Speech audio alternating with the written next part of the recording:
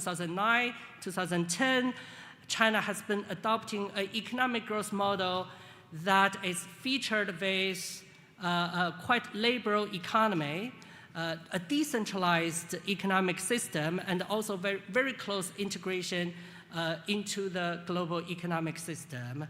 For example, between late 1970s and early 2010s, we see the gradual expansion of the private sector and the gradual shrinking of the state-owned sector, which is the evidence of the gradual liberalization of state-business relations.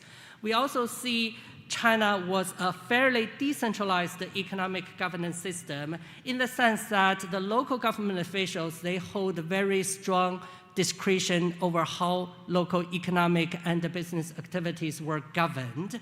And finally, there was very close global integration between China and the US-led global economic system in terms of not only trade, not only FDI, but also China's very deep involvement into the global supply chain as well as the global financial system. For example, until 2010, a lot of US dollar global venture capital and private equity has been making equity investment to fund the startups in China. And many of these Chinese companies now got listed in the American stock market, shows the very close intertwining between the Chinese economy and the global system.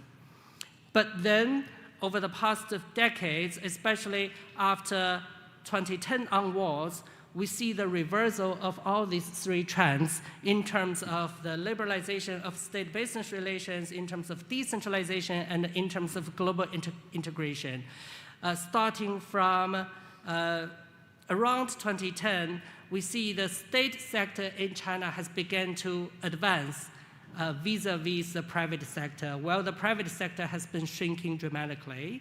And in terms of central-local relations, we're seeing that the central government has begun to impose a lot of interventionist policy to ensure the steering of local economic and business activities. And finally, we're seeing what I call the strategic decoupling from China and the Western economic system. Don't get me wrong, the trade is still going very strongly from China, especially from Chinese exports, but also imports to China. But in terms of engagement with foreign capital, foreign technology, and the supply chain integration, China has been making deliberative strategic moves to decouple from the global economic system. Let me just give everyone a couple of examples to showcase how this new China's economic growth model has been working. And common to all these examples, we can see increasingly the party is using interventionist policies to steer where the economy is traveling towards. For example, if we look at this figure shows the bank loans made by Chinese banks towards real estate sector compared with the industrial sector. As you can see, starting from around 2019, the loans Chinese banks have made to the real estate sector began to decline, and it basically reached around zero zero growth in the past couple of years. Right. So this is basically the central government tells all the state-owned banks, don't make new loans to real estate. And many of you may ask, isn't the declining bank loans or bank exposure to the real estate sector because of the crisis?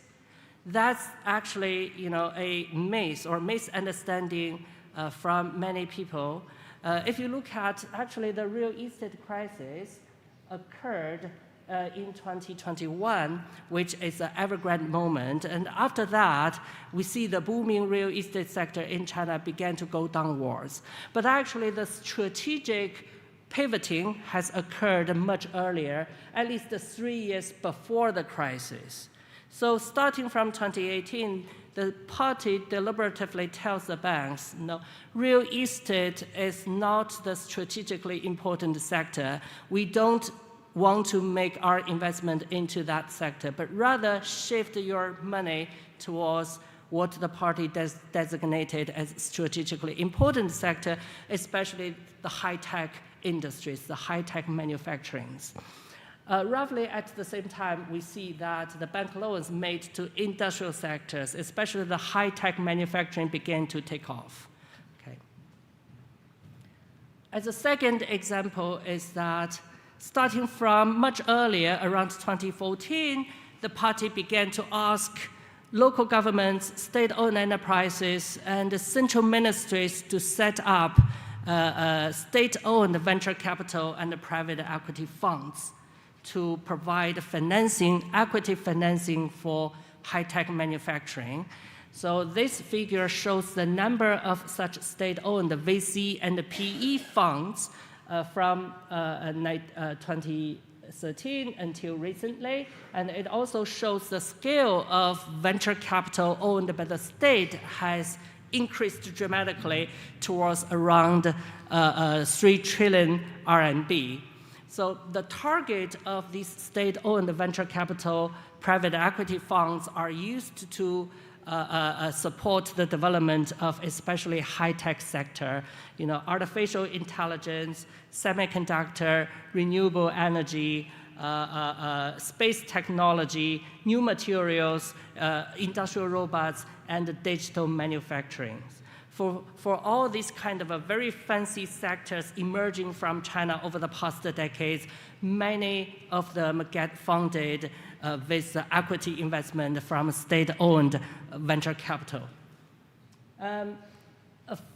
Not only the local government has been facing political pressures to steer away from real estate and other traditional sector and to make more investment into the strategic important sectors. Not only the banks are under political pressure, even the private firms in China were under tremendous political pressure to make their businesses more closely aligned to the political interests of the party. A best example to showcase this argument, to showcase the political pressure faced by private sector, comes from this famous company, Alibaba, which is the largest e-commerce and fintech company in China, founded by this person, Jack Ma, right? The story goes like in around 2020, 2021, Alibaba began to face a series of very draconian regulatory crackdown from the central government because the party decided that the business model and the business practices of Alibaba is not only not aligned to the political interest of the party, not aligned with the development objective of the party, but also many of its business practices are probably undermining the domestic financial stability, et cetera, et cetera. So long story short, we see facing the regulatory crackdowns by the party, the stock of Alibaba began to decline very dramatically. But then the ChatGPT moment in late 2022 and early 2023 changed the fate of Alibaba. Right? Because of this AI breakthrough achieved by US companies, the Communist Party, the policymakers in the party realized that China is actually lagging behind in AI development. And as a result, AI became one of the highest policy priority of the party after realizing how far China has been lagging behind. And seeing this opportunity, Alibaba made a very strategic decision by deciding to make all in on AI, pledging a lot of investment on AI. For example, in the last year, Alibaba announced that it will make over 300 billion RMB investment over the next 3 years, only for AI, right? So obviously, from the case, regardless of the fate of Alibaba as an individual company, we see that the political pressure coming down from the party's policymaker to steer even the private firms to make their businesses more closely aligned to the political interests and the development objectives of the party. I hope by now I have made it clear that China has been going through a profound transformation in its economic growth model from a more liberalized, decentralized, and global engagement model towards a model in which the central government imposes its orders and regulations towards local governments, the businesses, and also the banks. A puzzle emerges here is why the party needs to give up, why the party decided to give up on an economic model that has been very effective in the past decades. After all, if you look at the 4 decades of economic reform and opening, that old model has been very effective. That has achieved a dramatic economic development and also lifted over 800 million people out of poverty. And how can we explain the pivoting, or because China already pivoted once during the reform, let me call this repivoting.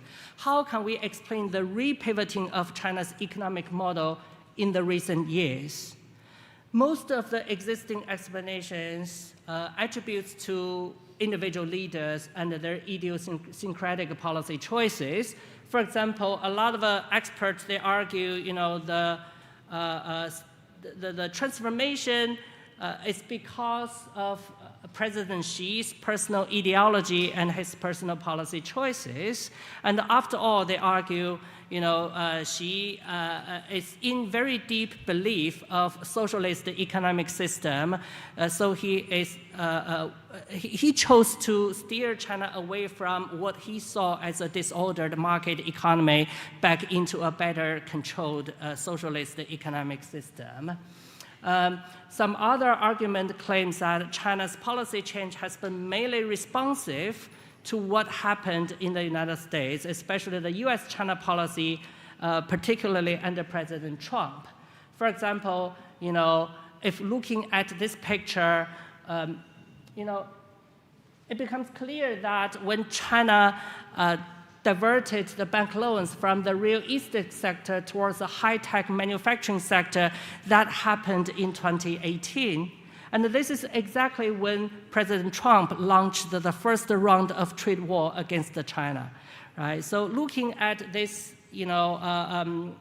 simultaneous changes in China and the US-China policy, some people would claim China's policy change is mainly responsive to what happened in the United States. My argument here is no.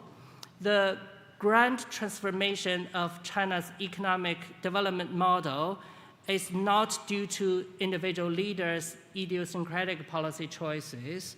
It's not boiling down to President Xi or President Trump, but rather it's a result of a long-term structural shift in both geopolitics and China's domestic politics. And these are not short-term changes. These are not cyclical ups and downs, but rather these are long-term structural shifts. And this shift got accelerated in the last decade. Okay, let me explain this point. If we look at geopolitically, I would argue the foundation for China's economic reform and opening is now falling apart, right? Think about, a lot of people would say China's economic reform started from Deng Xiaoping in late 1970s and early 1980, and it was Deng Xiaoping's reform and opening policy that make China better integrated into the global economic order. But actually, the long-term structural change happened much earlier than Deng came to power. If you look at in early 1970s, Chairman Mao of China and President Nixon of the United States made a historical decision to normalize the relationship between the two countries. And following this historical normalization, that removed the ideological and the political restrictions faced by both China and the United States to engage with each other.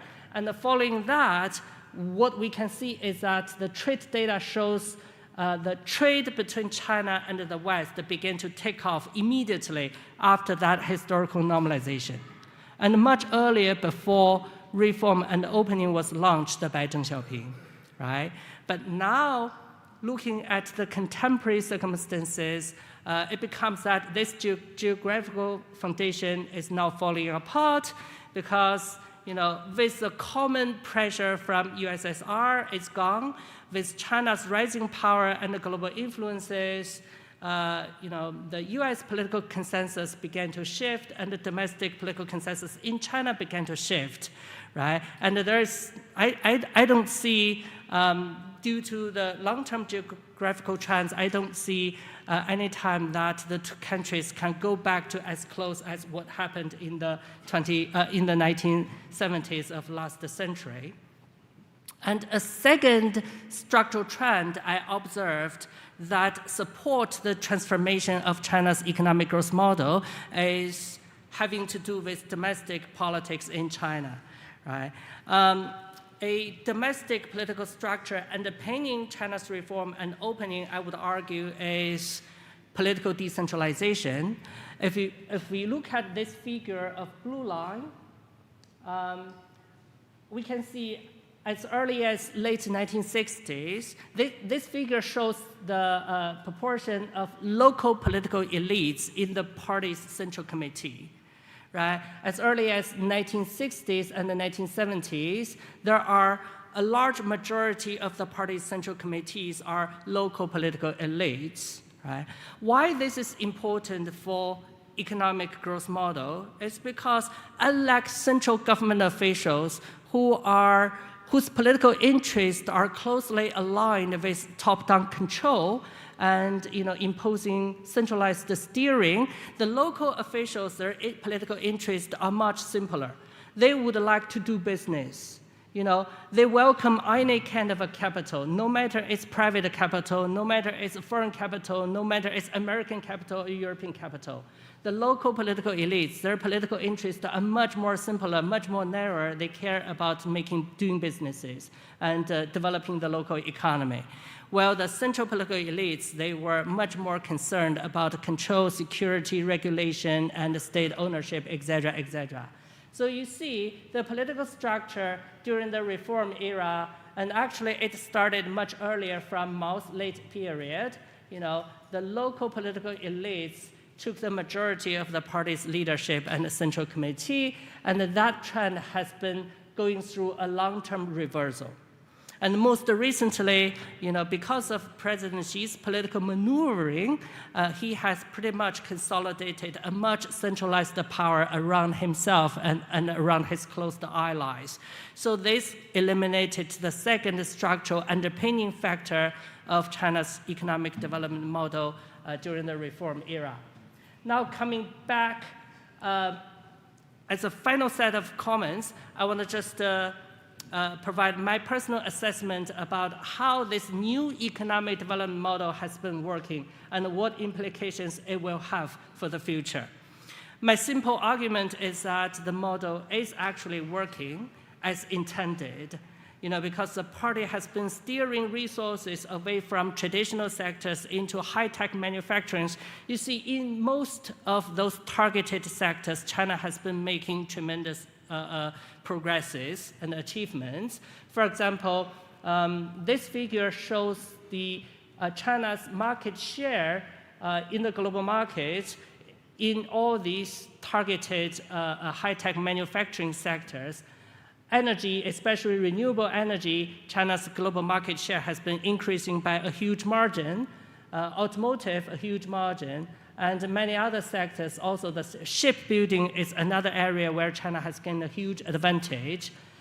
China has been lagging slightly behind medtech in terms of medicines and medical equipment, but for those of you who follow global business news and economic news, we hear that there are a lot of innovative medtech companies emerging from China at this moment, and they're catching up very, very quickly. And then not to say, in terms of AI, China has become the only country in the world that can compete with the United States in terms of AI and presumably also in semiconductors in the future.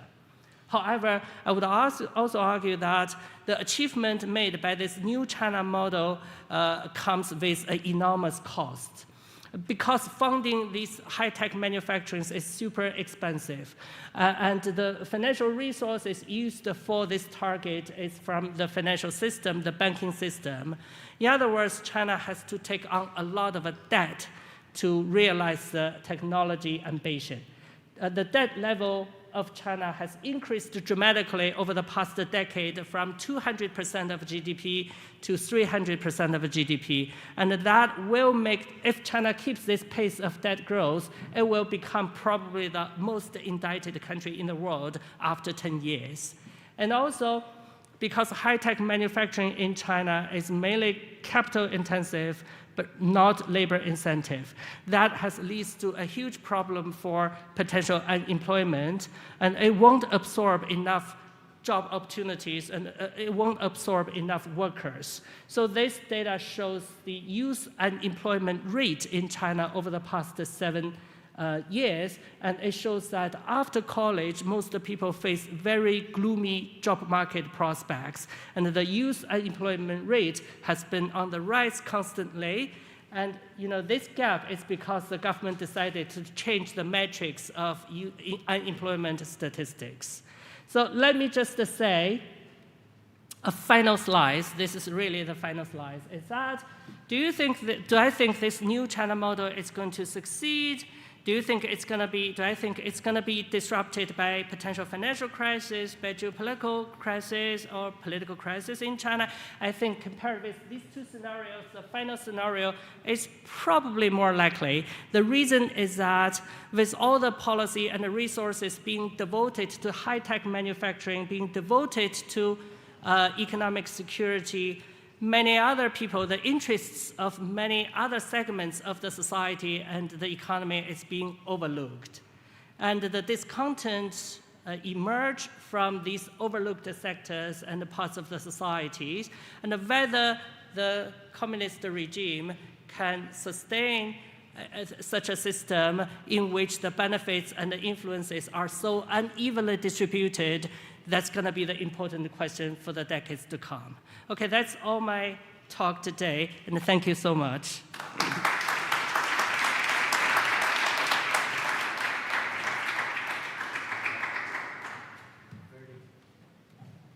That's extremely impressive. Thank you very much. In just 30 minutes, you managed to give us a very good picture, and I think you're one of the very few economists that other people make sense of what they're saying. That's a very big compliment. Thank you. So I would like, we have 7 minutes for questions. So I would like to open to the floor. Yes. No, it's okay.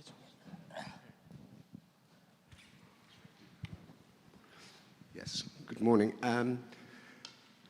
You mentioned a shift in economic governance that sounded like, and maybe I got it wrong, a bit more command economy. I'm wondering whether you see any similarities between corporate consolidation in the West, a trend towards monopolization of every sector, driven by data governance, and an equivalent consolidation of firepower in China. So in that sense, it's less about China being a command economy and more matching corporate strength with corporate strength. Okay, that's a very good question. So I think here, I want to make a distinction between corporate strengths and economic strengths. So when you talk about corporate strengths, using the example from the Western, especially American economy, you see the strongest companies in the US market, they are, as you correctly pointed out, many of them are monopoly, right? Like Google, like Facebook, like, maybe OpenAI in the future, NVIDIA for sure. So the consolidation among corporations in the United States are driven by market dynamic and by capital, right? And the capital, the motivation is to make money. Right? That explains why in American market we see so many monopoly and they're making a lot of money because the capital do have very important political influence and they can promote the consolidation of the sector and making even more money. Right? But in China, the whole dynamic, the political dynamic is completely different.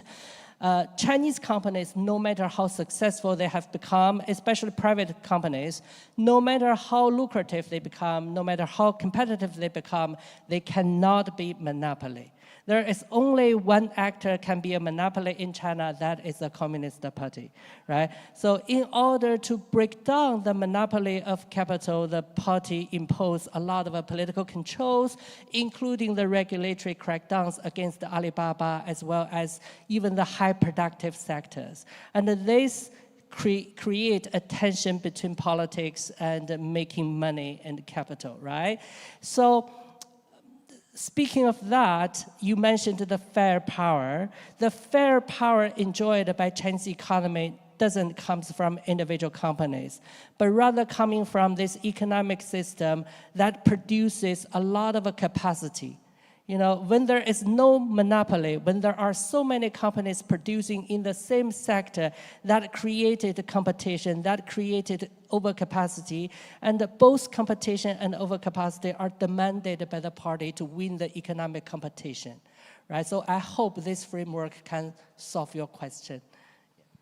Thank you. So another hand in the back. Yeah, you.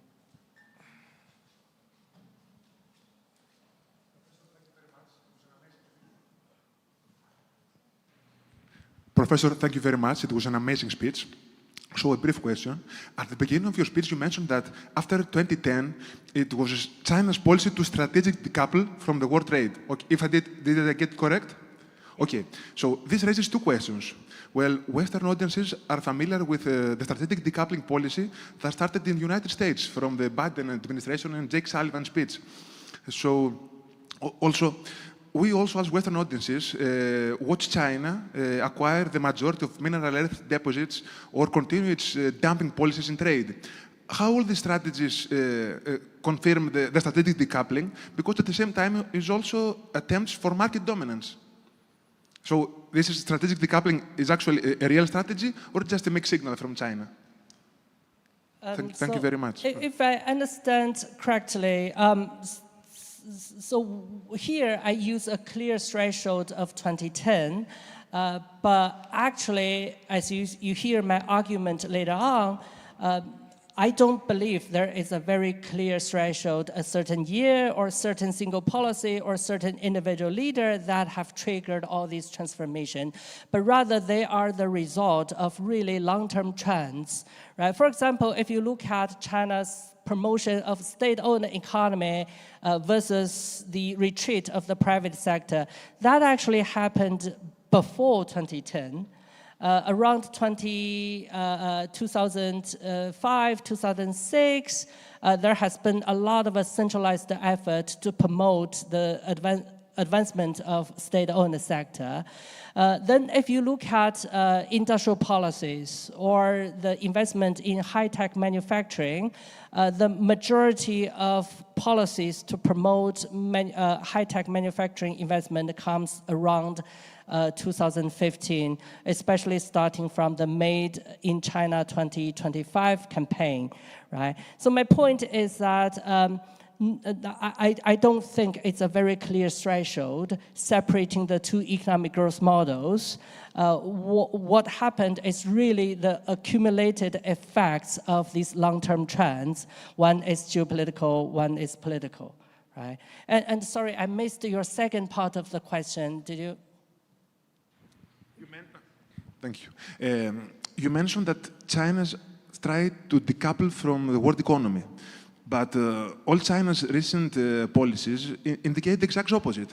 Like when it tries to acquire the majority of mineral deposits, is also policies to acquire market dominance, not to decouple from the market. Yeah. Right, thank you. Sorry about that. Yeah, so yes, you're exactly right. So this is why I'm saying I'm not using decoupling, I'm using strategic decoupling, right? There is no way China can stop trade with the rest of the world. It's not going to happen because, as I mentioned, now the new economic economic growth model relies very, very heavily on export. The domestic consumption is not going to catch up. It's not going to meet the overcapacity produced by all these policies, right? Export will be super essential for the future success of this model, right? So in terms of export, China is not decoupling, but China is decoupling, making strategic decisions in, for example, shoring up its own energy security, right? While China is now importing oil from Russia and natural resources from elsewhere, China has making preparations for increasing its energy self-sufficiency. And China is decoupling from the tech ecosystem spearheaded by the United States. So this is not only about supply chain security, this is also about having a separate ecosystem about technological development. Think about artificial intelligence. You know, China has been quite different in terms of its choices about how AI is going to develop in the future. Well, OpenAI and other AI companies in the United States choosing this large language model facing consumers we're all using, but China has been devoted to like application of AI, especially in terms of physical AI like robots, right? So this is a deliberative policy choices to make sure China don't need to follow the footprints of whatever technology chosen to be adopted by American families. So this is the strategic decoupling I'm talking about. It's mainly to maintain the security of China in terms of technology rather than a whole disaggregate, a disentanglement. Yeah. On this note, I would like to thank you, Dr. Sun, for your very insightful and sober presentation of China's economy. And please join me in thanking Dr. Sun. Thank you.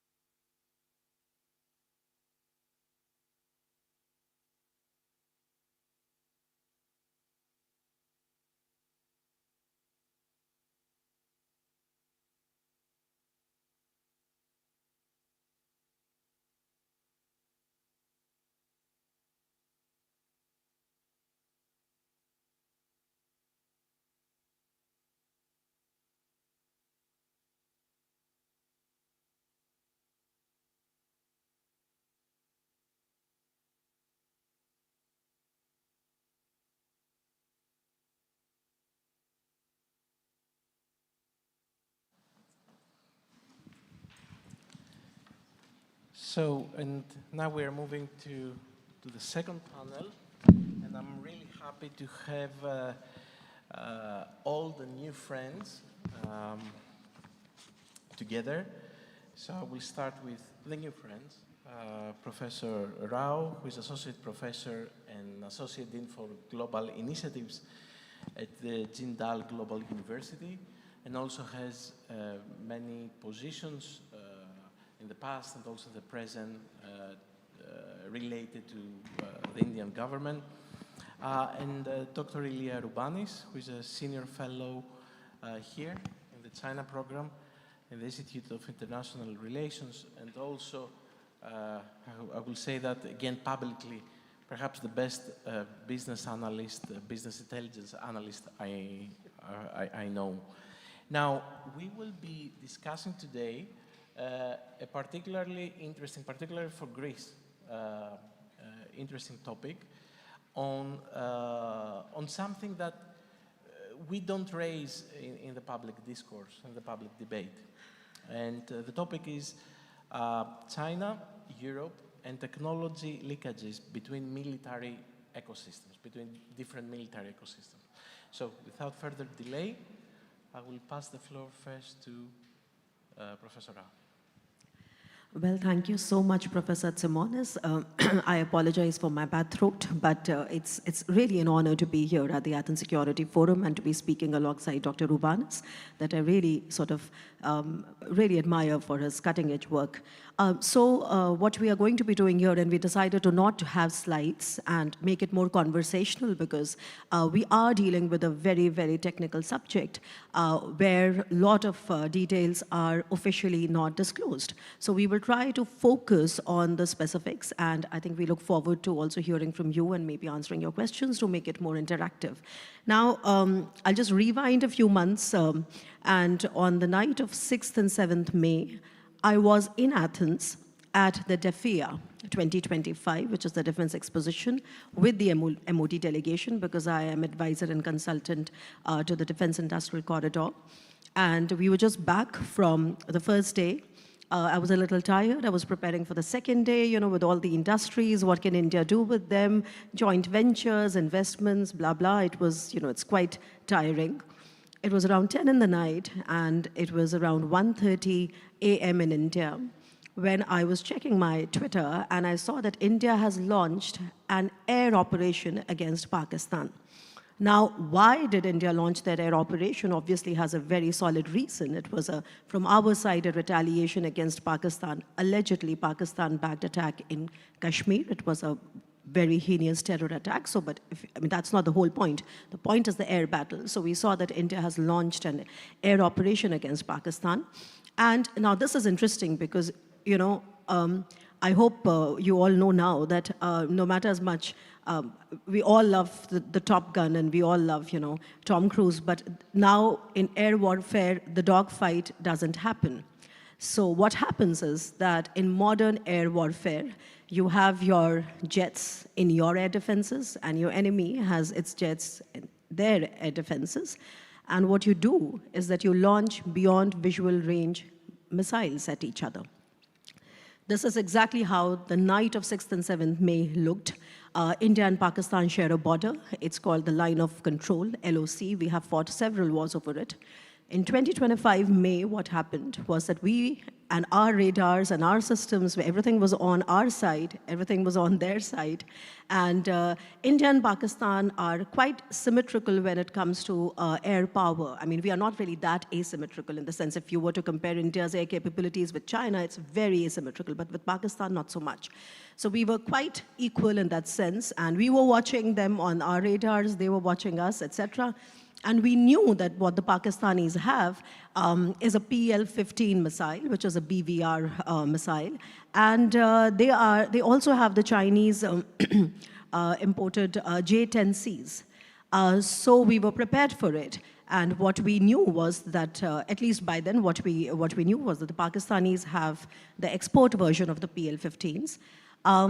But before we could launch our missiles or before we could take them down, we did not expect that the Pakistanis are going to be launching it from a range which was way beyond what we imagined or what we were prepared for. And as a result, in the first phase of Operation Sindoor and in the air-to-air battle of the BVR kills, Pakistan was able to take down Indian jets. Now, of course, that's just one part of the story. The second part of the story is that then there was a drone warfare, and then in the third part, we went full-blown. And we destroyed some, air hangars and, installations, etc. But the first part is important because that is what we are going to be discussing here. How did Pakistan really do what it did? So the key lessons from there is, that emerged for India. It was the first time that it was in a modern air combat. We saw two air forces, going to air warfare with the BVR capabilities. Pakistan and China have been, doing joint exercises and perfecting the network-centric warfare with more optimal data links that India knew about, but it was the first time it got battle-tested against India.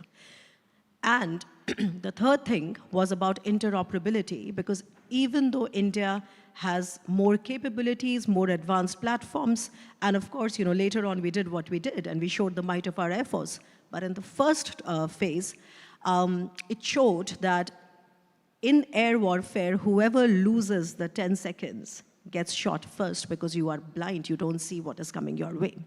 So this is just a very, very simplified version of what I'm trying to say, but from India's perspective, if you talk about the key lessons, one is that we did not know that the PL-15s that Pakistanis were using were not export variants, but they were the real PL-15s with extended ranges. The second thing that we also learned was the perfection with which the Chinese satellites, which were having real-time imagery of our installations, were giving information to Pakistan. And the Pakistanis' AWACS was refining that sort of information, giving to their fighters. And it was all done in a manner which was on our radars before we could detect.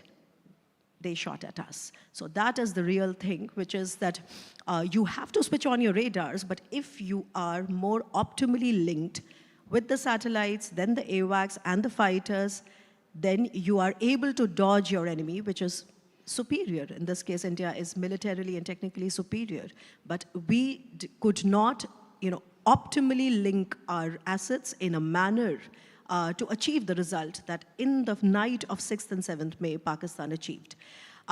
So just to sort of talk about, because Dr. Rubanis is going to now come in, and we're going to talk about more about how China and Pakistan have done it. But very quickly, my last point is, and this is what we discuss all the time, that the multi-domain warfare of today is changing very fast. The Chinese weapons got tested against NATO weapons, because I think this is one part that we did not discuss. Just as Pakistan had its J-10Cs with the PL-15 missiles, which is a Chinese combo, we had, of course, India has many jets, but the most advanced of our jets is the Rafale. So we were using Rafales, and presumably, because we have a range of BVR missiles, including the Meteors, and our 77 from Russia, and then we have our own Astras. But the point to understand is that even though we had a Rafale and a Meteor, I cannot officially confirm or not confirm whether we used a Meteor or not used a Meteor, but what I can tell you is that we did not get the space to launch a single air-to-air BVR missile, because Pakistan did what it did with an advantage of more seconds and all that. So it was also the first time that you saw European NATO standard equipment going to war against Chinese equipment, and the Chinese equipment battle-tested for the first ever time against China's biggest adversary, that is India. So this is the link that we are interested in researching, and this is what we're writing about. How does this subsystem integration and the multi-domain warfare, this jointness between Pakistan and China is going to play out? Of course, we saw India as one example, but it is going to play out against many more, I would say, adversary, because remember that, remember that Pakistan has the exposure to Western systems through many more ways that we can imagine. And that is what, from the Indian side, we are now trying to understand better. How does Pakistan have the know-how of how the Rafale's spectra system works? How is Pakistan able to, for example, suppress or degrade our radar communication? And this is happening because of a certain exposure to platforms which require, I think, more scrutiny. But from here on, I'll let Ilya talk more. I hope I gave a good enough base for you to build on. Brilliant. So my role then will be to talk about 10 seconds and how you build the 10 seconds advantage over time. And I think when people talk about innovation and inspiration, they usually think of a light bulb moment, eureka, I found something. And in fact, innovation is born out of systems integration, need, first of all, need, like we see in Ukraine, you have to. Then if you have to, you work at it. And systems integration is, if you see most countries entering the production of arms, they follow an evolutionary path. They learn to assemble something, then they learn to assemble subsystems, and then they start playing with it. So the key to the relationship between the NATO ecosystem and the Chinese ecosystem right now is the relationship between Turkey and Pakistan. One has to understand that because the significance of Sindoor operation was that a lot of the systems that were used were not battle tested. Now, we got very excited in Greece when we heard that the Rafale fell, because we happen to have Rafales. And the quick response in the Greek press was nothing to see, walk alone. I mean, there's nothing, this was not really important. And the question is it important? So, Pakistan and Turkey have had a common point of departure. Close American allies, built around the F-16 program. Suddenly Pakistan turns toward China, and suddenly Turkey makes a self-sufficiency turn with a few arms embargoes. So they find themselves having the need for innovation. And while Pakistan is a country that is not known for high tech, they have very good human resources, especially in air power. They were the pilots of the Middle East since the 70s. They fought in all the Arab-Israeli wars. They have, because they couldn't upgrade their F-16s, they started doing it themselves. Then they started working with China. And now they produce and export a competitive platform that is made in Pakistan, the GF-17s. That was my first entry into this, because I usually carry Caucasus, and I wanted to see what is the JF-17. The JF-17 is a modular platform that has Turkish components and Chinese components on the same platform. So what are the connections in this between the two ecosystems? One is pilots. The other is some common exercises. And when I talk about Pakistani pilots taking part in Turkish exercises, I'm not only talking about them flying Pakistani jet fighters, they're also flying Qatari jet fighters. And they have driven the Rafale. And the third and equally important one is engineers. The Khan project has over 150 engineers who work in Turkey, but this is now a scaled-down version of a Khan drone is produced in Pakistan and was battle-tested, and against India. And there will be also a jet fighter version of the Khan produced in Pakistan. Why do we care that much? Why is that important? We're talking about 10 seconds. Coming back to the discussion. How do you build this 10-second advantage? You build it because you have platform leakage from one ecosystem to another. So it's not important to pull apart a platform to see how it works. What you learn is, if I do that, how does it react? And can I test it under stress, under duress? How does it react? Now, if you tell a pilot that, oh, exercises are very important, they usually laugh at you, because actually nobody comes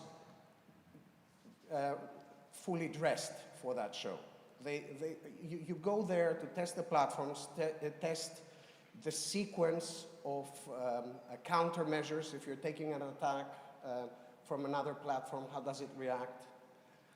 You don't go there using your radar feeds, your AWACS, you don't give out this stuff. But are you really learning less You're learning about, you're taking data about heat waves, about radar emissions. And you do that over time, and then you say, you spend 18 years, which is what the Pakistanis spent to develop their superior, in effect, data link system. You do not only learn how, on the day, you will respond better, you will have the 10 seconds advantage, but also how to disrupt the other side so that they don't have the feed they need to have at the moment they need to have it. Now, I won't get into this discussion, but it's called telemetry. So you get platform leakage, you get telemetry leakage, and you get doctrinal leakage. How is a sortier assembled? How do you put the planes together working? How do they talk to each other? How do you what is the sequence of countermeasures? If I take this, what will the other platform respond to? So this brings me back to the discussion we had yesterday with the last panel, and maybe, I don't know if you were around, and that will be my final point, is if we live in a world where you have an alliance, and that alliance has major platforms you can hide behind, like the F-35, so far so good. You can sell your toys around the world, but somebody has your back, essentially. We live in a world that this is no longer the case. We have to actually fight with European platforms. And the fact is that it's a revolving door, huh? So the only people with radar signals, sequencing, telemetry, data, valuable data from China are the Turks right now. So that is an asset. On the other hand, the Chinese get their platforms battle-tested.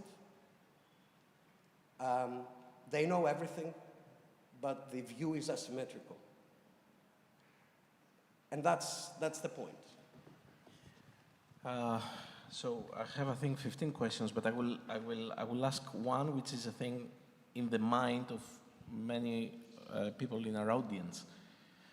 What is the likelihood that, let's say, in a couple of years now, we will see this combination of technologies and tactics being used in the Aegean Sea from Turkey against Greece?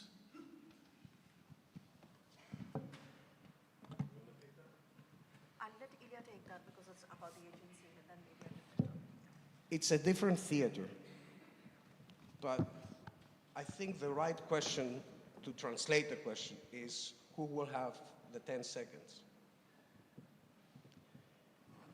The issue is if you have the need and you have different platforms, you work with what you have. So we will not have the same platforms.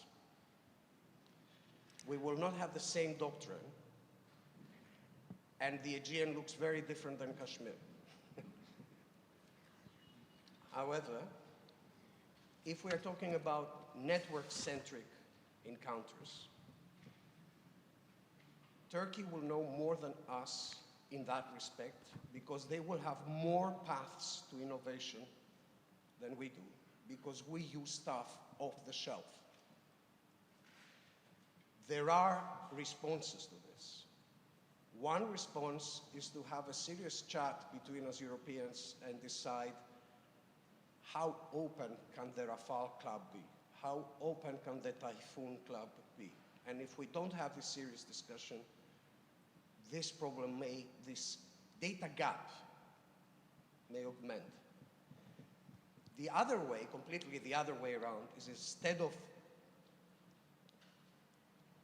is to accept that interoperability is also vulnerability, which is not an assumption we had until recently, and then indigenize critical parts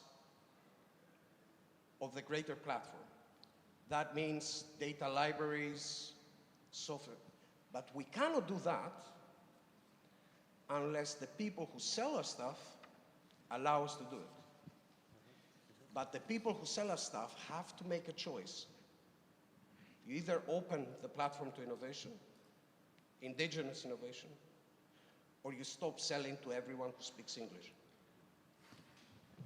Can I add to that? So when he says, of course, we are talking about two different theaters, absolutely. In the Indian theater, I mean, what we also understand is that we probably would never have a direct military full-fledged war with China, because it is not in China's strategic calculus to really launch a full-fledged war against India as long as it has a Pakistan to bleed India. So that's one, and that's a more dangerous situation. So what we have there is a, multiple front destabilization, because we have like an asymmetrical hybrid sort of warfare going on in our 3,000, almost 2,500 kilometer long border with China. Cyber attacks, India is one of the most cyber attacked countries in the world. China keeps doing the salami slicing, etc., which is taking a little bit of our territory because it is undemarcated, and that's another monster that we are dealing with. But on the Pakistani side, we have this unfolding. So we are talking about different theaters, and here you're talking about two NATO members and what happens. So just to add to one point that Ilya was saying, that one of the ways in which you sort of make sure that your platform remains like tailor-made to your needs, India has tried doing that, and it has not worked well, Ilya, for India. Why? Because a lot of things, I'll give you 2-3 very specific examples. When we bought the Rafales, we were also buying, the French asked us to buy the data links with it. What is a data link? The operational data link is the link through which you actually link your fighter to your missiles, your AWACS. Basically, that is what forms the center. That's the vein that is running through, that carries everything together. So we said that no, we will not buy the operational data link from France, from Dassault. We are going to develop our own. So we did develop our own. The question here is not that we'll have it or not have it. The question is that India-specific enhancement, was it optimal enough or not? So when you have, like we had India-specific enhancements, because we also have to justify the taxpayers' money, which is being spent. It's to the tune of billions of dollars. And we have to show indigenized content, because India also wants to sort of value add in its own defense ecosystem. So we landed up doing the India-specific enhancements. It's one thing to say that, yes, it is interoperable, but is it optimally interoperable? And now we see in the case of Pakistan that when they got the F-16s, they got the Link 16s as well. And when they started integrating and sort of, doing these multi-domain operation joint exercises with China, they were also instrumental in developing perhaps more optimal data links. So I think it's a very, it's untested waters when you say country-specific enhancement. I mean, I would say that you have to be careful from the Indian experience. And just my second thing. The other thing is that in modern warfare, the other key takeaway is that, I don't know how many of you would know it, but one of the, I would say, not a mistake, because everybody is a genius in hindsight, but one of the things that we did not get right was that when we went in thinking it is all we are doing is a terror operation, like an anti-terror operation. It is not really meant to be a war, a declaration of war. We did not really perform the CAT and the DAT missions, which is the first step in air warfare, in air campaign, which is suppression of enemies' air defenses and destruction of enemy air defenses, where you basically take down the capabilities of the ground-based radars or suppress them so that your missiles can fly unhindered.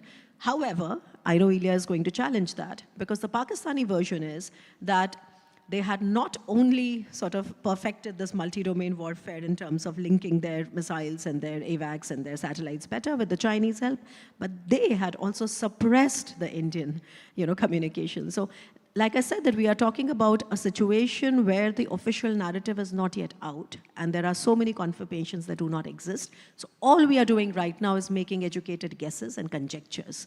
So that's what, a couple of things. The 10 seconds do matter. country-specific enhancements is a very, very different, difficult thing to achieve. That's what the Indian experience tells us.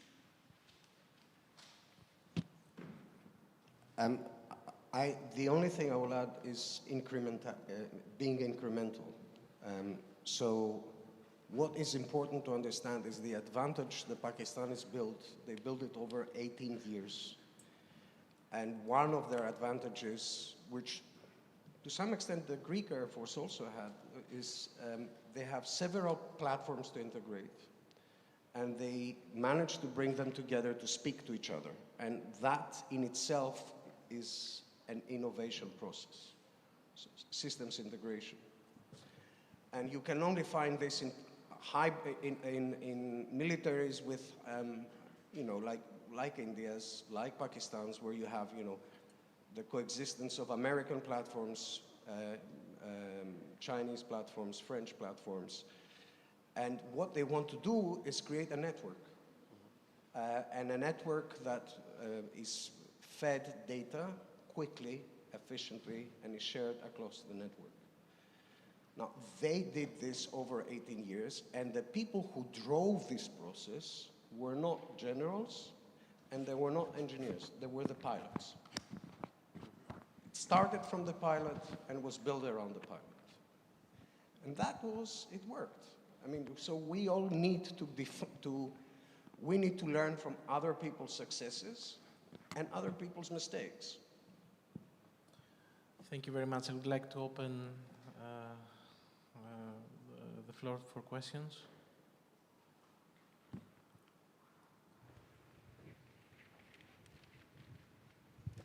Well, thank you very much again. Both of you made some excellent points. So actually my questions goes to Professor Svasti. So, Greece and India has many similarities. They are both ancient cultures with many common interests. Your local rival is an ally with our local rival, who also are using same military platforms, the French Rafales and MBDAs, Meteor missiles. So in the next year, how possible is that Greece and India will enhance their cooperation together? And how much can Greece learn from India regarding your vibrant military industry, your acquired knowledge in the recent war? So how do you see this alliance coming forward in the next year? So thank you very much again. Do we just take it on? Okay. Well, thank you for that question. Well, Greece and India. So, I mean, if we started talking about the similarities, of course, they were natural partners, to cut a long story short, indeed. As far as the defense ecosystem is concerned, just as, and this is another thing that we keep discussing a lot, with Ilya, which is that just as you have this three brothers, which is, Turkey, Azerbaijan, Pakistan, and this is important to us. And this theater actually became very important to India, because of Turkey's rhetoric on Kashmir, and Pakistan always internationalizes it, and at every possible international forum, and it gets the support from Turkey and China. So the other, by the way, the key takeaway of Operation Sindoor was that until Operation Sindoor happened, of course, the Indian analysts used to go in depths about how China is supporting Pakistan, what really will they do, what will they not do. But Operation Sindoor also helped us refine our focus on Turkey. And that is when this entire thing started to come out better about how these three are doing the subsystem integration. And that is sort of manifesting in different theaters, which has implications for everybody, not just India. So what you saw against India was the PL-15 and the network-centric warfare. But similarly, you look at Middle East, you see a different kind of a manifestation of the same subsystem integration. But so coming back to Greece, India and Greece are natural partners, of course. India and Greece, for India, I don't know how many of you here would know that in the last 2-3 years, India has emerged as the biggest defense supplier to Armenia against Azerbaijan. So Indian platforms, India exports its weapons also, as well, but India's full platforms are exported only to Armenia. Otherwise, you only have a case of missiles being exported. Those are Russia-made missiles co-produced with India. They're what they call BrahMos. So that is something we sell. But apart from that, whether it's our, multi-barrel rocket launchers or our radars and ammunition, a lot of stuff, we actually basically sell to Armenia. So that is what makes India a stakeholder in this side of the world. And then, of course, then we see Turkey, Pakistan, Azerbaijan together. So obviously, we're here to counter that. India is also doubling down on engagement with Cyprus. And basically, the manner in which I look at it is that, the countries and like-minded countries, the best way to really create a win-win situation is to really start co-producing and co-exporting, what is it that you choose to do? I mean, are you going to go for like really advanced platforms? India doesn't have the capabilities. So what you can do is systems and secondary equipment. So that is where I see India-Greece relationship also going forward. You are primarily an F-16 dominated Air Force, I think 200 F-16, 15 Rafales, and 25 Rafales and 25 Mirages. We have Rafales, of course, but India continues to have the Sukhoi Mk-30 as well, about 196 of them. So there are differences. So we do joint exercises, we do all of that. I mean, I cannot overstate the importance of Greece in that manner. But what I'm saying is that where I see most potential blossoming is where we can do co-production and co-export, whether for our parties or for third parties. That is the way to go forward.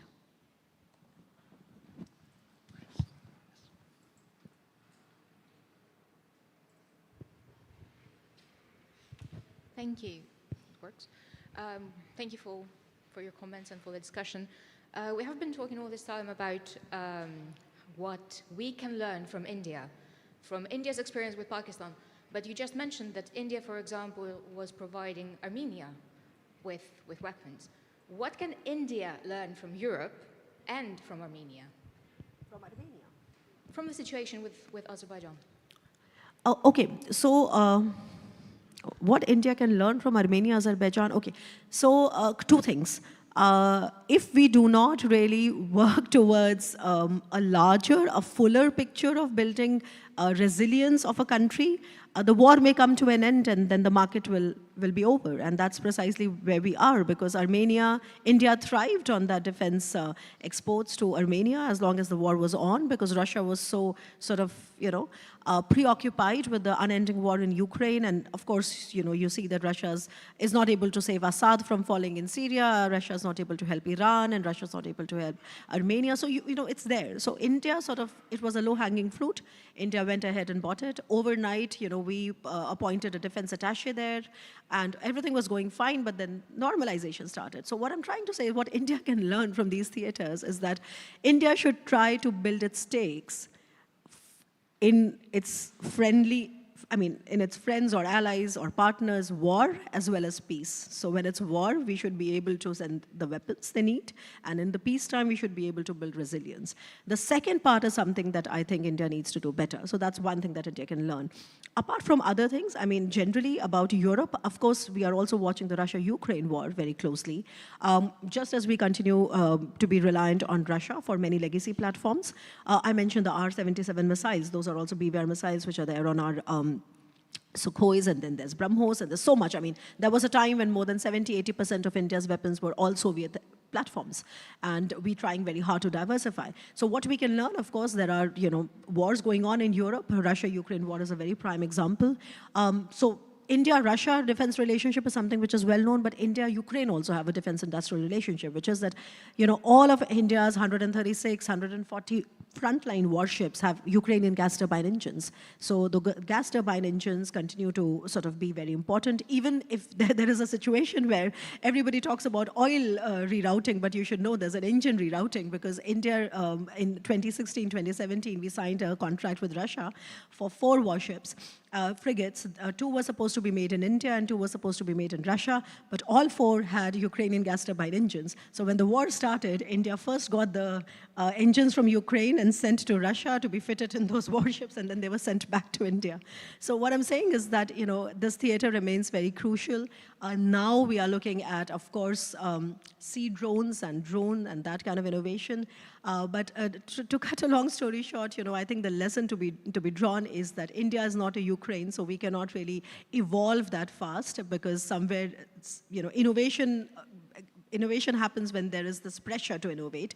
What happened in Operation Sindoor was also a kind of a worst-case scenario unfolding. So we have taken our lessons, we have drawn our lessons, but from Europe, I think what we also want the Europeans to do is to sort of have more joint ventures with India to help India diversify away from the platforms that we are dependent on too much. Professor Rao, I would like to ask you, so I want to go back to the 10-second thing. And of course, there are big differences between the Aegean and Kashmir, absolutely. But I would like to understand, and also for our audience, how active was Chinese involvement in the creation of those 10 seconds? Okay, very good question. Whether, and then the question for Dr. Rubanis, and whether we could see this active involvement being replicated in the Aegean via Pakistan, possibly. Okay, so this is very, very interesting because what really makes that difference? So you know what happens is that all countries have their own, radar signals that are received, on their radars, etc. And there's a whole variety of things that go on happening. The question is that how close can you come without getting detected? And any fighter, I mean, when you are going to launch that particular weapon from your jet, you will have to switch on the radar, right? So there is no way under the sun that you can go completely undetected. That's not the question. From our side, we have our own calculation about how close should they come before we activate our countermeasure. And that is where the 10 seconds come. Because what the Chinese were doing is that the Chinese were giving, China has about 1,000 spy satellites compared to India, which is not even a few dozen. So they were giving real-time satellite communication to the Pakistani side, real-time communication to Pakistan, imageries, satellite imageries, etc., helping Pakistan to keep their radars off and sort of, so egging them on, telling them the direction in which to go and sort of refining that, that area for them, because the night sky is a black sky, it's endless. How do you know where to go? So that real-time satellite communication becomes instrumental there because Chinese have not only the capabilities to see where India's installations are, where India's jets are. We are talking about a very, very dense theater. India's in the middle. On our west is our border with Pakistan. On our east is our border with China. And in fact, if you look at this triangle in Kashmir, there is a 5,000 square kilometer territory in Kashmir, which Pakistan had ceded to China in 1962 or 1963. So China is literally sitting there, so it's like that close. So China is giving real-time imagery. It has 1,000 spy satellites. And the more interesting bit that the Indian side knows, obviously we always knew, but we perhaps saw that unfolding, was that China has the capabilities to also blur the images that our satellites were giving to us. So it was not just about the Chinese eyes, but it was also about the Chinese mind. Okay, that's one. So the 10 seconds come because the satellites are giving that imagery. Then that information is carried to the AWACS, and then the Pakistani and the Chinese, in 18 years, as Ilya tells us now, they had probably been practicing how to get as close as possible to your adversary without getting detected. So they were switching on their radars, and we were reading those blips on our radars. Okay, I mean, we were detecting it, but it was it's a saturated night sky with so many jets everywhere and so many things happening. So the timing of that switching on and switching off was so little that we needed, now we have updated our threat library, but back then it became difficult for us to decide, is it really coming towards us? Should we wait for it to come closer or not? And I think this is where the 10 seconds matter, because we were expecting a 145-kilometer range and we were waiting for them to come that close, but they launched from behind that, so they were like a good 200-kilometer away, and we could not detect because that time was this on and off, and the switch was very instrumental, and they could not have done it without the Chinese help. Yeah, I mean, to be clear, I don't think in an Aegean scenario, China will play an active role of the kind that played in Sindoor. China has been an innovation path, and continues to be an innovation path. I will bring another example, not from air power, but mid-90s, early 2000s, Turkey is trying to develop an air defense system. And as they're aiming for self-sufficiency, the primary focus is on technology transfers. So we will buy from whoever co-produces with us, which is a legitimate way of using your procurement. The problem is that, you know, the Americans wouldn't play ball with them, and the Germans wouldn't either, so they turned to China. And they started bringing the technology, setting up shop to produce that system, and then NATO comes in and says, you know what, there's going to be a lot of interface with NATO systems, and it's us or them. You know, you just can't do that. And Turkey said, okay, fine, we'll drop the program. But they had the technology transfer. And that technology transfer moment gave birth to Rocket Sun and the Typhoon missile and all the industry, the missile technology industry that you have now in Turkey. And one would ask, and is that relevant? To this day, you can see in the Turkish grandchildren the origins of their Chinese grandfather. And the way the missile is launched, how it's set up on the radar systems. So we will not see Chinese-Turkish cooperation over the Aegean, but that doesn't necessarily matter. And it could be an asset for NATO, but it's a revolving door. And what comes in, there's also stuff going out. We shouldn't overstate this argument. It's important to understand exactly what we're talking about. Thank you. Any final questions from the audience? Yes, please.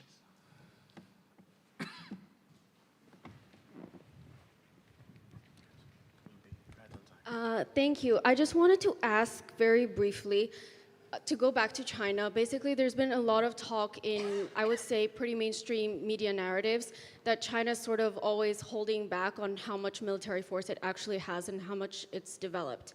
And I mean, we see the military parades every year, and we sort of try to gauge from that how much they've actually developed. But then there's also analysts that come out and say every year, okay, but there's probably more. So I kind of wanted to ask, do you think it's important to China to keep that narrative of sort of like a mystery that goes around that? And to what extent, if that is the case, to what extent are they sort of revealing their hand through their collaborations in warfare with Pakistan, for example? Thank you. Okay, so after Operation Sindoor, I think it was, what, last month or maybe 2 months ago, China held a Victory Day parade, you know. So the Victory Day parade actually was, they showcased all their advanced systems. Now, when it comes to a country like China, you are always making, you know, of course, guesses, and the China watchers, and especially in India, I'm sure in the US as well. So we're keeping a very close eye on what really is it that China unveils. But you should know that China does all this because they bring out systems, but they sort of cover the very, very sensitive parts. So you will have, you will not be able to see what version of the missile is it or what kind of a drone is it, because they sort of, you know, they covered the details, but they still show it to basically convey to their adversaries that they are doing something and keep the other side guessing. So you're right there. And also in terms of, what was the second part of your question? Oh yeah, okay. So, and when it comes to, okay, so there are a couple of things. Now, from India's side, what we're interested in is that we know that China reverse engineers, okay?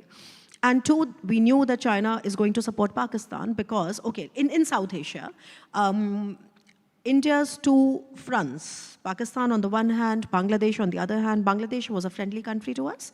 There is no reason why we would go, to a direct war with Bangladesh, but there was a regime change in Bangladesh last year, and the ousted president is in India right now, Sheikh Hasina. She's been given refuge in India. And the current regime, which is still not it's a caretaker government, but they are not really holding elections. It's rather hostile to India. So what we see in our theater is that we have Pakistan and Bangladesh. The number one defense supplier for Pakistan and Bangladesh continues to be China, a well-known fact. The number two biggest defense supplier to both these countries is Turkey. Okay, so what we know is that China is going to support Pakistan, but it was Operation Sindoor, frankly, that made us really wake up to the fact that the network-centric warfare capabilities that these guys have been sort of practicing for years against India is something where they landed up having an advantage which we did not know. So Operation Sindoor is certainly a milestone in the sense of how it is going to impact our procurements. So right after Operation Sindoor, even though, but you should know that, like in the 3 phases of Operation Sindoor, ultimately India showed its air power and, went in and destroyed the air bases and the hangars, etc. But that's not the point. The point is when it comes to the BVR warfare, we did lose the 10 seconds we lost, okay? Anyway, so it impacted our emergency procurements. Right after Operation Sindoor, India went on procuring across 3 forces, branches of armed forces, $10 billion worth of modernization, emergency procurements, lot of long-standing, because India's bureaucracy is very, very painful. So sort of bypassing all the bureaucratic hurdles. So we did all that.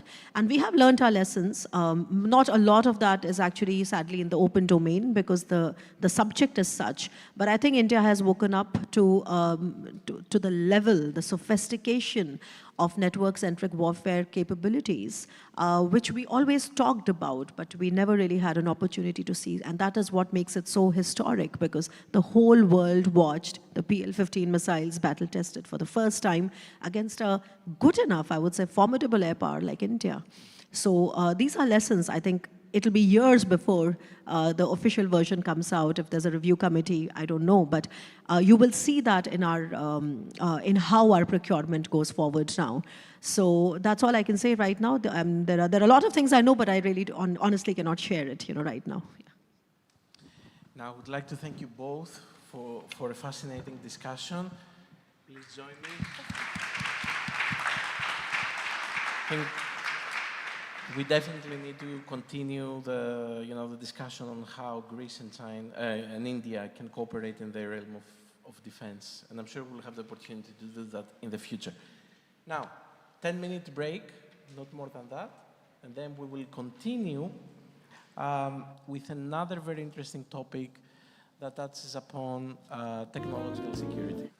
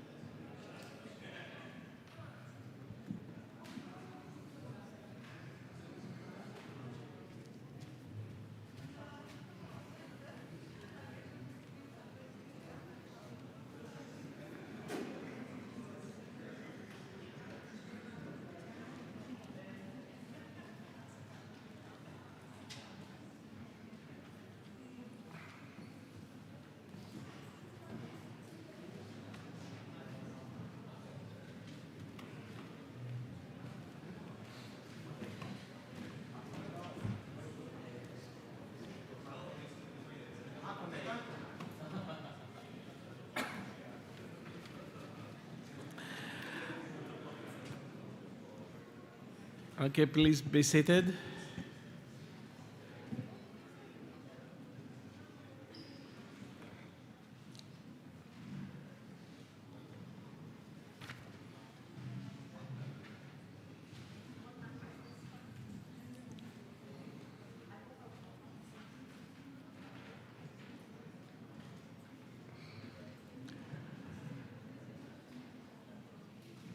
Okay, μπορούμε να ξεκινήσουμε.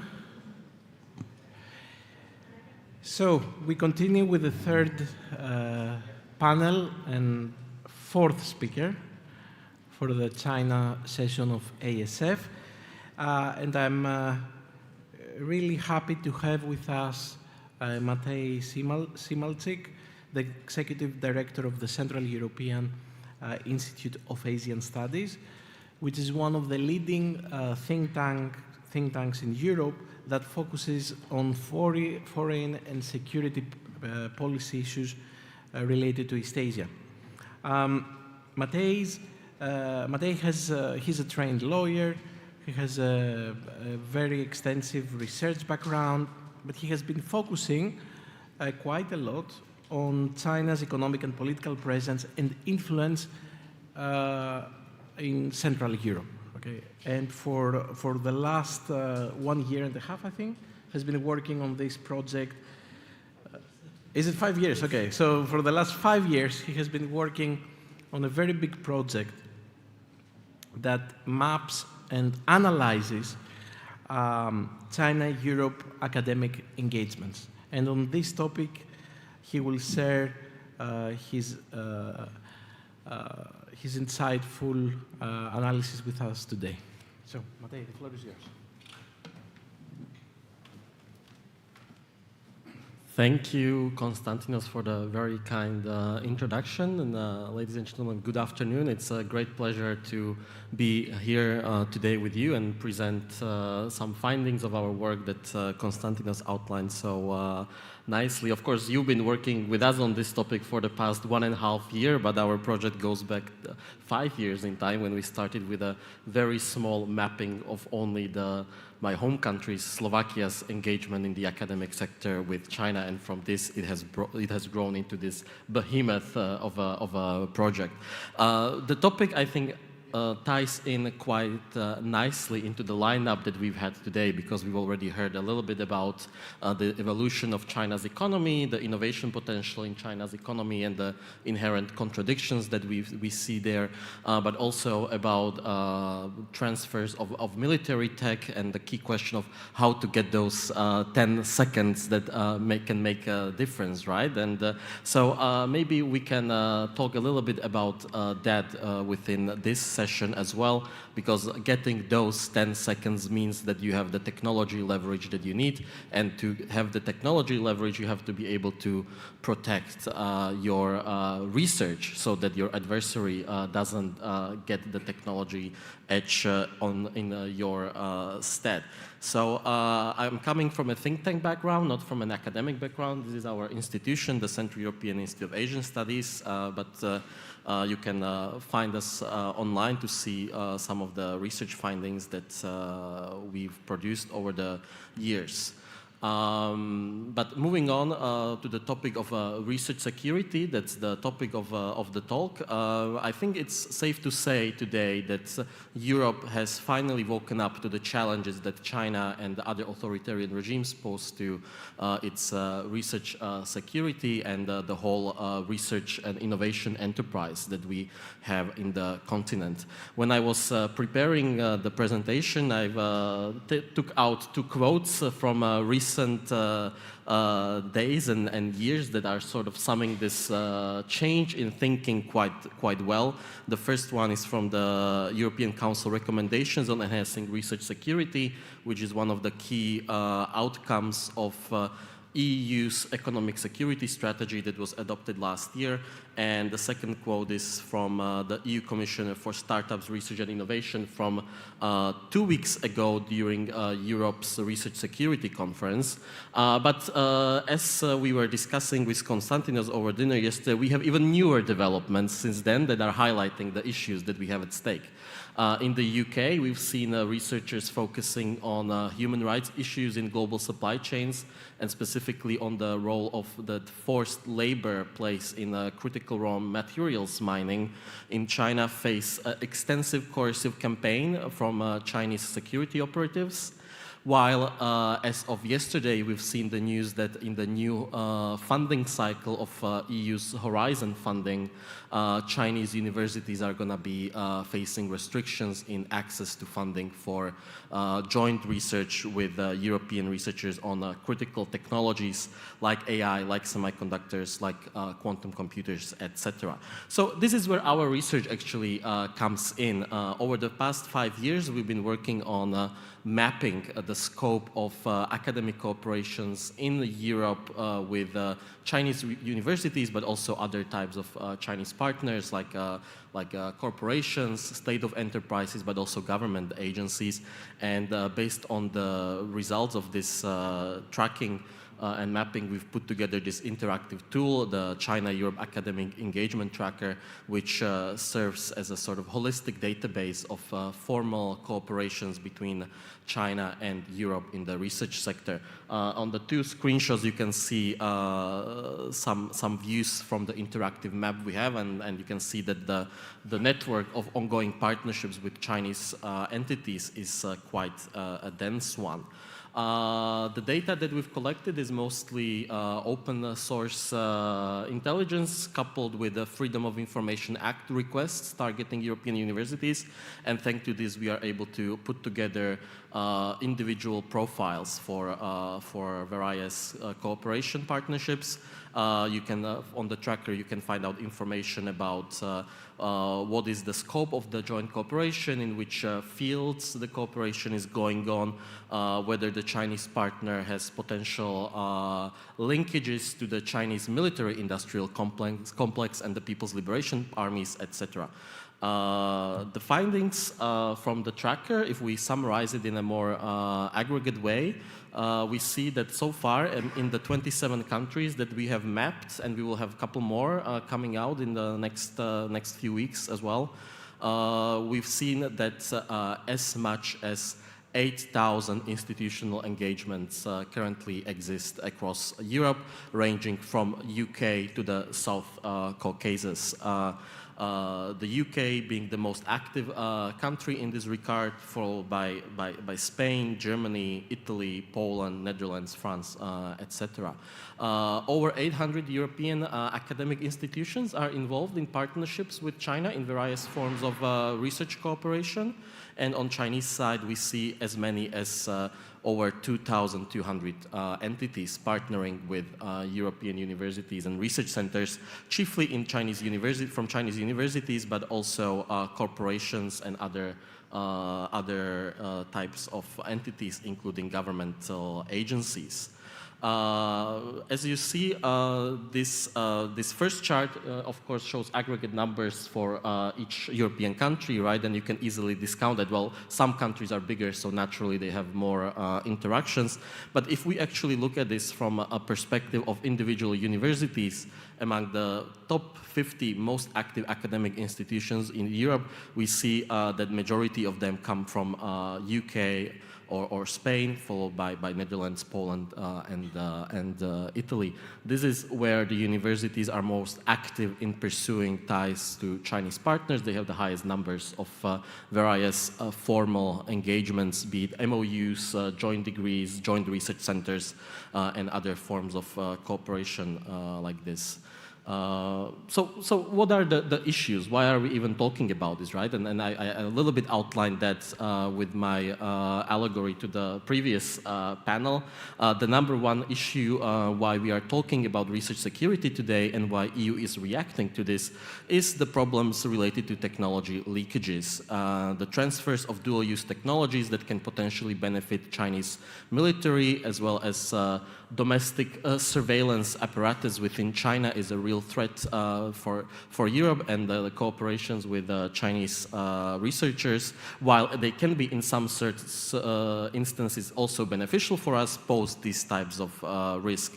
The second risk that is often ignored when we are talking about research security today, and that's largely also due to the fact that in the EU's policy framework, research security is treated only as part of economic security and not as a standalone thing. We see the second big problem is that university cooperations can sometimes be used and abused by China for the sake of its own image management and promoting FEMI campaigns in Europe.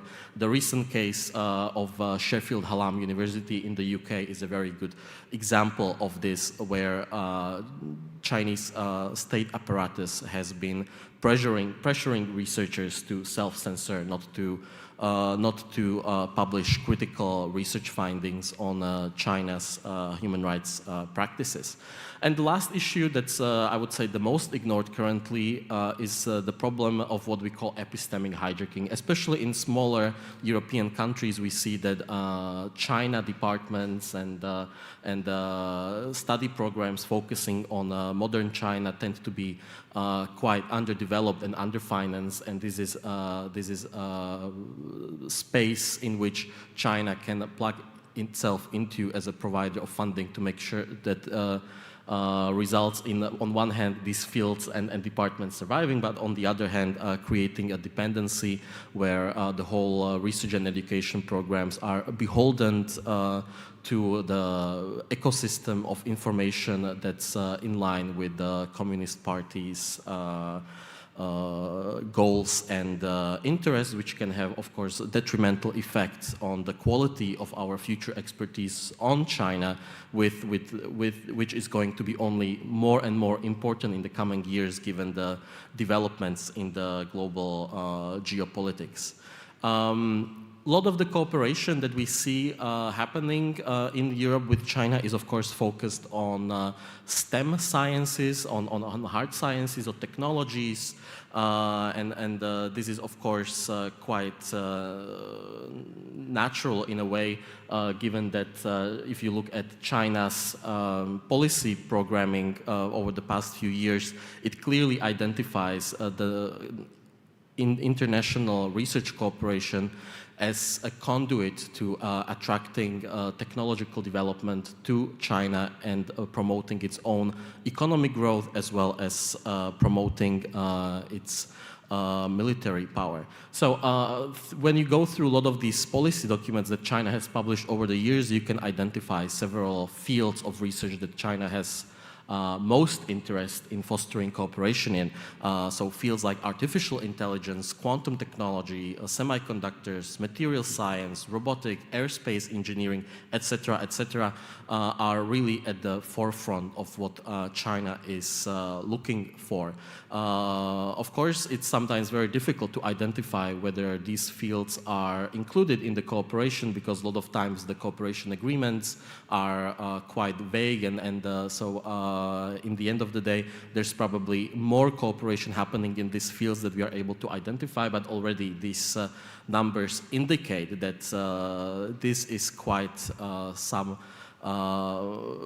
that this is already a big portion of what's going on in the joint research with China, which of course has ramifications for Europe, and I will get to that.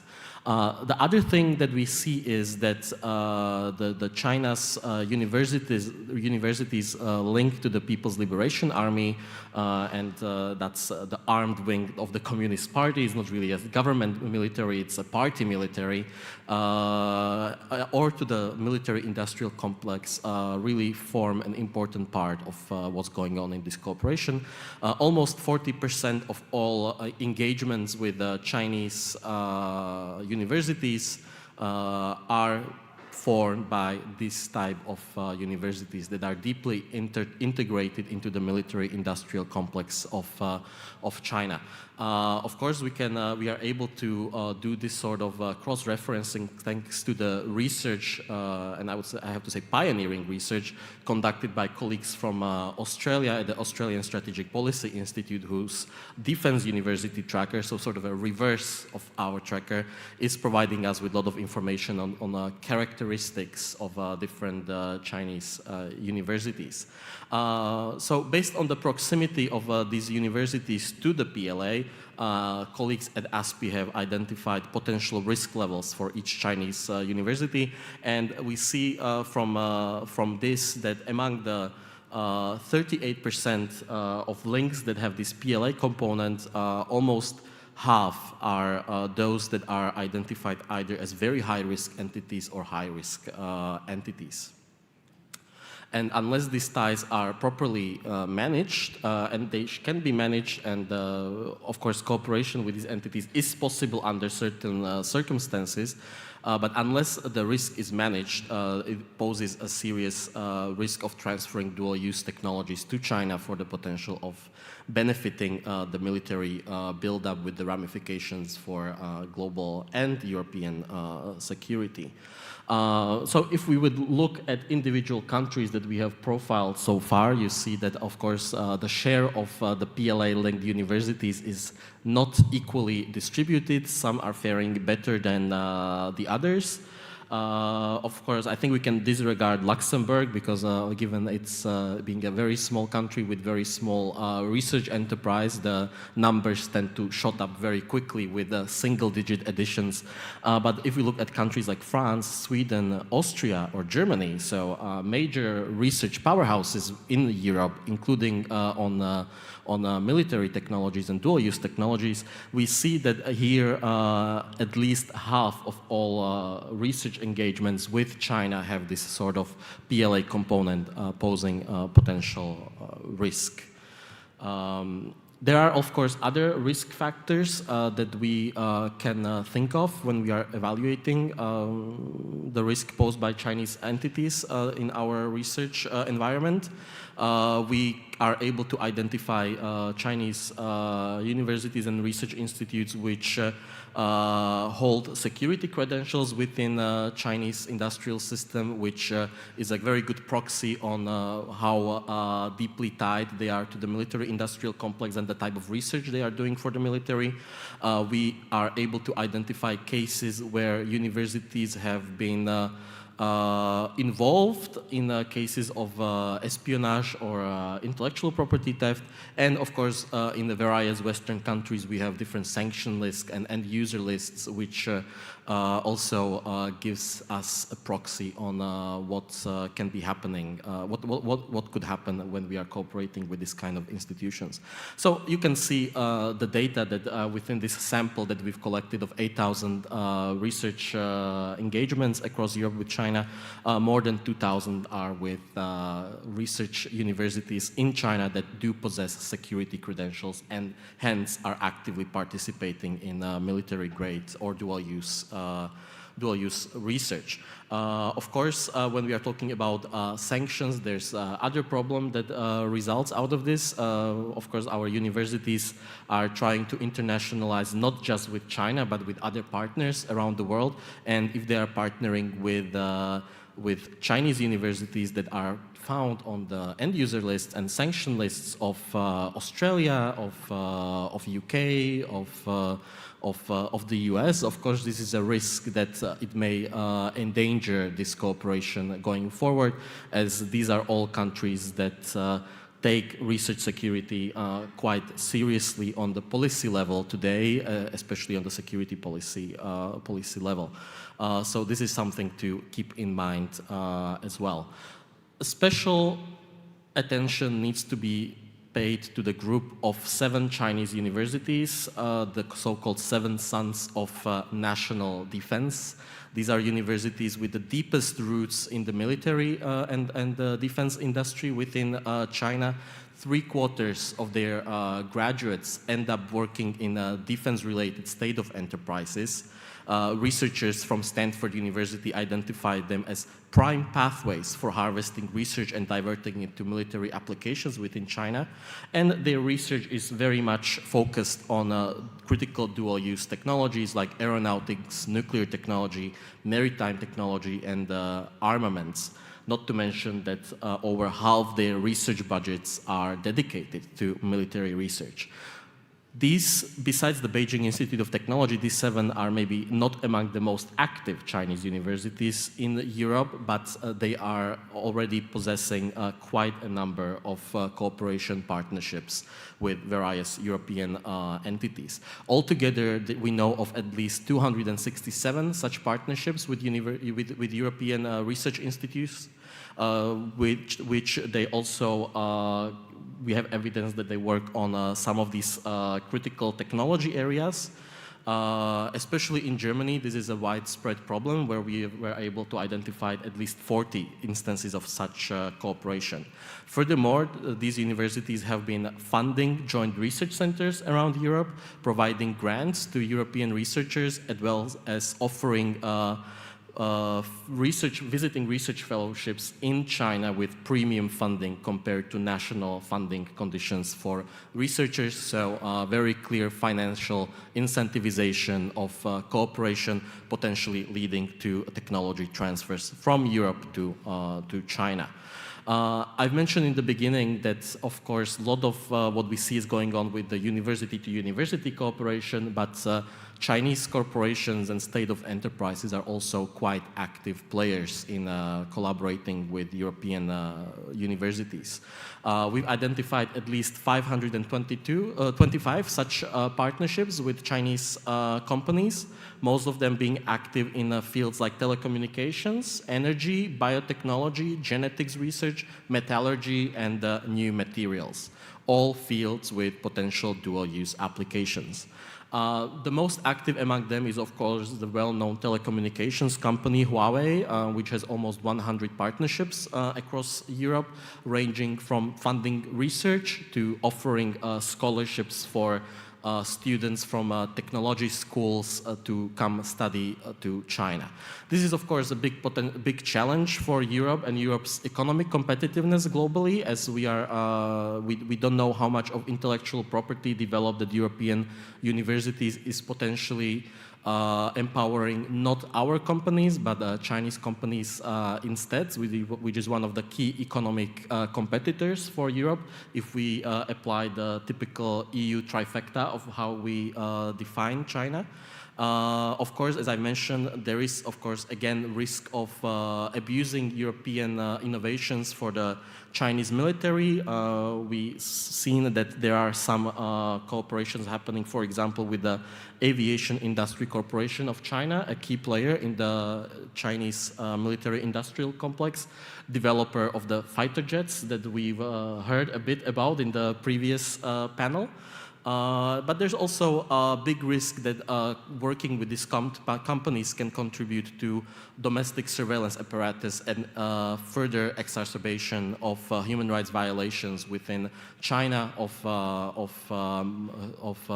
ethnic and religious minorities in areas like East Turkestan, also known as Xinjiang, or in Tibet. We have specific information that was publicized that, for example, Huawei is developing artificial intelligence systems empowering facial recognition, including racial recognition elements.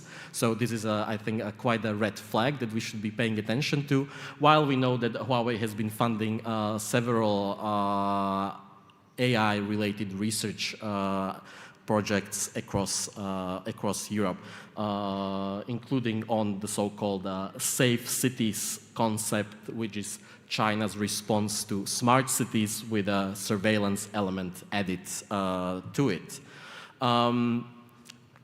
If we look more on the side of our universities, we see two other systemic risks that emerge. First of all, we see that there's very poor quality in contracting with Chinese universities. So as part of our work, and thanks to the wonderful invention of a Freedom of Information Act that are fairly strong in Europe, we've managed to obtain over 1,200 individual contracts concluded by European and Chinese research institutions. We are now in the process of analyzing them, and we will be publishing a separate paper on how intellectual property rights are treated in these contracts, so stay tuned for that. But from what we've seen so far is that, first of all, most contracts ignore intellectual property rights questions altogether, or if they are included, they tend to favor Chinese partners quite heavily. I can give some examples what we've seen. So in one university's case, we've seen that a Chinese company has donated equipment to one of the research labs. The equipment was not even very expensive. It was not something very specialized. It was, but still, in the donation agreement for providing this equipment, we've seen an intellectual property clause that gave this Chinese company a right of first refusal for any intellectual property developed by this newly set up research center at a European university. So this is one of the pathways how intellectual property rights may end up out of our European hands and in China's hands, right? And as I've mentioned, this is not only about military, this is a very specific risk to the university itself, given that this research could otherwise be used for university spin-offs, generating actual revenue for the university instead. Transparency is another big issue. Most countries have very weak laws when it comes to proactive disclosures of information about partnering with China in research, or any other partner for that matter. The Freedom of Information Act regimes across Europe are fairly fragmented. Different exceptions apply in different countries, and only very few jurisdictions actually mandate proactive disclosures of agreements or information on financial incomes. And even if we sometimes are able to find agreements in mandatory contract registries, for example, a lot of times they look like this, completely blacked out, which sort of defeats the purpose of transparency. So how do we respond to this challenge? I think there's 4 key pillars that our response needs to have, and of course we could spend hours debating every one of those. First of all, but we need to have a very proper understanding of what's happening on the ground, and this is why projects like ours, but also several other research that has been done in Europe over the years are crucial, so that we have actual data on what's going on, so that we can make research security policies that are data-driven and not merely vibe or ideology-driven. Secondly, and the previous slide illustrates this quite well, we need to improve the transparency of these research partnerships, and this is so far largely missing in our collective European response. If you will look at EU's policy documents on research security, transparency is not really mentioned there. Of course, it has to do with the fact that issues related to government and public body transparency is a member state issue, not an EU level competence, but it is quite visible omission in the existing policy. Secondly, we need to invest into our, or thirdly, we need to invest into our due diligence and risk analysis capacities. This requires, first of all, that our university administrators are trained in the issues of research security. Here we can also maybe take notes of experiences of non-European like-minded partners, like South Korea, for example, which is nowadays developing the globally first ever bachelor's degree on research security management to feed into its research sector, both at universities and in private enterprises. And last but not least, universities, of course, need to do their own risk management frameworks, right? This is going to be an ongoing homework. It's an ever-evolving landscape. And even if universities would like maybe sometimes the government to step in because they feel they don't have the qualifications to make the judgment calls, ultimately this is a university's responsibility, and they need to equip themselves for this, especially as we see that in the current climate. We will see a lot of funding coming out for universities and research institutes that is potentially going to include research security conditionality as a precondition for accessing funding, as we are already seeing with Horizon that I've mentioned before, and as we see a lot of new funding coming in from civilian that was originally earmarked for civilian research, becoming more and more open to dual-use research as well. This is going to be a key issue for universities to be able to maintain their financing. So I'll pause here and looking forward to questions.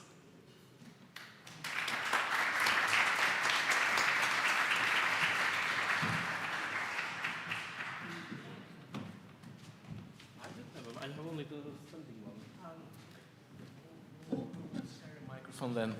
So, I mean, fascinating results, and it's really important to be able to synthesize from different perspectives and get those big picture kind of analysis. So thank you for that. Now, I want to I have two questions. The first is, I mean, I come from the UK academia, where the UK academia follows a neoliberal model. As we know, they are addicted to tuition fees, right? And especially addicted to tuition fees from non-UK students, international students, and particularly from China, right? Many, not just programs, but entire departments and schools in the UK actually depend on tuition fees from Chinese students. Now, when we compare that model and the more state-centric model of, the continent when it comes to universities, do you see differences in the vulnerabilities amongst those two models, or is it more or less the same kind of issues present? I think there are some deviations in the level of vulnerability that we see in different countries, and this demarcation of the let's say neoliberal, how you call it, or Anglo-American academic system versus the European system is a very good division line, right? And not just in the UK, but also in the US, in Australia, which follow a very similar model. We see the issue of tuition fee dependence being one of the key vulnerabilities that has sometimes prevented universities to proactively act on mitigating some of the risks out of fear that they might insult the students from China, which are very well organized on campuses and able to push back at anything they feel is contrary to China's core interests, so-called. So this is, I think, one important deviation. The other important deviation that I see is that given this model of work of universities, they are the Anglo-American universities are much more conscious of protecting their intellectual property, actually, than the European universities, given the significant role that spin-offs and licensing fees for research out of universities plays also in generating revenue for the universities, which is not so strongly present yet in the European thinking on how to foster innovation out of universities, right? So this makes the European side much more vulnerable because we are not instinctively thinking about protecting intellectual property at source. So that we can use it for our own economic benefit, and this is something that the UK universities or Australian universities, for that matter, are much better at. And the third sort of delineation that is, I think, quite important, and that doesn't really have to do much with countries, but works within the country, is whether your universities are regularly contracted to do security-related research or not, right? If they are already working on research with known military applications and contracted by, let's say, ministries of defense, for example, or defense companies, then they tend to be much better equipped to protect all research, not just this research, because it becomes a natural habit to think about research security as well. That's very interesting. Now, a related point is that you have been focusing in your research a lot on those, 7 universities that we know are directly linked to the military-industrial complex in China. But in a country where, by law, the government has access to all kind of new technology, to all kind of data produced, why to focus on that? Is it simply to emphasize this direct link? Because in the end of the day, if the party wants to get access to the technology, it doesn't even need to, to knock on the door or apply for it. It will get access, right? Sure, and that's a very good point you raise, right? We do know that the Chinese legal system actually allows the government to get access to anything it wants, right? The national security laws mandate that any Chinese entity complies with the demands of the security apparatus, not just in terms of access to research findings, but also to act as tools for espionage work, for example, right?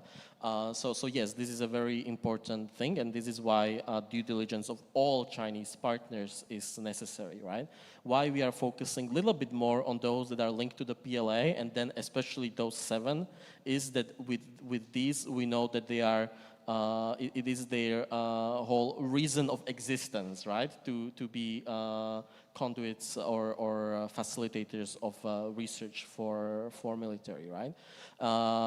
It is, of course, important to do a very good due diligence and risk assessment for any cooperation, which I would say includes 3 main elements that the universities need to think about. First of all is risks inherently related to the Chinese partner, right? And this is what I'm talking about when we are talking about the potential links to the PLA. The second important part is to, of course, take into consideration the risks that can stem from the research itself, right? You can have cooperation ongoing with a high-risk Chinese partner in a low-risk field, of course, right? That's something that impacts this holistic research evaluation. And research cooperation in a high-risk field with a, let's say, medium-risk Chinese partner can still be much bigger problem, right? So this is something to keep in mind. We tend to think about risk when it comes to the risk stemming from the research itself in these terms of military application, dual-use application, right? But honestly, these are labels that are increasingly obsolete because with the modern technologies, more and more research has potential dual-use applications. A good example would be, for example, doing joint research on maritime exploration for the sake of preserving the natural environment, right? But you are developing potentially sonar technologies and this kind of stuff that has, of course, very clear military application in key areas of China's concerns, like, for example, the South China Sea conflict, right? Or research on AI-aided development of pharmaceuticals, right? Swap the code and you are maybe developing AI-aided biowarfare, right? So these are really the blurred lines that we are living in now, and it requires a level of imagination, I think, when evaluating risks of not only what are the direct intended applications of the research outcome, but also what are potential tangential applications that, or what other things it can feed into, right? When you are working with a partner like China. Thank you very much. I would like to invite questions from the audience. We'll have time for 2 questions, perhaps. Professor Rao and...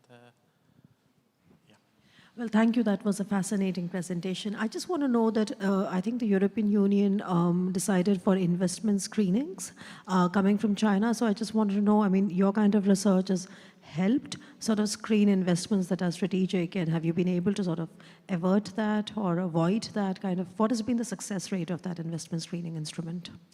So the investment screening instrument was actually EU's very first response to the geo-economic challenges posed by China, adopted already back in 2019. So in the very beginning of this era of waking up to China's challenges, right? That was the year that gave us the trifecta of partner, competitor, systemic rival, but it's also the year that we finally moved into getting investment screening, right? And investment screening is, of course, an important tool in our economic security toolbox, but it is not omnipotent, right? It allows us to deal with only one segment of potential technology leakages, specifically through investments into existing companies, right? Like what happened, for example, with the robotics company KUKA in Germany. That was the big wake-up call, right, back in 2015, which directly contributed into creating the EU FDI screening tool.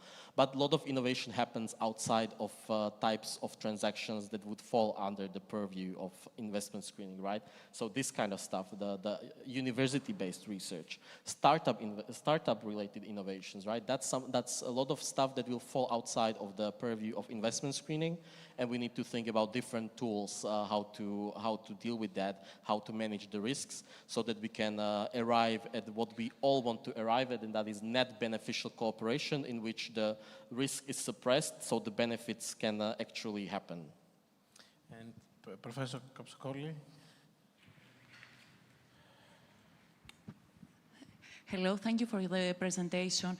I would like to ask you if you collect data from AI program chatbots from China, because we have many users in the European Union use these chatbots, and especially from the research area, and for issues like security and defense. And we have this kind of generated biases, information and bias answers. That's why I'm asking you if you collect data from these chatbots and what the data reveals to you. So we have done something on this, not as part of this particular project, but we are planning to publish several papers next year on AI competition over Europe from China and the US and other countries. And the Chinese LLM models is, of course, one aspect of that, right?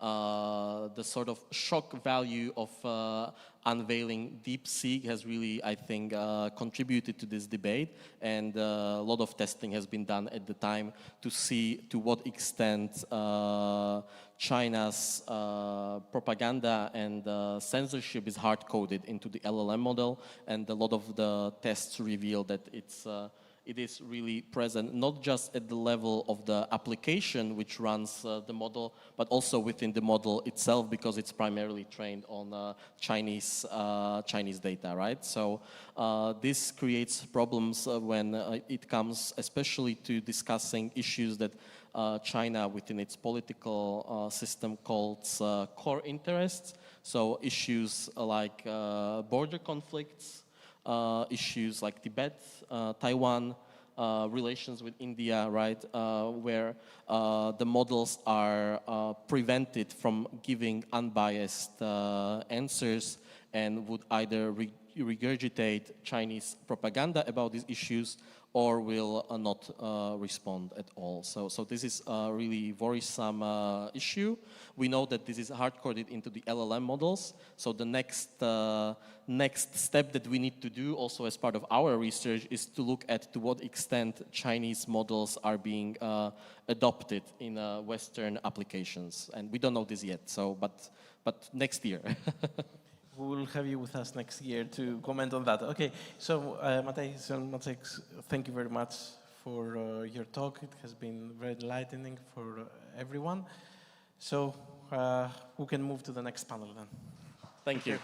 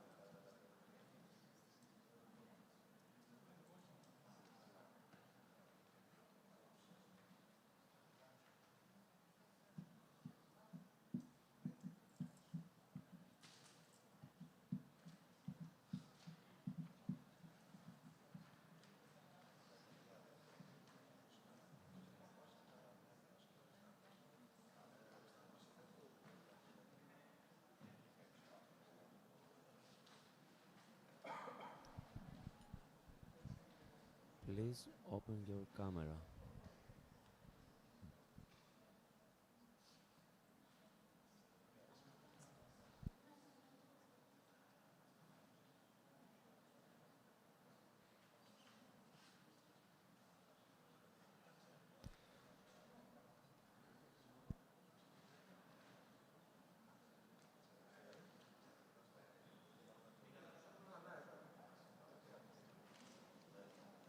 So, hi everyone. Good afternoon. I think we're ready to move on to the next session, which is a follow-up to Matej's keynote speech. We have another excellent panel of speakers.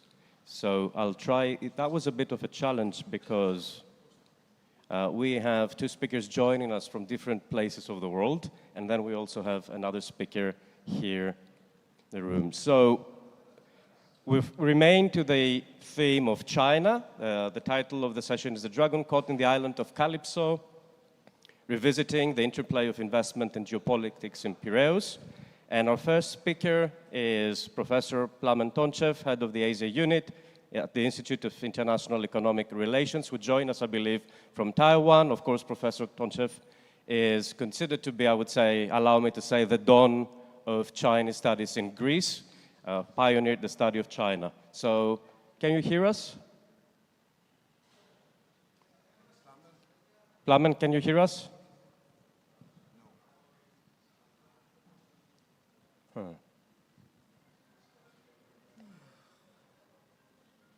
Clark, can you hear us? I can hear you. You can hear us, okay.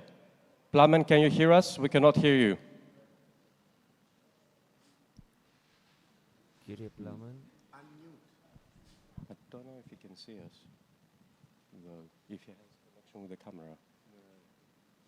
Okay. Can somebody? Okay, so then perhaps we should start with our second speaker, Professor Clark Banach, a program director at the Alethea Research Institution, teaching professor at Canisius University, and he joined us remotely from the US. I think we can start with that. Hello, Clark. Yeah, hi. So we're just having a slight technical difficulty because I believe Plamen's presentation is currently the one being shared on the main screen. It says geopolitical implications of Costco's investment in Piraeus. We cannot see any slides anyway, so which is okay. We can look. You are appearing on the screen now, so we have you full in our screen here in the room. Nice. Well, nice to be there with everybody remotely.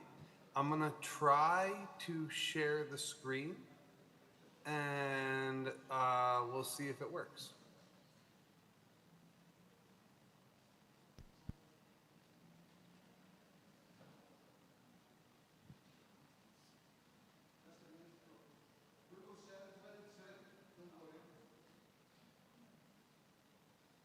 Is there any chance you could see the screen share? Just need 1 minute.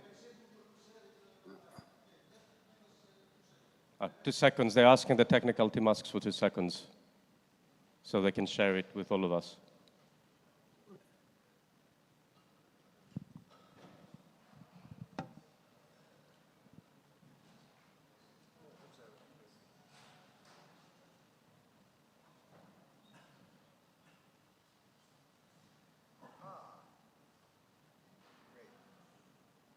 Now we can see Plamen's slides.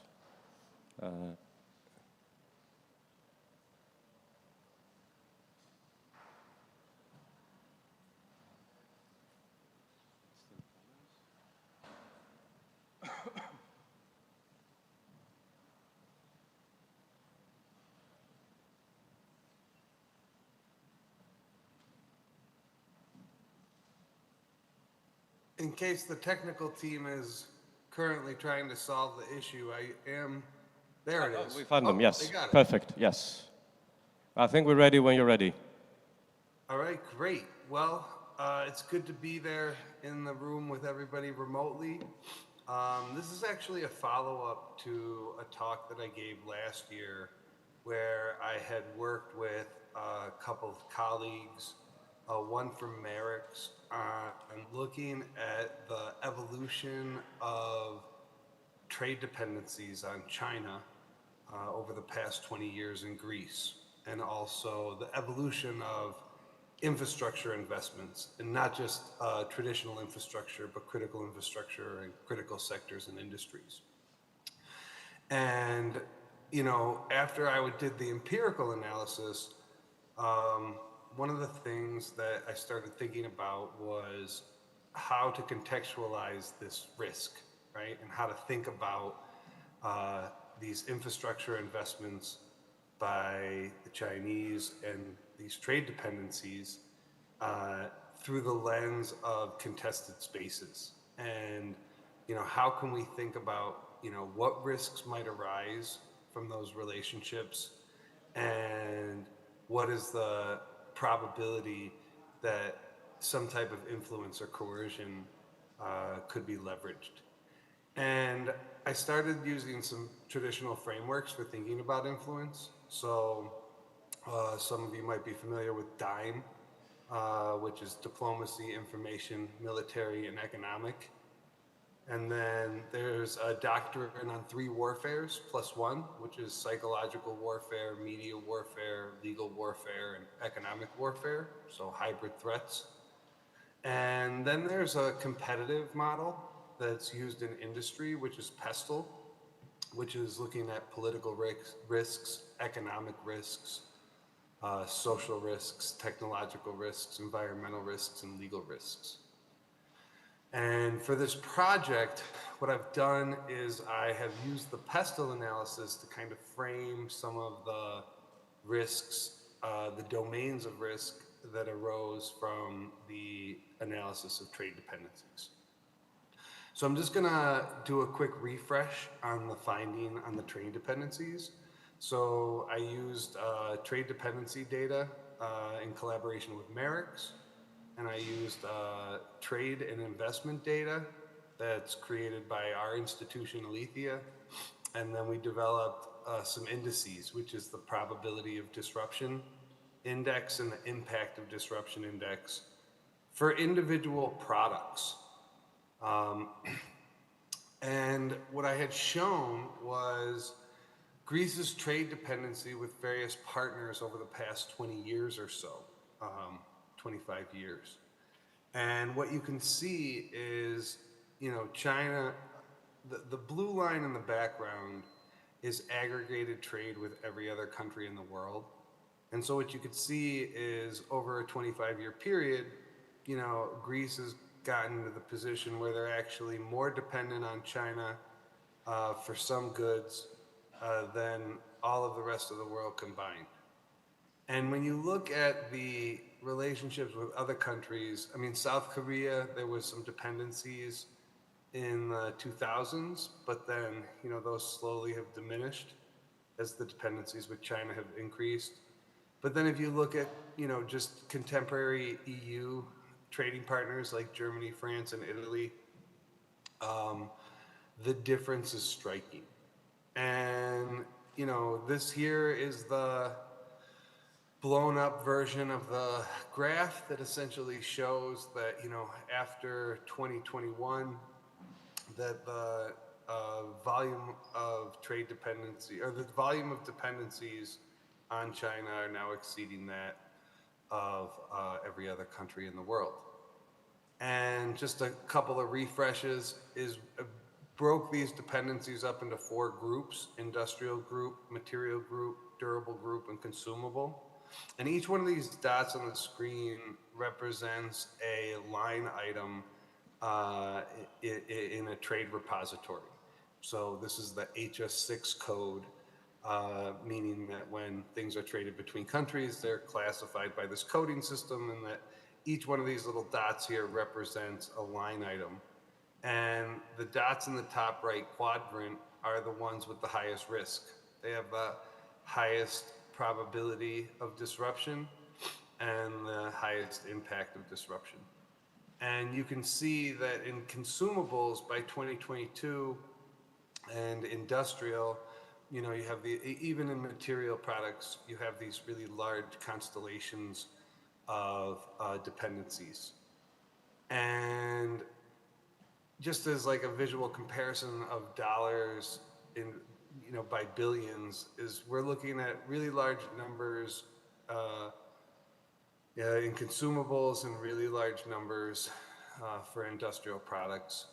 And most of these industrial products are semiconductor devices, computers, passenger and cargo ships, but then also rubber footwear and trunks and cases.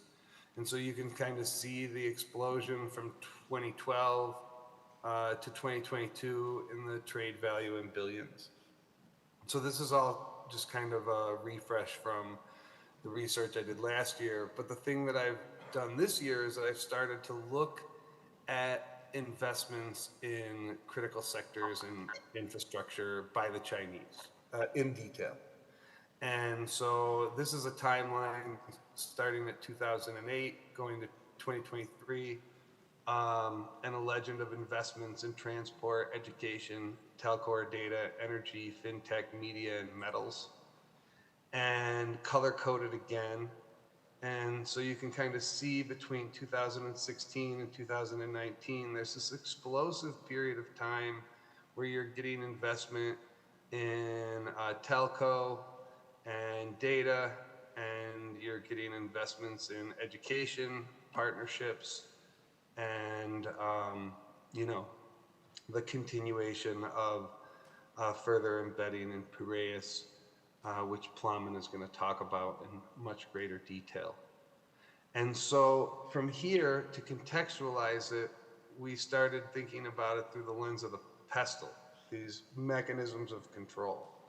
So, you know, over the 25 years, Chinese state-owned enterprises would establish control at a port, then they would offer technology and equipment to manage that port, and then they begin to extend projects to include industrial organization, and then they try to establish control at other supply chain touch points, you know, beyond the hinterland or in the hinterland.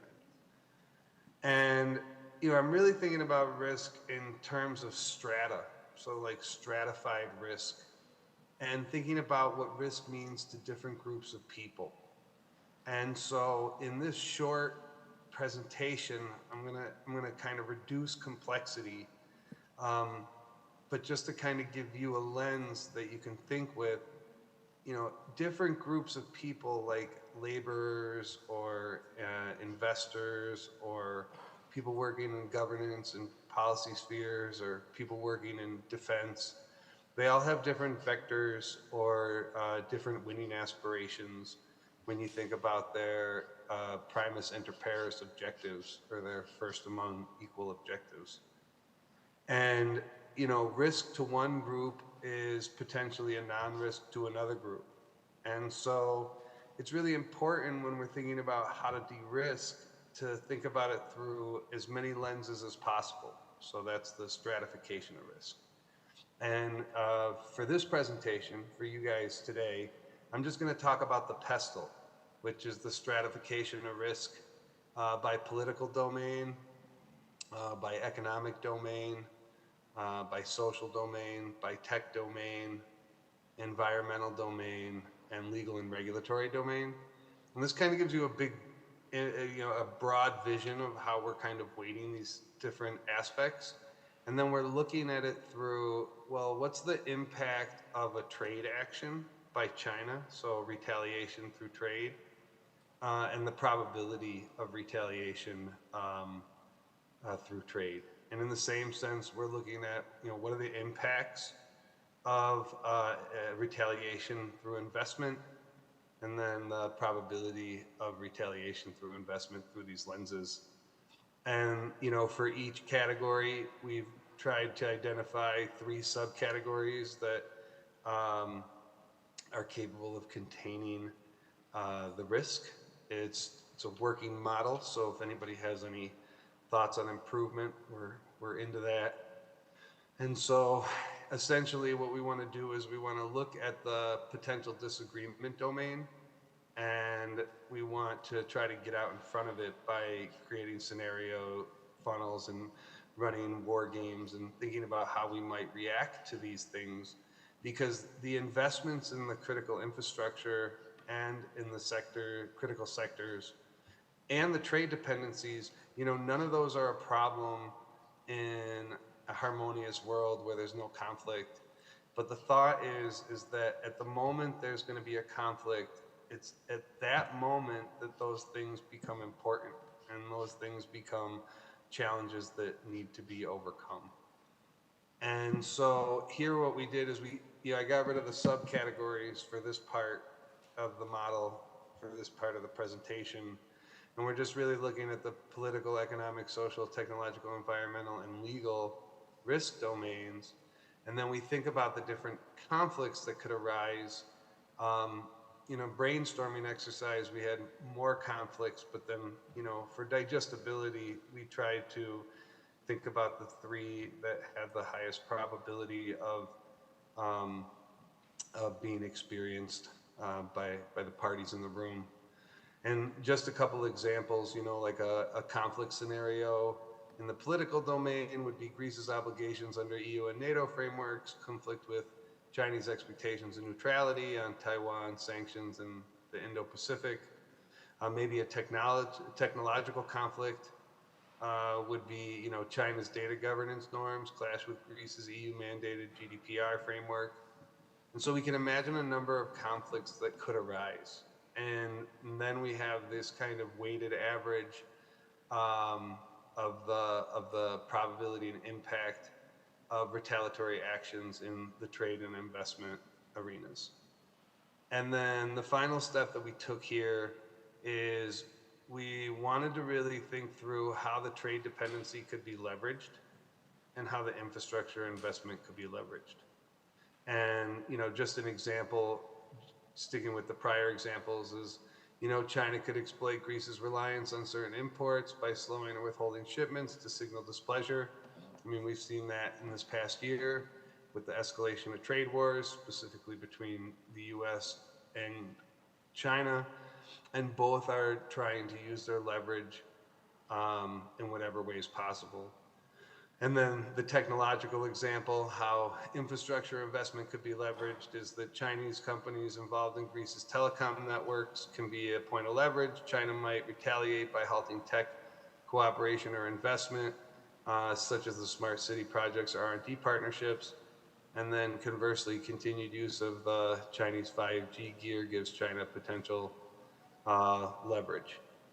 And to make things a little simple, we've been working on like a visualization where we look at the political, economic, social, technological, environmental, and legal risks. And we use this spider diagram to kind of demonstrate that, of course, these are economic domains, investment and trade. So the trade impact and the investment impact in the economic domain is going to be the strongest. But it just goes to show that, if there's a conflict in a political, social, technological, environmental, or legal domain, that it can be expected that these trade dependencies and investment collaborations can be a serious point of leverage. And to think about it through the strata of the groups of people, the different types of people who are affected, and to think about it through the strata of each of these domains, they have their own different risk set and they have their own winning aspirations. So the strategy cascade as to how to manage these risks is going to look different. So in the end, same analysis, but just a greater detail, where we can see that there's serious financial and geopolitical risks, coming from these investments in critical infrastructure and critical sectors, as well as growing trade dependencies. And that China's network of state-affiliated enterprises, they're acting as a quasi-supranational organization seeking to establish a global footprint. And so host economies like Greece, they might gain from greater trade with China in the short run, economically, through increased commerce and cheaper goods, but the price tag includes institutional lock-in and a loss of diversity in trade partners, as well as the risks associated with long-term operating contracts that can be leveraged later on in the event of a conflict or a contest. And it appears that maritime activities of Chinese state affiliate enterprises, they've significantly modified conditions in global trade markets. But it's not just the maritime activities. The modified conditions offer unfavorable economic outcomes from decoupling efforts and make the governments of host countries economically dependent on the relationship. And so as a policy recommendation, in real terms, undiversified supply chains are national security risks. And so the more a country becomes economically dependent on another, the less agency it's going to have in making its own economic decisions, but also pestle decisions, political, economic, social, technological, environmental, and legal. And so the challenge is to find a balance between benefiting from economic interdependence and mitigating the hazards of conflict in a geopolitically unstable world, which the prior speakers have also brought up that, we don't want to, leave the room, so to speak, to end all these relationships. But the key is to have a proper stratification of risk, something that allows for nuance, and then have individual plans for each of those domains of risk so that it can be mitigated effectively. And that's my presentation. Thank you very much, Clark. That was fascinating.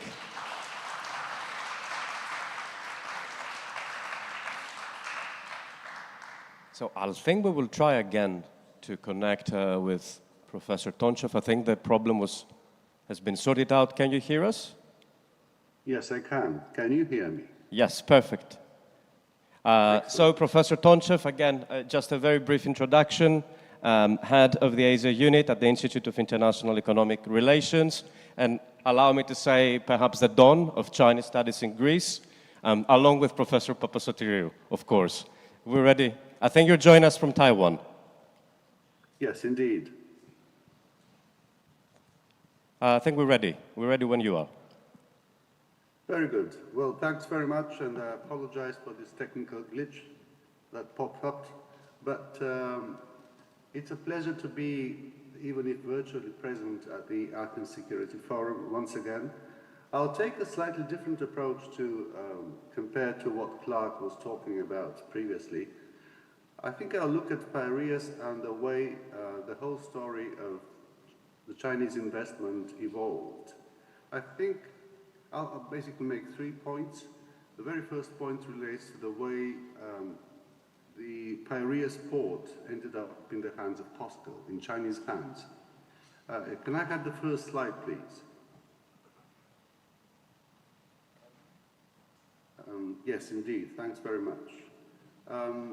I think we have to remember that there were several steps in the way the contractual relationship evolved. The very first contract was signed in 2008. It initially envisaged a 35-year concession of 2 of the 3 piers of the port to COSCO and its subsidiary, the Piraeus Container Terminal, PCT. Later on, this contract was amended, but the second one, which was signed in 2016, was fundamentally different because it actually gave COSCO a majority stake in the entire Piraeus Port Authority. And later on in 21, COSCO acquired an additional 16% of the stock, but I'll get back to that in a minute. I think we have to remember that back then in 2015 and 2016, Greece was pressured by its international creditors to sell state assets. And this is how the Piraeus Port Authority ended up in COSCO's hands. To be fair to the Chinese, they saw an opportunity and grabbed it. And it's also true that when the Chinese entered the port in early 2009, Piraeus was a backwater facility, and COSCO managed to multiply its throughput. But thinking back, there are very many lessons learned. One of them is that while the 2008 contract was a genuine FDI project, an FDI attraction project, the 2016 takeover of the Piraeus Port Authority was merely a fundraising sellout. It was a way to collect money with a view to Greece's huge public debt. And back then, very few people thought of the geo-economic and geopolitical dimensions of relinquishing the Piraeus Port Authority. Let me tell you that on the basis of all these lessons learned, I've got a number of recommendations or suggestions, to put it in milder terms, and we'll be happy to present them during the Q&A if there's sufficient time for that. My second point relates to the broader geo-economic and geopolitical context of the investment, and Clark already touched upon this to a certain degree. Can we move on to the next slide, please?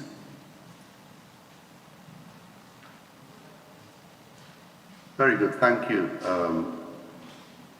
What I think is worth highlighting here is that at the initial stage, China saw Piraeus as a trade facilitation project, as an entry point into the lucrative European market. Back then, in 2008 and 2009, in recognizing the importance of sea lines of communication for its exports towards Europe and towards other parts of the world, China got involved in the international anti-piracy operations off the coast of Somalia. And it's at that time that Chinese military vessels operating off Somalia started making port calls to Greece and other countries in the region. Later on, in 2011, and that was a turning point in many ways, there was the collapse of the Gaddafi regime in Libya. And then China had to evacuate 36,000 Chinese workers as a matter of urgency, and did not have the capacity to do so. So Beijing decision makers started looking at Piraeus as a potentially useful logistical hub in the Eastern Mediterranean. 2 years later, the BRI was launched, and the port of Piraeus was conceived by the Chinese as a link between the two key strands of the BRI, the maritime Silk Road in the Mediterranean and the terrestrial Silk Road economic belt via Kazakhstan and Russia into Central Europe. And this is how the idea of a transport corridor through the Western Balkans, running from Piraeus to Budapest, came about. But in 2015, it became clear that actually Beijing had a broader geopolitical agenda, because in that year, China released its updated military strategy, and one of the novelties in it was the requirement that newly built Chinese merchant ships should be designed in a way that would allow them to be easily converted into military vessels if need be. And things started really changing a year later in 2016. First of all, China acquired its Djibouti naval base, and at the same time, COSCO obtained the majority stake in the Piraeus Port Authority. I would argue that Piraeus was one of the major Chinese acquisitions in Europe that triggered the debate on the EU FDI screening mechanism, which was adopted a few years later. Remember that in 2019, the EU adopted its strategic outlook, which qualified China as a systemic rival, among other things. And then in 2021, COSCO's majority stake rose by an extra 16% after some really tense negotiations. And the third stage of all this process started in February 2022, when Russia invaded Ukraine. And since then, China has kept an essentially pro-Russian stance, which has been an eye-opener for many in Europe, including in Greece. Let me tell you that in 2023, the European Parliament commissioned a report, a sort of a risk assessment of Chinese investment in select European ports, including Piraeus, and we'll have a look at that in a minute. Later on, or about at the same time, the United States demonstrated its growing interest in strengthening its own strategic presence in the Eastern Mediterranean by offering a loan for the upgrading of the Elefsina shipyard next to Piraeus. Let me also remind you that in 2024, at the NATO summit, the communique clearly mentioned China as a challenger of our interests, security, and values. And then in early 2025, the outgoing Biden administration placed COSCO on a list of Chinese companies with close links to the Chinese armed forces. I don't know what President Trump is about to do, but judging from his stance on the Panama Canal dispute, I think he's unlikely to take Costco off that list. To illustrate some of these points, let's go to the next 2 slides, please. This is the risk assessment I mentioned, the one commissioned by the European Parliament. Just like Clark mentioned about the risk of retaliation or points of leverage, this was one of the goals of this exercise. The 2 most likely risks identified through in this study relate to coercion, economic coercion, or in the case of Piraeus, which is close to a major naval base, there's the risk of data leakage and intercepting, some communication of the Greek Navy, which happens to be a NATO ally. The next slide, please. And this is a list of the PLA Navy port calls in Europe's southeastern periphery. You will immediately notice that Greece, Turkey, and Egypt, all of the Mediterranean countries, were the most frequently countries in the region. And in Greece, of course, that was the Piraeus port, which was visited at least on 4 occasions by Chinese military vessels. Next slide, please. I know that I'm running out of time, so let me quickly finish by presenting my 3rd and last argument. When it comes to the future and how Piraeus could position itself in geopolitical terms from now on, there's no shortage of alternative corridors on various drawing boards, and some of them are already being implemented. And I have not included here the Arctic route, which is already being tested. There's the IMEC corridor that's being discussed from India towards the Mediterranean. There's the other routes favored by India from Chabahar in Iran towards the Caspian Sea and Russia. There's the idea of a route through Central Asia and Iran towards Turkey. And there's the plan favored by Turkey for a transport corridor from Basra through Iraq. Of all these routes that you can see on the slide, the only one that's become operational is the so-called middle corridor via Central Asia and the Caspian Sea towards Turkey and the Black Sea. Initially, Beijing was not interested in that route, interestingly.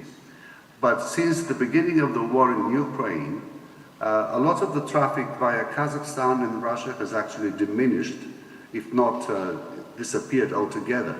So the Chinese suddenly rediscovered the middle corridor and are now investing money and are sending contractors to work on ports in Georgia, for instance. I would say for the time being, there is no substitute for the Suez Canal and the Maritime Silk Road. The Suez Canal itself handles 35 million TEU per year, whereas the capacity of the middle corridor is projected to reach, at best, 1 million TEU by 2030. So in the short run, Piraeus is not in danger of losing business. But let's see what the future holds for it. On IMEC, and these are my last 3 brief remarks, on IMEC, which is a popular topic in Greece, I would say that first of all, we have to bear in mind that Greece is not the exclusive end of IMEC. In competing with other European countries, for instance, Italy and France, Greece should consider its comparative advantages, such as its membership in the 3 Seas Initiative, which could now be renamed as the 4 Seas Initiative, since the Aegean is also in the mix. Second remark, there's a big question mark over the inclusion of Piraeus in IMEC, due to the growing confrontation between China and the West. Piraeus may very well face the risk of being excluded from IMEC and perhaps other European connectivity networks, and may find itself stranded on a Chinese Calypso island, to use the metaphor in the title of this panel. It's clear that Piraeus has turned into an arena for geopolitical competition, and handling Costco's investment would require a great deal of both forward-looking and diplomatic dexterity from a lot of stakeholders, starting from the Greek government. Thanks very much.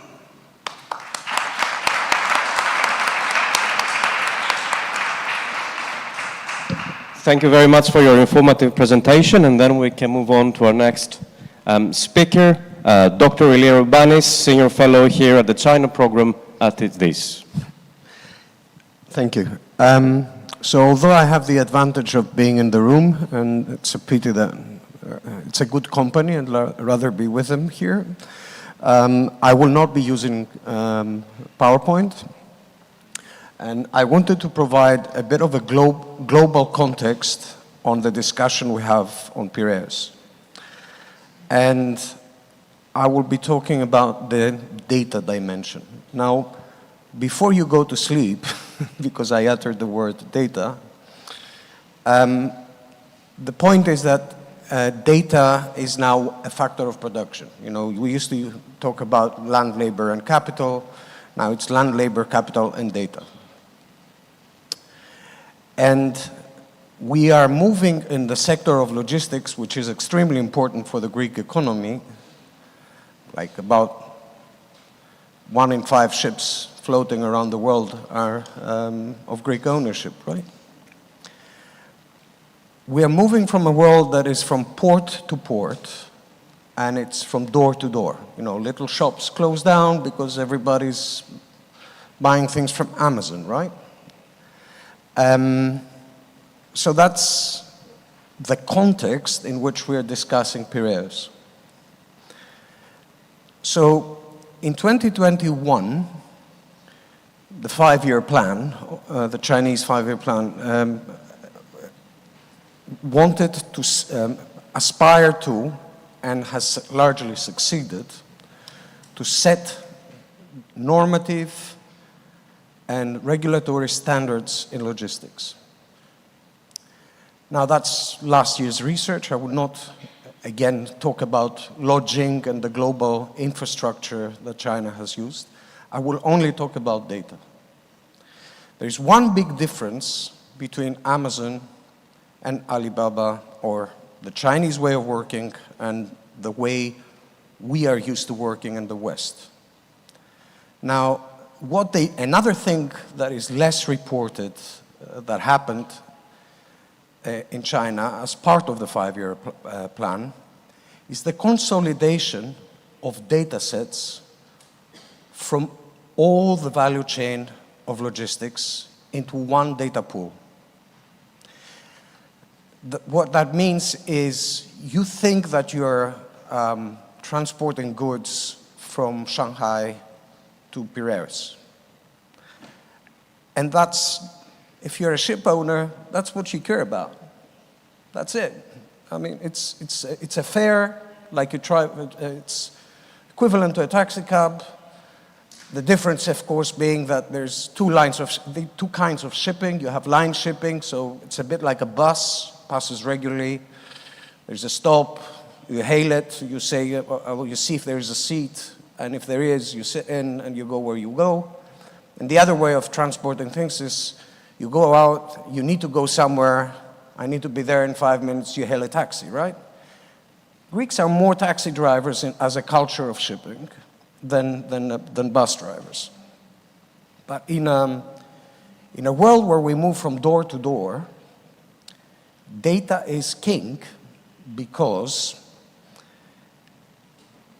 you have so it's the door, the order online, the factory, the warehouse, the port, the train, the truck, the final mile delivery. Now, every single node I just said is a node in a chain of data.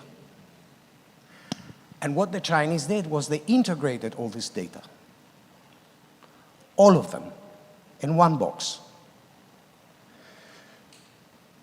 In the West, data is an asset. It's a bit like having real estate. It's yours. So just to give you an example, Bayern wants to buy Monsanto. One of the terms that the European regulator demands is you have to give up data. You can't just have all that data, right? In China, they integrate all this data and they say this is not an asset, this is public. This is state-owned. You have access to this data under certain conditions, and it's not an asset. It's not a corporate-owned, exclusively corporate-owned asset. In that world, now we come to AI. So, you know, in the US, because only the US and China matter in this game, because we don't have platforms, right? You only can infer or exploit the data you have. In China, you can infer and exploit the data of all the vertical, from door to door. What does that mean in terms of comparative advantage, industrial advantage? It means that every time you win something in the middle, so better warehousing, better port handling, the customer immediately sees the difference in the price. It's a gain of productivity, immediate. Whereas in the West, we hold on to our data like poker players, we don't see each other's cards, and we can't infer. The only thing we can do is incremental gains, usually either by abusing our monopoly power, saying, well, I'm your only distribution vehicle. If you don't give it half price, it would be a pity if you didn't find a market to work on. That's the way we work. The Chinese, working vertically, they do incremental gain. And not only that, they have a pathway to innovation, because you have an idea that optimizes something, you have access to data, it's more open to new ideas. So they absorb innovation much better. And their planning, as you heard from our senior speaker this morning, our guest lecturer, is about assimilating AI and the Internet of Things. That's the strategies. They're not looking for the next strategy. They're not looking to win the game. It's about assimilating that into production. So where does Greece fit in all of that? Well, we have the ships, but we don't have the warehouses, and we don't have the data. So what happens to a taxi when you can't hail it from your phone? And they can shake us down now, because the whole data engine has been integrated. And I hear people say in the Netherlands saying, no, but our port handling thing is indigenous. There's no danger. No, that's like, keep walking. It's just nothing to see. The problem is that if you have the goods and the cargo, you sort of make the rules. Who has the gold makes the rules. Who has the data makes the rules. And you say, okay, has this been tested? Are they really winning? Well, I'd like to shift your attention not very far from the Greek market, next door, Turkey. Trendyol, a subsidiary of Alibaba, takes over the Turkish company. They put quite a bit of money on data handling. And first to go was eBay, and now I think Amazon has 25% of the market, and they're struggling to stay there. 75% of the market. Show me any place in Western Europe within, 3 years? And from Turkey, it's been expanding to Germany, Italy, and it's not how fast you go, because it depends on local regulators and how you deal with local value chains. It's not always the same way. It's not like they're going to be 75% everywhere, which has an effect on retail, on production, on how you self-preference. I mean, the concentration of platform and data is the modern oligopoly, right? The problem is that after a while you can push out anyone that doesn't abide by your rules. They can shake you down for price cutting. I was talking to a family-owned business that used to do import-export for 3 generations now in Greece. And they were telling me, we import from Central Europe because the moment we get a good client from overseas, they are nicked the next day because they have all the data. So, long story short, one of the things, you cannot have an industrial policy without a data policy. And we don't have a data policy. And largely, we don't have a data policy because they are only corporately owned. And we are losing gradually more pieces of the knot in warehousing, in final mile delivery, in tracking. We're losing more and more and more data. We're relinquishing data without thinking of their public value. And so we just need the data policy. That's all I wanted to say. Thank you very much.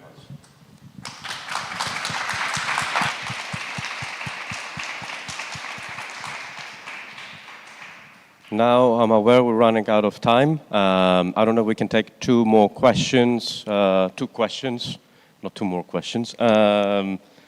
Konstantinos, would you like to take the opportunity to ask a question to our panelists? I have a question relating to Clark's research. So if you're to talk to a policymaker, right, and a policymaker needs a few bullet points on 1-page sheet, how dependent is Greece as a result to the presence of Costco in Piraeus? What are the key areas of vulnerability that you identify, and what can be done about it?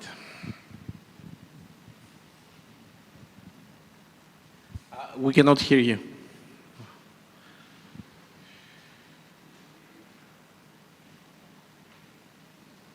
Did I fix that? Can you guys hear me? Yes. Yeah. Yeah, so that's one of the reasons why I actually broke it up between trade and investment. And I think that the investment in Piraeus by the Chinese and the timeline that Plowman discusses, you know, where it was originally a good FDI project and then it kind of just expanded into this dependency, you know, that's a different kind of dependency than the trade dependency.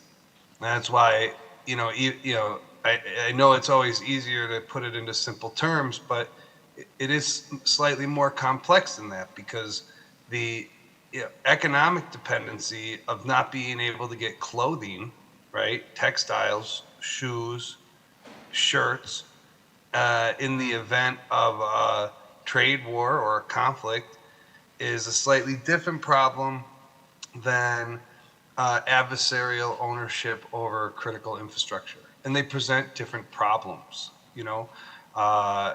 for logistics. And then the other thing is that I was really interested in the other investments outside of Piraeus in the other critical infrastructures.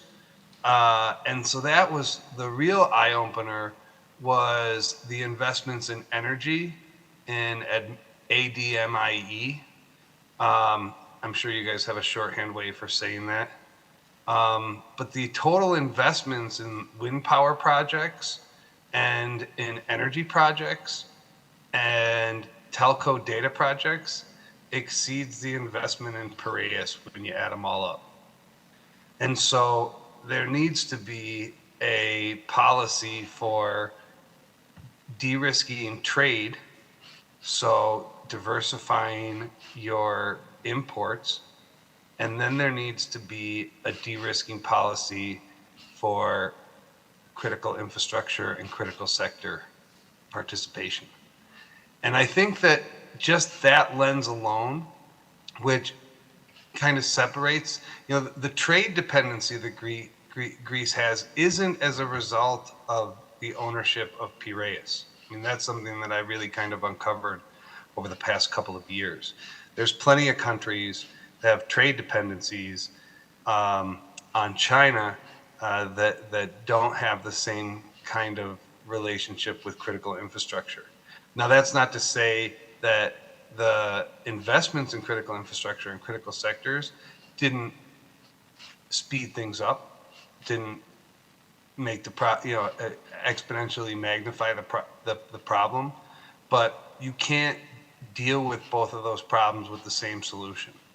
So the solution of how to diversify import partners and the solution as to how to regulate investments in critical infrastructure are going to be separate solutions. So I think that would be like my sweet bullet point to policymakers, is that they have to look at both of those issues through separate lenses and, really start thinking about, critical infrastructure, critical sectors, and the investments made in those and what that would mean in the event of a conflict.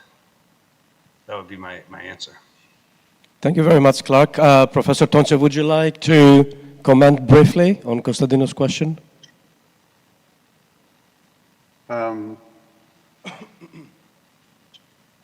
I think that Clark has already given an exhaustive answer.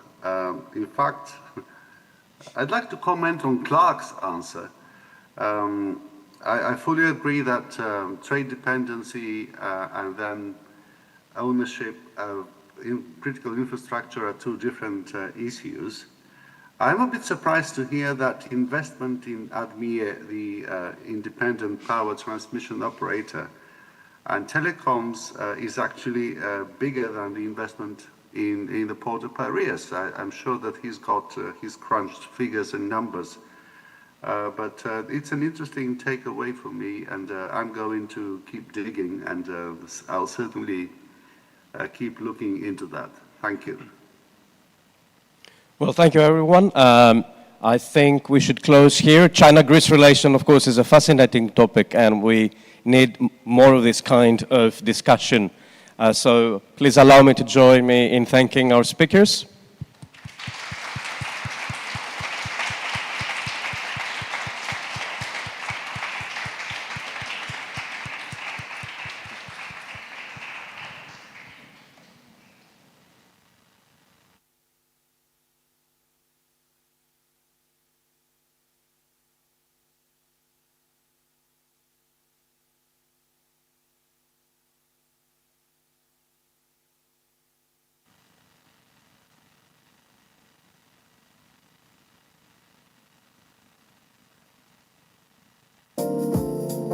Atera is the IT game changer. Atera's full-stack IT management platform has remote monitoring.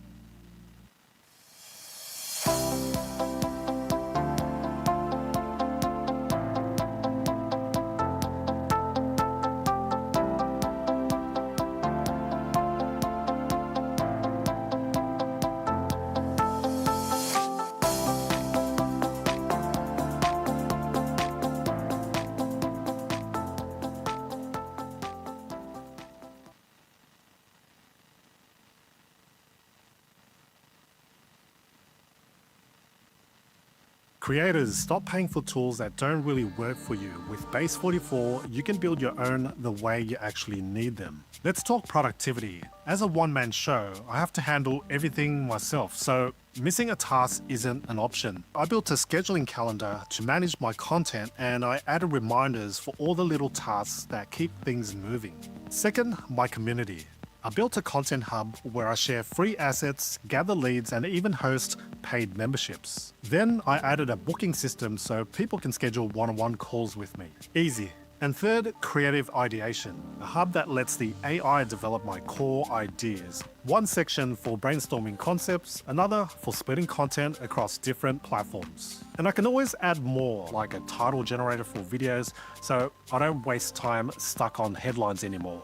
You know your workflow better than anyone, so create your tools with Base 44.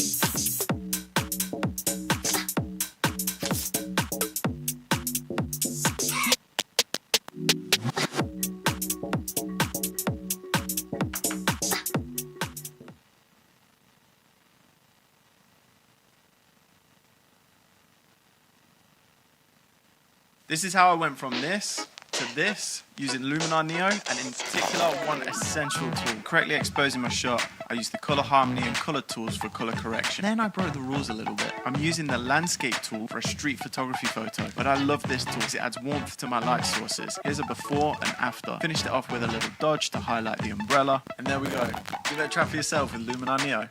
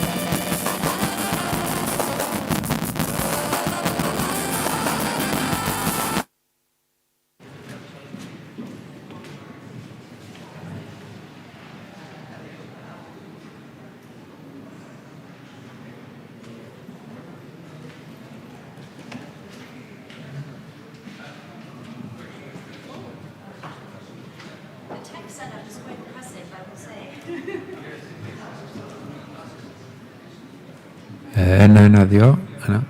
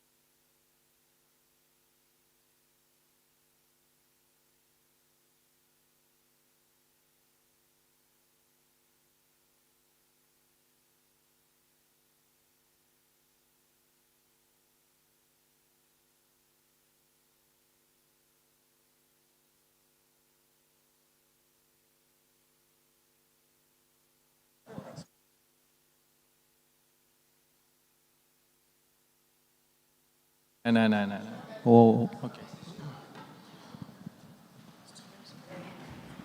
What's the best way to sit in these chairs? Yeah, I think so. Maybe we should wait a couple of minutes. Let's see. Ναι, εντάξει. Okay.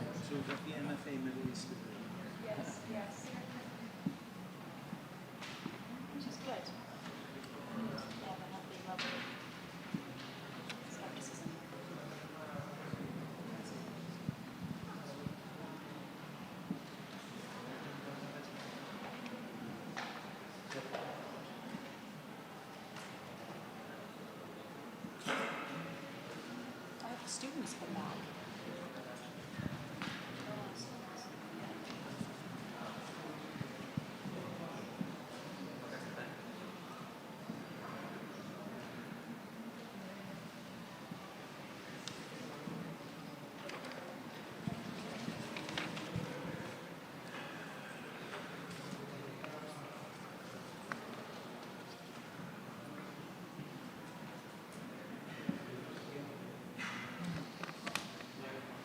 Okay.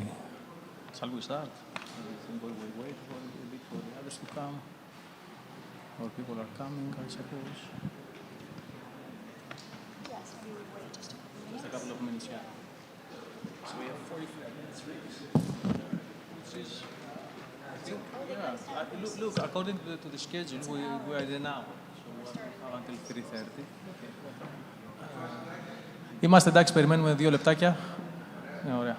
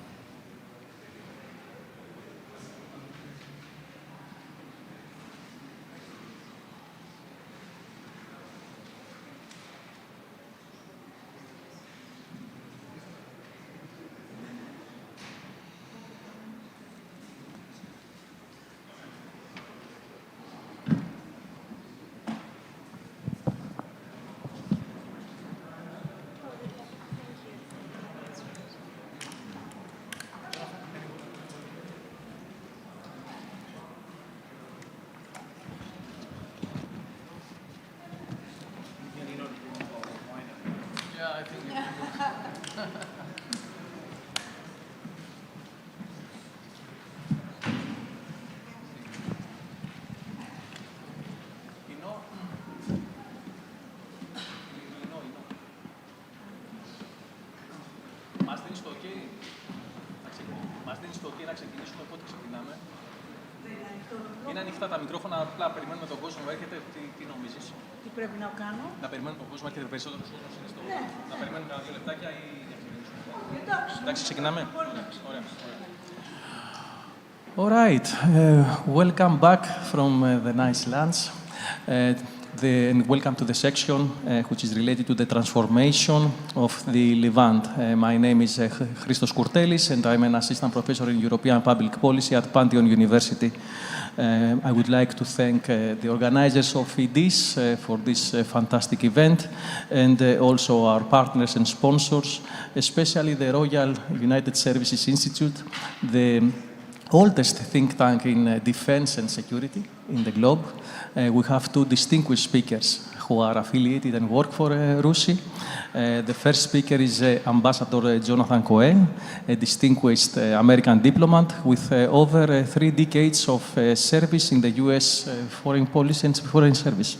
He most recently served as ambassador in Egypt, and Jonathan Cohen played a key role in shaping the U.S. policy at critical moments, and he worked extensively in the region, and we are very honored to have him with us, and he can share his insights about the evolving dynamics of the region, especially Syria. The second speaker is Bursur Zelik. We are delighted to have her also from RUSI. She's a senior research fellow in Middle Eastern security. Dr. Orzelik's work focuses on conflict resolution, on political transition and security dynamics in the Middle East, with particular expertise in Turkey, Syria, and Kurdish politics. She has held academic and policy research positions in leading institutions, contributing extensively to debates on governance, peace building, and regional security. Her knowledge will help us to understand better the landscape in the Middle East and in Levant, especially in Syria. And what a region this has been. I mean, the last 15 years, the region is very volatile, starting from the Arab Spring, the crisis in Syria, the civil war in Syria, which has fortunately ended last year. We had a change of the regime, the Assad regime, which has governed the country for more than 50 years, if I'm right. So we have a new leadership here, and Syria has been the field for these evolving dynamics and changes, also related to the role of foreign policy actors, the traditional big powers like the US, Russia, but also regional actors like the Gulf countries. Turkey had played a very important role in Syria. Next door, the war in Gaza has been another, crisis and a huge headache for policymakers in Europe and in the US. Sadly, the European Union has not played the role that many of us would like to see in the region. But as I said, we have two distinguished speakers who can explain and share their thoughts about the situation in the Levant, more importantly, the situation in Syria, which is very important also for the Greek foreign policy. And we would, like to hear them talking. I think each speaker will spend 10 to 15 minutes to share his thoughts about the landscape in the Levant, and then we can have a more interactive discussion with the audience. We would welcome any questions or thoughts that you have about the situation in the Levant. Jonathan, the floor is yours. Thank you very much for coming to Athens. Thank you, Christos, and thanks to EDIS and the Athens Security Forum for having us here. When we were asked to put our thoughts together, we were asked to shape it around how Syria has changed the Levant. So I wanted to start with a quote from Syrian President al-Shara on December 24th last year, just a few weeks after the fall of Damascus. He said that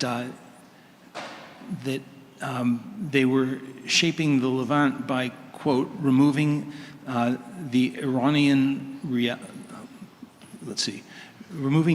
militias and closing Syria to the influence that has been serving the Iranian regime's interests. So I think that, coming from the president of Syria, that's a really important framing for a big piece of how the change in Syria has shaped the Levant. It's gone from being a center of instability, sort of the linchpin of Iran's axis of resistance, and a source of refugee outflows for many years, to a more stable project of state reconstruction. It's revisiting its relations with the rest of the world. It's revisiting its internal dynamics. And its leadership wants to move from being a basket case and a security liability to being something better.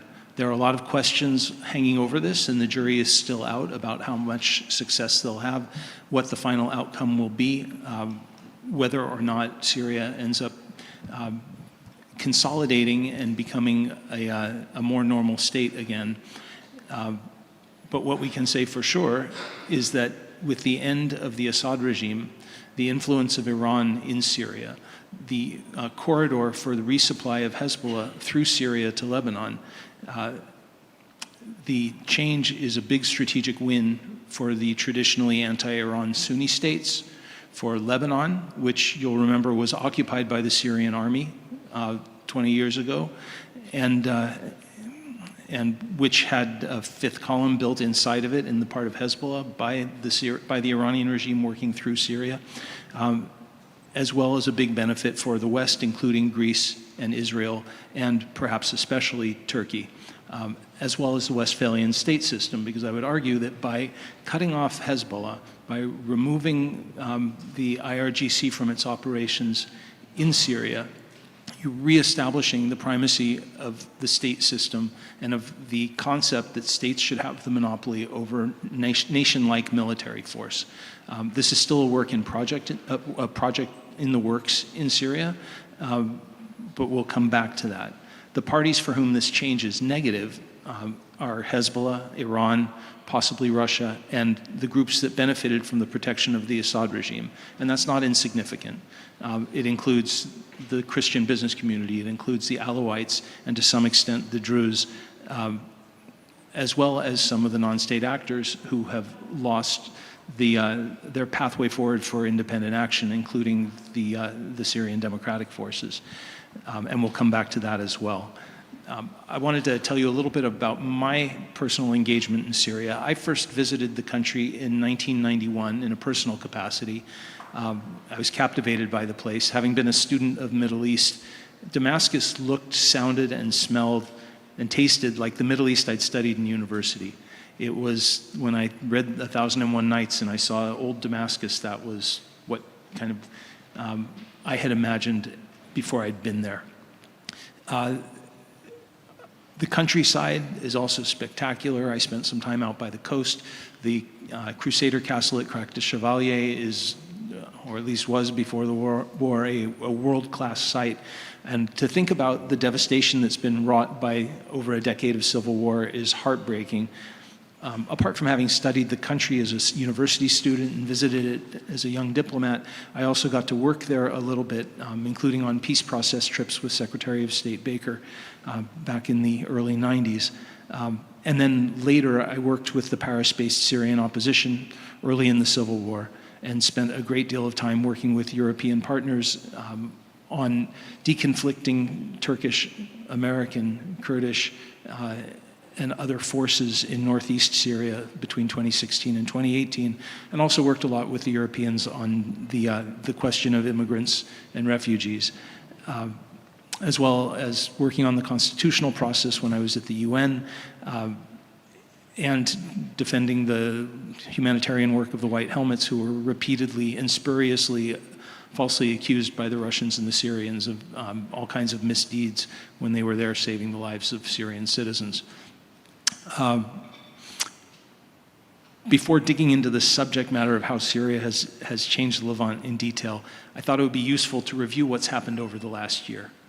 And I'll go through a chronology very quickly.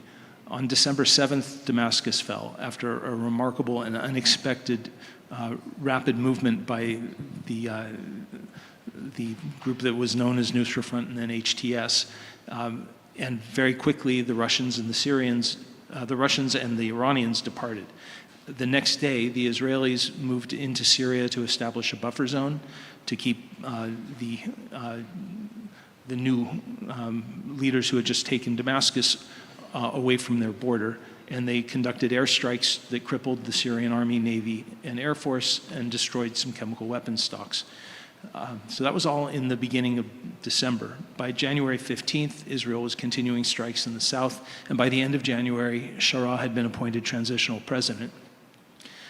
In February, the EU lifted some of the sanctions, and Prime Minister Netanyahu declared that Israel would prevent the Syrian army and HTS from advancing south of Damascus. So in addition to the buffer zone, the Israelis also established what I guess you could qualify as an exclusion zone going from Damascus south. So the Israeli Defense Forces deepened their deployment and continued to strike the south and the areas outside of Damascus. And then in March, I think you'll all remember, there were clashes between pro-government forces and the Alawites and Christians. The Sharaa regime struck an initial agreement with the Kurdish-led SDF in the northeast to integrate its soldiers and institutions, and an interim constitution was ratified. The transitional government was formally announced. It included one woman and one Christian. It's maybe interesting that that's the same person. She's the Minister of Labor, and someone who I actually had met in my work at the UN when she was a civil society activist. Also in March, the IDF conducted strikes in Damascus itself as well as in Daraa. And by April, there were Israeli strikes across much of Syria. The SDF withdrew from parts of Aleppo and from the Tishreen Dam, and Kuwait, Qatar, and Saudi Arabia announced that they would pay off Syria's debt to the World Bank. This was also the time when, this is in April, when we started to see the first clashes between Sunni Arab forces, Bedouins, and Druze in Druze majority towns, with the Israelis taking airstrikes and saying that they were targeting those who had attacked the Druze. And we'll come back to the Druze issue later in the talk.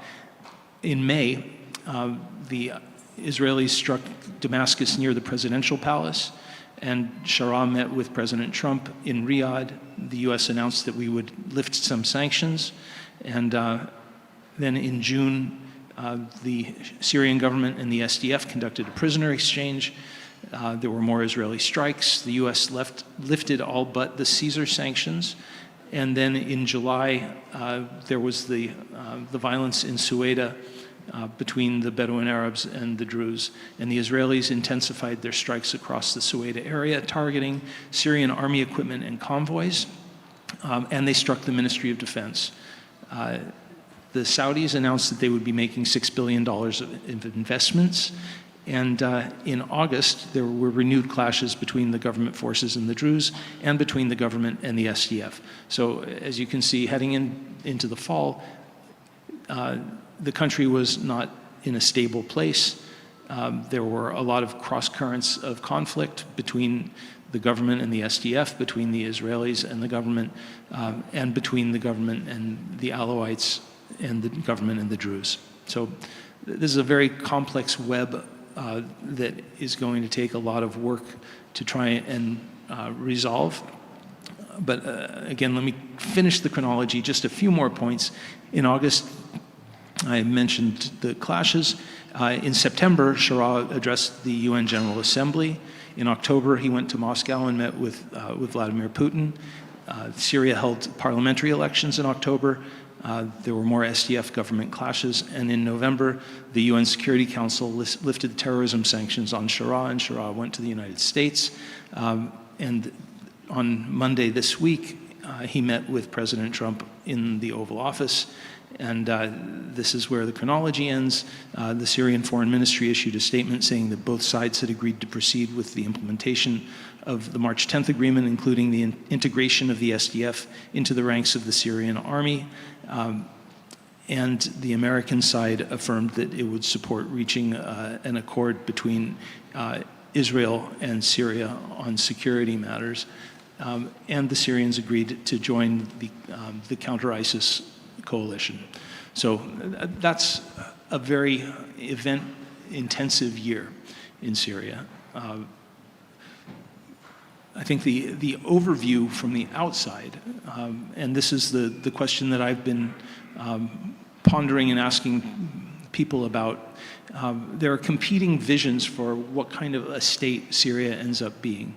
Will it end up being a consolidated, centralized state with the government in Damascus in full control of all of its territory and all of the military-style weapons, or will it be a federated, loosely held together state where the minority groups that have had clashes with the government forces maintain some kind of autonomy?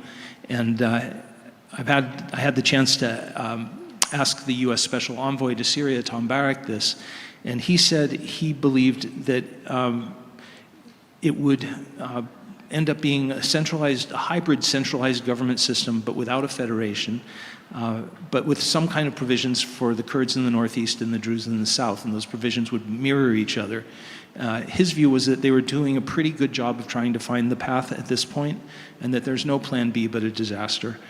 He also said that the U.S. would help the parties when they get to that point, but they have to get there themselves. So from the outside, it looks like the Turks, who are the closest allies and partners of the Syrian regime, are very strongly supportive of a strong centralized government. The Israelis, who are the other important neighbor to the south, are in favor of something that is more loose. in part because they see a strong state as a liability to their north, and in part, I think, because they want to hedge against having more Turkish influence across the whole of the Syrian geography. Right now, 6 months ago, I was hearing from people who work very closely with the Syrians and in Syria that they were concerned about Turkish-Israeli confrontation in Syria. Having checked back with them last week, they're no longer concerned about that. It seems the Israelis and the Turks have sort of figured out a way to communicate to each other, if not with each other directly, about what their existential objectives are in the Syrian case. So where we are now, Iran is cut off. Israel will act if it sees that it needs to protect its interests, especially to continue to have a secure air corridor if it needs to go back to Iran. The strategic situation for the West and Israel and the Sunni states is much improved. But Israel is out of the box. They are further away from their border than they were in the early days of this conflict. Iran is out of the way. Hezbollah is hemmed in. And we have seen the end of the Iranian presence in close proximity to Israel and to Jordan. So I guess what you could say is that their plan for a Shia crescent has returned to being sort of a Shia hot button, limited to Iran and a little bit of Iraq. There are big questions out there about reconstruction, about lifting sanctions, and I think it's worth noting that there's a lively debate right now about the extent to which sanctions will be lifted. During the visit of Shara to Washington, President Trump agreed to lift sanctions completely for 180 days, but to go beyond that, he needs Congress to vote to do away with them entirely. The Kurds and the Israelis are very strong on having the sanctions lift be conditional on performance. The banks, on the other hand, are saying that they will not get into Syria if there's a conditionality involved with the sanctions lift because the risk for them is too high. And frankly, it will not be possible to do major reconstruction if the banks are not feeling like they can get involved in Syria. So until we see sanctions lift, I think reconstruction has a big pause button on it. Let me stop there and hand it over to Borju.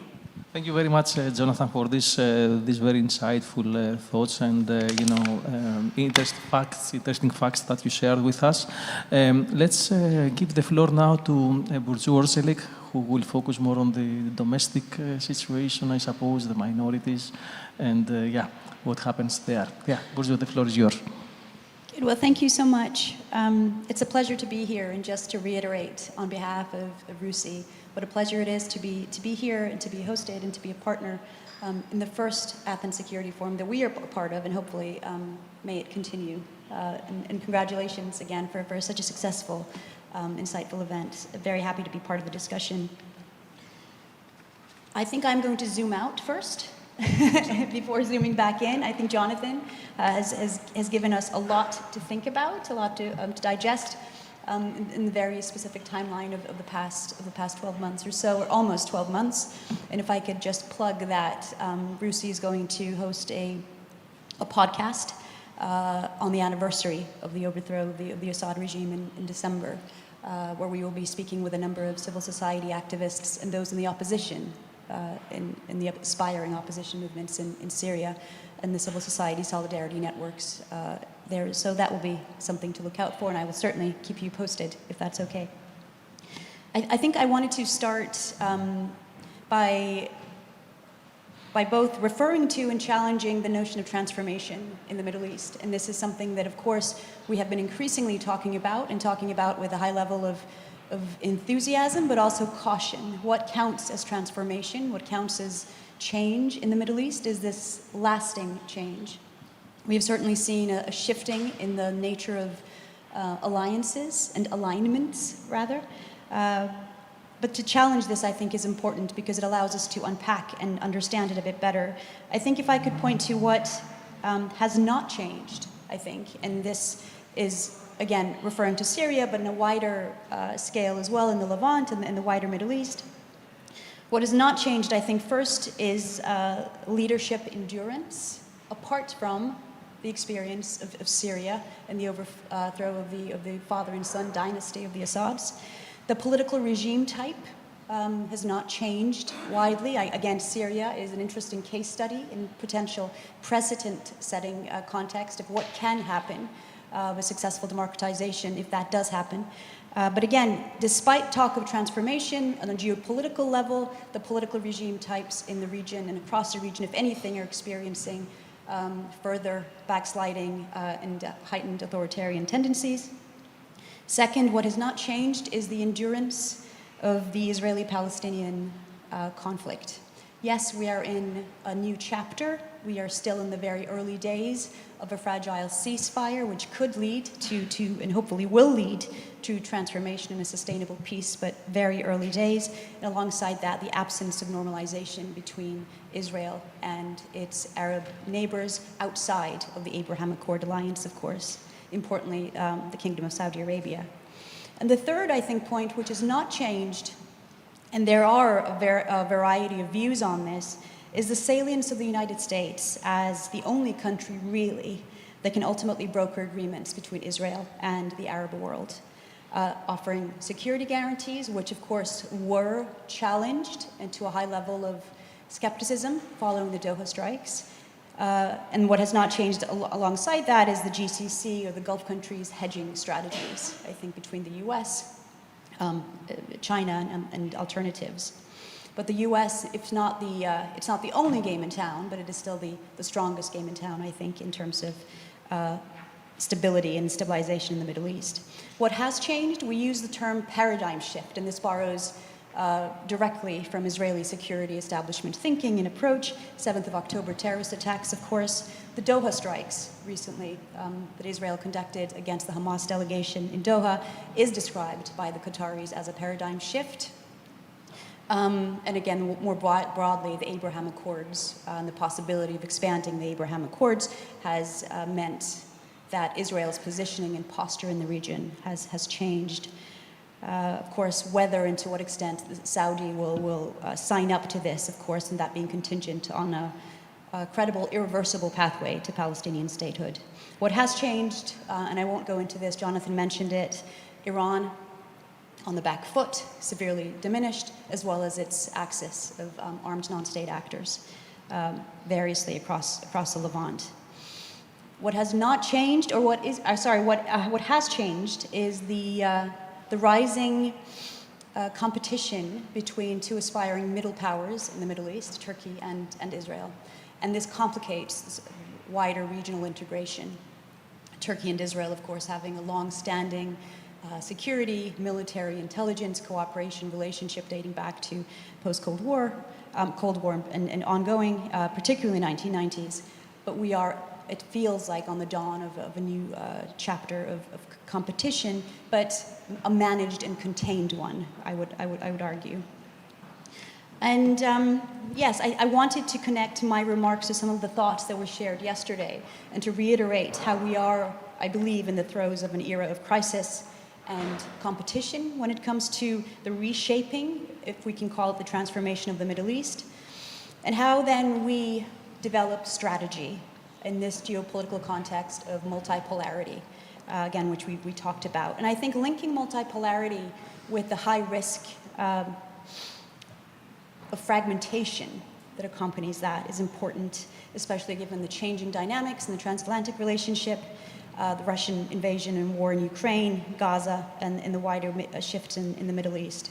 I think bearing in mind or understanding multipolarity as sitting in a dynamic, shifting, hierarchical structure in the Middle East, where various actors are competing for superiority along this hierarchical axis, is a good way to try to understand it. Hierarchies are competitive, they are not static, but we are, I think, experiencing something of sort of great power politics again, in the rise of realpolitik thinking, a high level of pragmatism.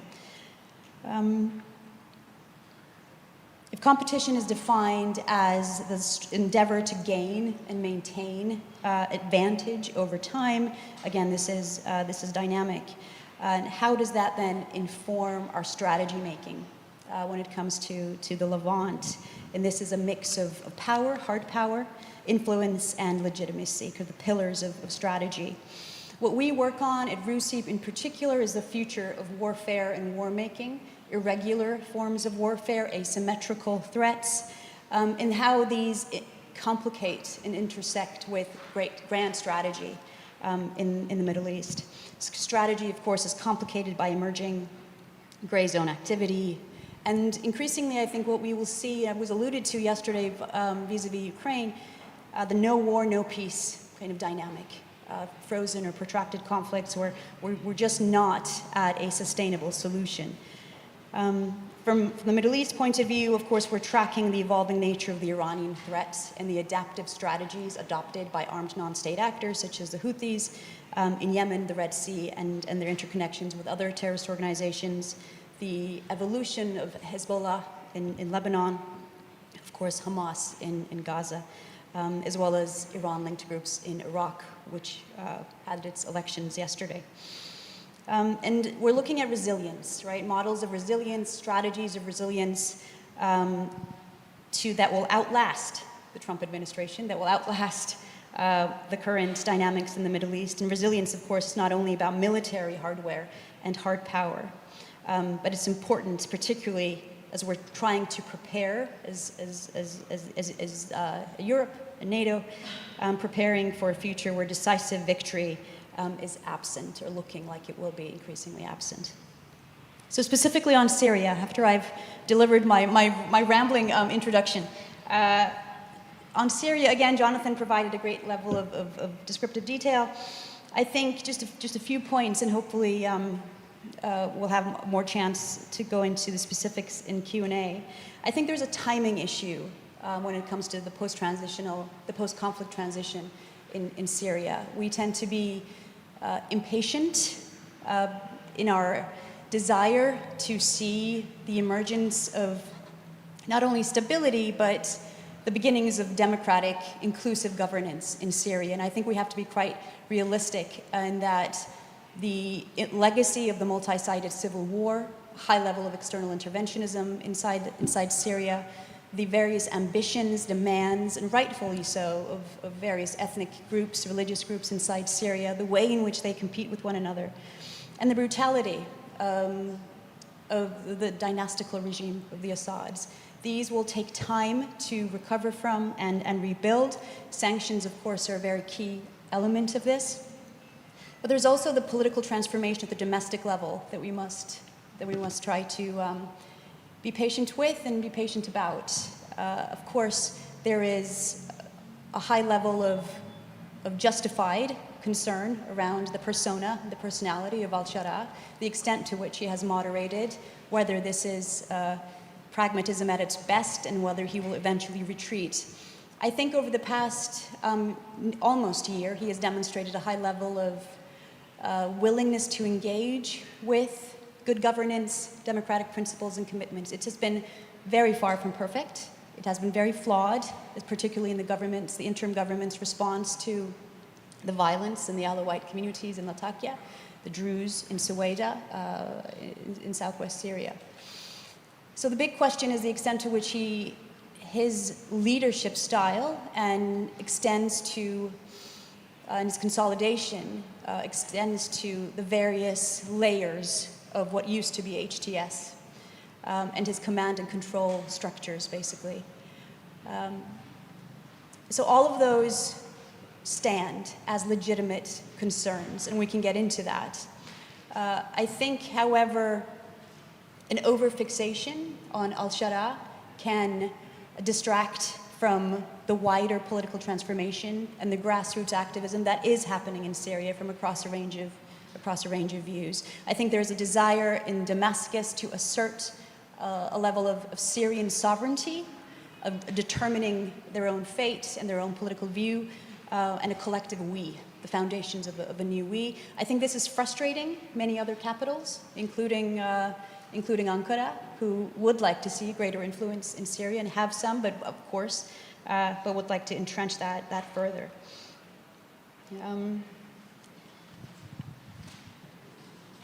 In terms, some points on the role of external actors. I think the US policy has been to mobilize regional allies like Turkey, Saudi Arabia, and Jordan to engage with Syria on behalf of Washington's interests.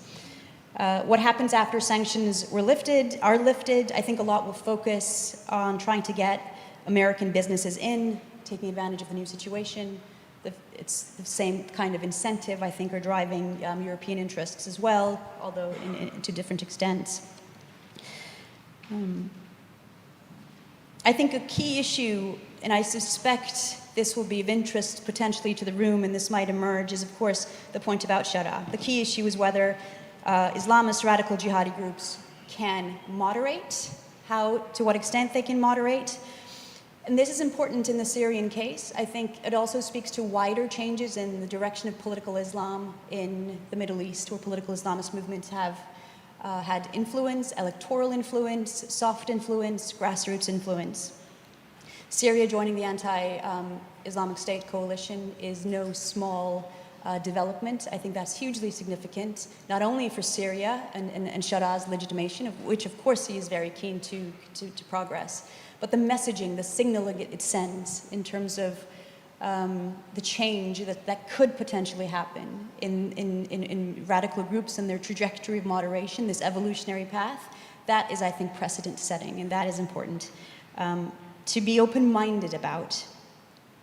And the potential shift that we're seeing towards political party activism as a legitimate form of doing politics, of contesting politics. In Jordan, of course, we're seeing this, right? The high level of new restrictions placed upon the Muslim Brotherhood, the future of the Muslim Brotherhood there, and how the Islamic Action Front, basically the legitimate party representation of the Muslim Brotherhood in Jordan, whether they will adapt and distance themselves from the core roots of the Muslim Brotherhood, I think will be important to track. Jordan, of course, being a key security actor and partner to the UK and Europe. And wider questions about the future of the Muslim Brotherhood, I think we're going to be talking about a lot more. I mean, I wanted to talk about U.S. motivations to engage in Syria. I think Jonathan has done this. Another question, of course, that is highly relevant in Syria's stabilization is the role of foreign fighters, the role and future of foreign fighters. And again, here, what to watch is this evolutionary path of moderation. I think many of the foreign fighter-linked groups, and we can talk about which ones where, they want to follow in the trajectory of the HTS in terms of normalization, returning to Islamic jurisprudence, cultural issues, opening up of Islamist schools, those that are loyal and have been to HTS. And the mood, I would say, is that whilst they do not agree with everything, certainly, that has happened, and this moderation forward path that Shara seems to be representing, they do see it as a victory that matters. And so foreign fighters, many groups are trying to legalize their status. Of course, there has been integration with the Syrian Central Armed Forces, legalize their status so they're not repatriated, and those who are HTS linked want to stay in governing structures in Idlib. Turkey, of course, is a key actor. Syria matters greatly. The Syria file matters greatly to Turkey for a number of reasons, which I think are well-trodden and well-defined, so I'm not going to go into a great level of detail there. But happy to answer questions about Northeast Syria and its interconnectedness with the disarmament process underway with the PKK. So that's very much there. Turkey, Israel, again, reference to yesterday, the notion of sleepwalking into a crisis. I think importantly, the deconfliction mechanisms in Syria have held and continue to hold. There are extreme views in both Turkey and Israel about the possibility of a future war. I think pragmatic minds are prevailing, and I suspect that will be the case going forward as well because of the high risk of volatility that would ensue if we see these two states acting against each other. Again, Saudi Arabia, very, very finally, key actor, both in shaping the wider Middle East at this juncture, hugely influential vis-a-vis the United States and the prospect and leverage over the issue of normalization with Israel. Again, Saudi emerging as a key actor in the Syrian theater as well. I suspect we will see the emergence of a greater level of sort of proxy activity, Qatar and Turkish influence on the one side, Saudi on the other, with Shara in Damascus having to make some type of decision about which way to lean and hedging his bets there. But thank you very much. Looking forward to questions. Yeah, absolutely. Thank you very much for your insights also, Burcu. Let me use my privilege as a moderator to ask you a question, and then we can open the floor also to the audience to ask more questions. I've got one question for you, Jonathan. Recently, I was reading an article, an academic article, which did a discourse analysis of the speeches of Biden and Donald Trump, and the term sovereignty was used differently. In Biden's speeches, sovereignty allowed more room for domestic actors to, seek more autonomy or, especially the minorities. But according to at least that research, Donald Trump uses the term in a stricter way, and actually it allows the government to determine more the fate of the country. At the same time, you mentioned that Tom Barrack said that he's not in favor of a federal system, although he's in favor of seeing more autonomy given to local actors. But in other news outlets, he was more in favor of a federal situation. So is the US foreign policy consistent? That's my question. He didn't say he was in favor. He said he thought that was going to be the outcome. Yeah, the outcome. He said he thought it would be a hybrid that had centralization elements, but some arrangements for the Kurds and the Druze. On sovereignty, I think the notions of sovereignty that you hear in speeches by President Trump and that you heard from President Biden reflect their personal views of executive leadership. And you see that in America and its domestic politics, the way they handle American institutions. For Syria, and when President Trump first started talking about Syria and first met Shara, there was conversation about keeping foreign fighters under control, if not getting them out of the country. There was talk about protections for minorities and women. There was talk about non-belligerency with Israel. There was talk about surrendering or destroying chemical weapons. So, and that's coming from an outside actor. How much sovereignty do you have if you're being told this is what you have to do by the most powerful leader in the world? But do you consider that the US foreign policy is consistent under the Trump administration towards Syria? Foreign policy is, I agree with the deputy foreign minister who yesterday said that foreign policy remains consistent because your national interest remains consistent. But the tactics of foreign policy change from administration to administration, and President Trump values unpredictability. And therefore, his tactics are intentionally unpredictable. And he famously has said, no one knows what's going to happen, right? ... and, fill in the little thought bubble. Even I don't know what's going to happen. So it's iterative, but you can expect surprises, and you can expect changes in course when things don't work the way that they were hoped to work. And I think that's normal. Burcu, I have a question for you. The current reconstruction plans cost about 200 billion, I think, in order to put the country on the right path.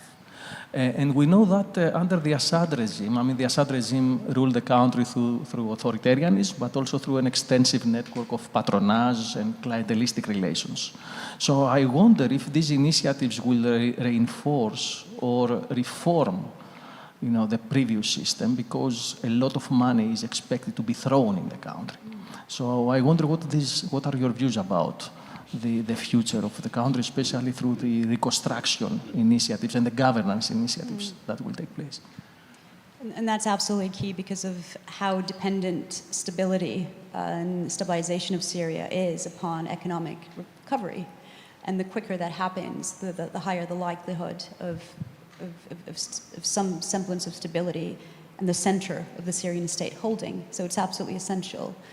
There are different views across Syrian actors as well on this, those who are supportive in Shara in principle because of what he represents as a post-Assad alternative, and those who are outright sort of opponents of him, given the ideological lineage. And the question really is about how fast the West should have lifted sanctions, right? The issue of conditionality. Should there have been more benchmarks, milestones that the interim government should have been forced to comply with before sanctions were lifted or on the pathway to lifting of sanctions? On the other hand, you have the Gulf states, Qatar, Saudi, UAE, who are expected to not only foot the bill for the reconstruction of Syria, but also Gaza and Lebanon to an extent as well. Syria, I think, is seen as offering a higher level of return on investment, and that has to do with the political buy-in that Arab states have invested in Shara's success in stable Syria. But the Gulf states are very clear in that the era of free cash is over, right? They are not going to be throwing money at Syria to fix their problems without a political agenda that is agreed, without a system in place in terms of banking, access to market, and debt restructuring. So that is a risk. But of course, the Gulf states also hold a great level of leverage because of how they can help Syria recover. I think your question, will investment in Syria by external actors reinforce existing patronage networks? I think we're already seeing that, absolutely, in terms of consider, for example, the Captagon trade, how the Captagon smuggling routes have shifted now to those that are closer to the seat of power, organized crime undergoing a shift, but we were talking about it's the end of organized crime? No, but is it shifting from one set of actors to another set of actors? And you see this, it's a common pattern in post-conflict transitions. Recalibrating. Exactly. Those who seek to profit from the spoil of war and what transitional opportunities may bring, I think, that is almost a universal, I would say, experience in these contexts. If I could just say very quickly your question about federalism.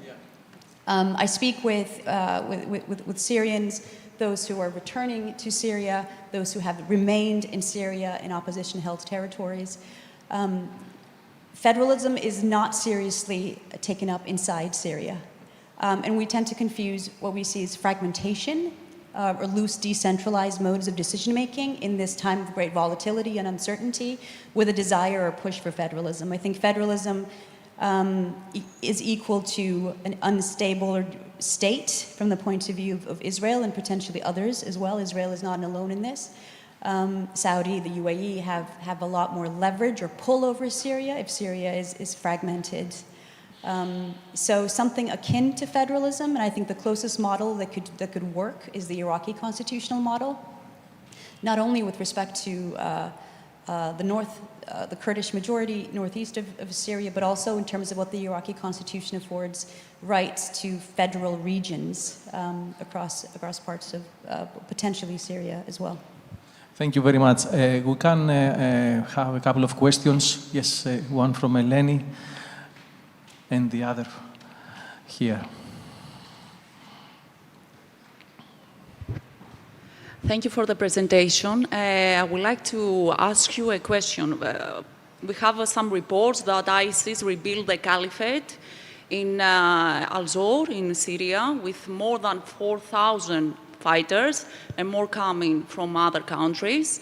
And we understand that it's an emerging security threat because President Trump highlighted that he will freeze the sanctions against Jolani in case he counter ISIS in a form of Speech Act. How do you believe that Jolani will counter his ex-colleagues, if I can say, and how the other countries, the allied countries for the present, help in this situation. And we have one more question here at the front. Let's take them together. You need the mic?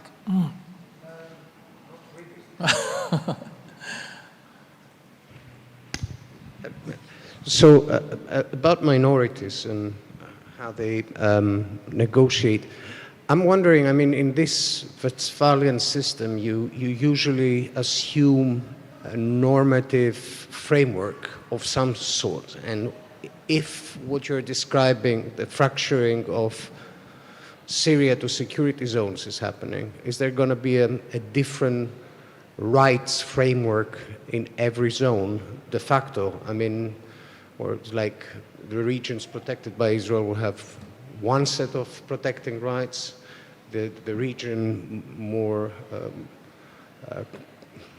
in control of Jolani will have another set. And can anyone in the right mind invest in that location if that is not sorted? Because I hear the question of access to banking, which is important. But can you negotiate? I mean, who will invest in the right mind in a place where there are no contracts or rights of any kind, including property? Thank you very much. Yes, please, Jonathan, you can start. Well, first, let me answer the last question first. I don't think the investment is about the rights as much as it is about some other problems. At the heart of all this is whether or not Sharaa can get control over his former colleagues. If I've got an American CEO who's interested in investing there, can I take him and go visit places outside of Damascus and Syria, knowing that there are jihadi Uyghurs, Tajiks, Uzbeks, Pakistanis running around the country wearing Assyrian army uniforms? Or is that CEO just too sweet of a target to take him around there? I mean, that is really at the crux of it. On the minorities, this is really not, I mean, right now, it's already fractured. It was fractured before. The question is, can you build it back together? Can you create connective tissue that links all the groups to their government in Damascus? Because at the end of the day, that government is going to have to make decisions that impact their lives. And I think the Israeli presence in the south is probably temporary. But the arrangements for the Druze and the arrangements for the Kurds and ultimately for the Alawites at the coast have to be the same. They have to, or you're going to, if one group feels like the other is getting an advantage, they're not going to accept it. And this is going to be part of an enduring constitutional conversation for the Syrians going forward. On the question of ISIS establishing a presence in Deir ez-Zor, there's still American soldiers out there. There are still the SDF, which is the most capable military force in the country there, who've spent the last 10 years fighting ISIS, and they will continue to fight them. I don't think they have much of a chance of setting up anything meaningful without getting clobbered militarily. And the point about President Trump lifting the sanctions, I think gets back to who Sharaa is and who he's shown that he wants to be. And it gets to the question that Borchu raised. Can a former jihadi reform himself and become a normal, welcome member in the community of nations? And this is an important test case of that. From everyone I've talked to who's had one-on-one sit-downs with Sharaa, they say that his ambition far exceeds his ideology, that he really wants to be that leader for a new Syria. The question isn't really about him. The question really is, he ruled Idlib with an iron fist. Can he keep the guys that used to be under his control in Idlib under control as they run around Syria? And that is a big open question. Thank you very much, Jonathan. Burcu? Thank you for the questions. On the point about ISIS, I think the threat of ISIS resurgence is very front of mind, both for Syrians, for Damascus, and for neighboring countries, certainly. There is a regional coalition intent on deterring the resurgence of Islamic State. Bearing in mind, though, that HTS has fought ISIS and did fight ISIS for several years. So that rupture, that distinction between what al-Shara or Jolani represents and ISIS, I think is clear. And the White House meeting cemented Shara's commitment to that. There are foreign fighters and factions, armed groups across Syria who are loyal to al-Shara and will follow in that path against ISIS. There is a wide sense of commitment and buy-in to making Syria in its current form succeed, right? And I'm not in favor of the argument that Shara must succeed because there is no alternative. I think alternatives, political alternatives, are always possible, and they are brewing, right? In a few months to come, we might see some of those from the old era security forces or the various ministerial positions. They might emerge as contenders for the post of the future president of Syria. So I'm not one who makes the argument that there's just no plan B, there is no alternative. He has to succeed. He has to succeed if he wants to stay in power, because there are others in Syria from the opposition as well who are keen to forge a different path forward. SDF, of course, have fought in the anti-ISIS coalition. SDF's integration into a centralized Syrian armed forces or Ministry of Defense will not preclude their continued commitment to fighting Islamic State, but it will happen under a common architecture of a Damascus-centered Syrian security forces. You have US military intelligence sharing almost continuously to counter ISIS. You have Turkish support, Jordanian support, Iraqi support as well. On the minority question, which is absolutely essential to holding Syria together, and I don't mean in a rigid, inflexible, centralized state manner, there will be solutions, there will be creative solutions. They must be constitutionally anchored, endorsed by the entirety of the Syrian population. Since the 8th of December last year, the federalism question has been debated fiercely, but it's been debated outside of Syria by external actors looking in, trying to propose a solution, perhaps the one that mirrors those in Lebanon or Iraq. I think it has to be a domestic Syria legitimization and consolidation process. But the issue of minorities is not only an issue of domestic governance, it has geopolitical implications. If, for example, the Syrian government gives more rights to the Kurdish, the Turkish may be a bit irritated, right? So... Yes, I mean, looking back at post-2003 Iraq, when the United States privileged the Kurdish groups in the north at the expense of the Sunnis, I think that created built-in a structural imbalance with which Iraq is still contending and trying to come to terms with. So that over-privileging of a particular minority by an external actor, I think is hugely problematic, and that will undermine stability. It will entrench regional disparities across Syria in terms of income opportunities, development, investment. We saw this in Iraq. So let's learn some lessons from the post-war experience in Iraq and try not to replicate them. I don't think the Israeli presence in southern Syria is permanent. I think Israel has a host of legitimate national security interests, which it will justifiably try to enforce. But of course, Damascus is not going to concede that the Golan Heights is gone forever. So bearing in mind that all actors right now are playing the long game, there are no easy and fast solutions. This is going to take a long time to settle. I would add on lessons we need to learn in the region, not just Iraq, but also Lebanon. And I worry when the Israelis say that they're in favor of a loosely held together arrangement where the different minority groups have special concessions. Yeah, it just reminds me too much of Lebanon, and we see how well that worked out for the Lebanese and for the Israelis. Yeah, true. Thank you very much for coming to Athens. Thank you for sharing your knowledge about, about Syria and about the region in general. I would like to thank you very much also for attending this.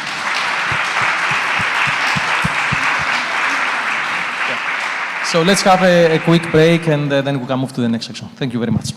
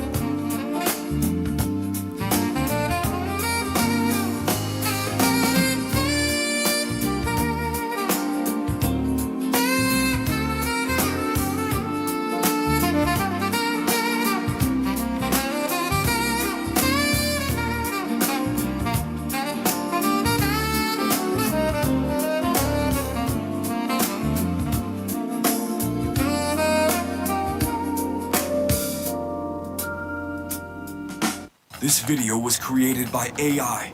No cameras or complicated software required. With the right tools, you can create any visual you can imagine. You can build businesses with AI. You can grow brands with AI. With AI, life gets easier. The problem is, most people are overwhelmed by AI. They don't know where to start, what tools to use, or how to get results that actually blow people away. This is why thousands of people have enrolled in the AI Creator course by ContentCreator.com for less than the price of a dinner date with your grandma.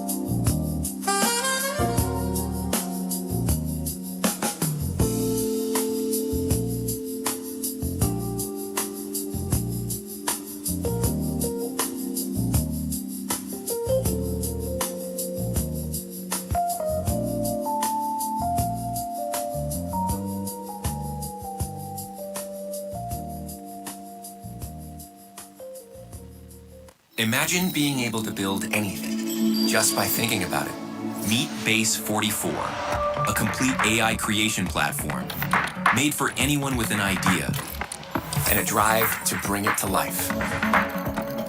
Describe what you want and watch it take shape. You can plan, customize, and expand in any direction. From tools built for one to platforms ready for many. From passion projects to enterprise-grade systems. Everything is built in and ready to launch. It's a new world of creation where you can go as far as your imagination takes you. Can you imagine it? Let's make your dream a reality right now.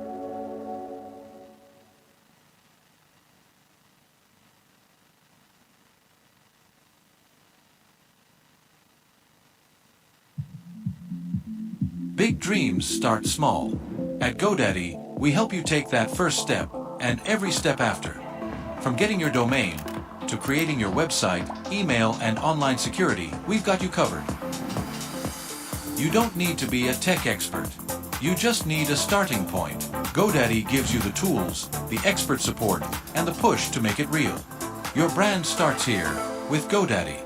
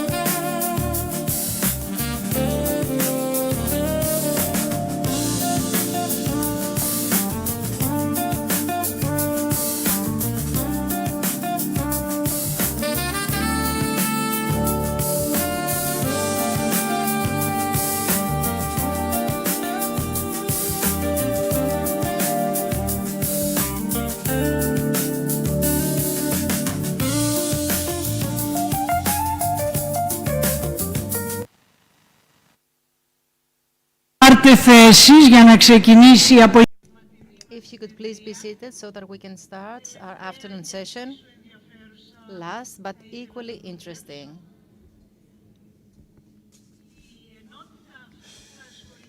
In this session, we are going to talk about the Greek national strategy. There are two sides in this. In the first, we're going to focus on foreign policy, and in the second, in the defense policy. We're going to focus on the defense policy. I'm glad to see so many of you in the room. It shows that you are very interested in how our country can find its path in a rapidly changing international and regional environment.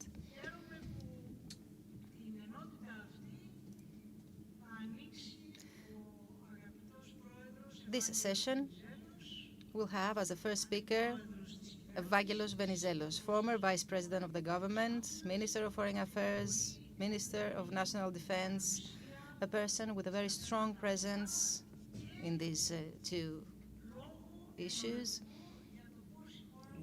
a person with deep knowledge of these very crucial international environment. So I would like to thank Evangelos Venizelos for taking part in the forum, and I would like to invite him on stage so that we can have a discussion.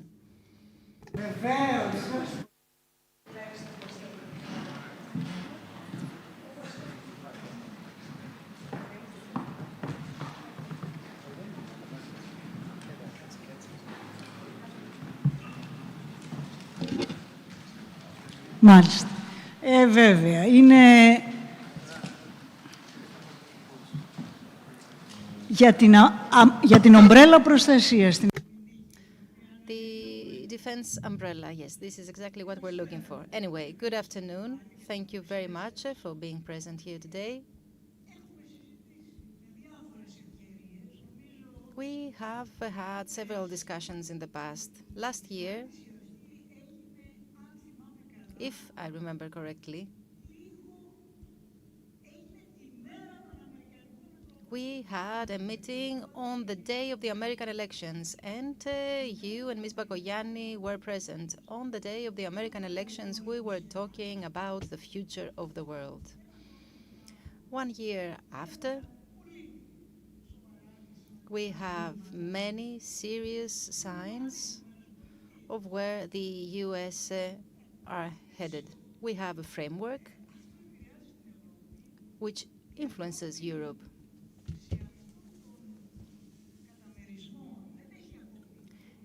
Europe hasn't shown yet a strong identity.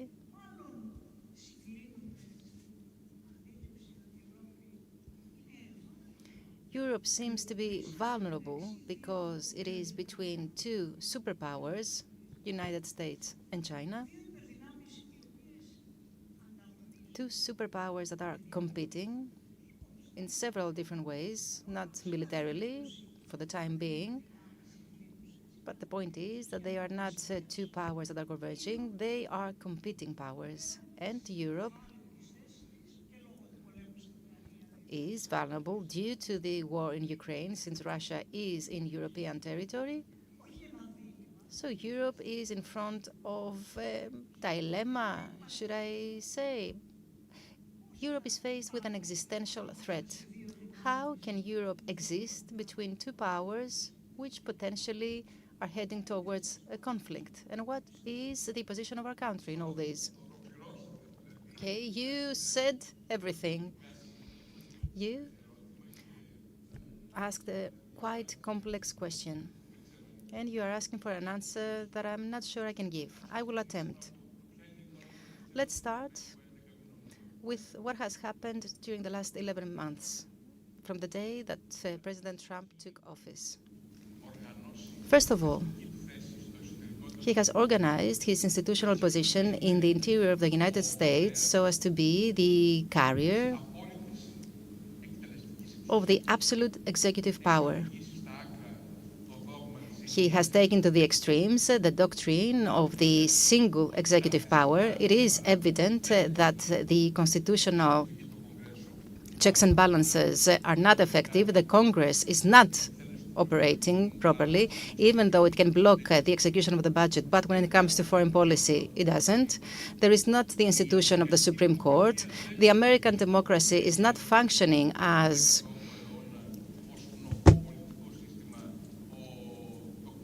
Tocqueville described it back in the 18th century. It is something different. It is a different political system. It is a version of American democracy which doesn't fit with the European perception of a liberal democracy. And this is shown in the foreign policy of the United States. In the foreign policy, the absolute power of the American president is turned from the absolute power of the United States, which is still the only superpower, because for the time being, all the military, economic, political, value, communication characteristics are in the United States, and he implements on the international arena a policy of voluntarism. The point is that he is in favor of transactional voluntarism. Voluntarism because he places particular emphasis on the political will and determination, which he represents with an institutional cover, and this voluntarism is transactional, which means that he wants to end with settlements. He doesn't mind taking steps back, giving a picture that is rather confusing, other times even bizarre. He's interested in getting a result that combines strategic goals, that is, the goals of foreign policy and of defense policy, and of course, financial goals and objectives. He is negotiating about everything with everyone. And here is what is of interest to us. This is done in the name of the United States, not necessarily in the name of the West. President Trump accepts that he is the leader of the West, but he takes on this role only if the other partners of the West accept his terms. In other words, it is not self-evident that he leads the West. He sets his terms and conditions, and when these are accepted by the other Western partners, he takes on the leadership. This, of course, concerns Europe, Canada, Australia, New Zealand,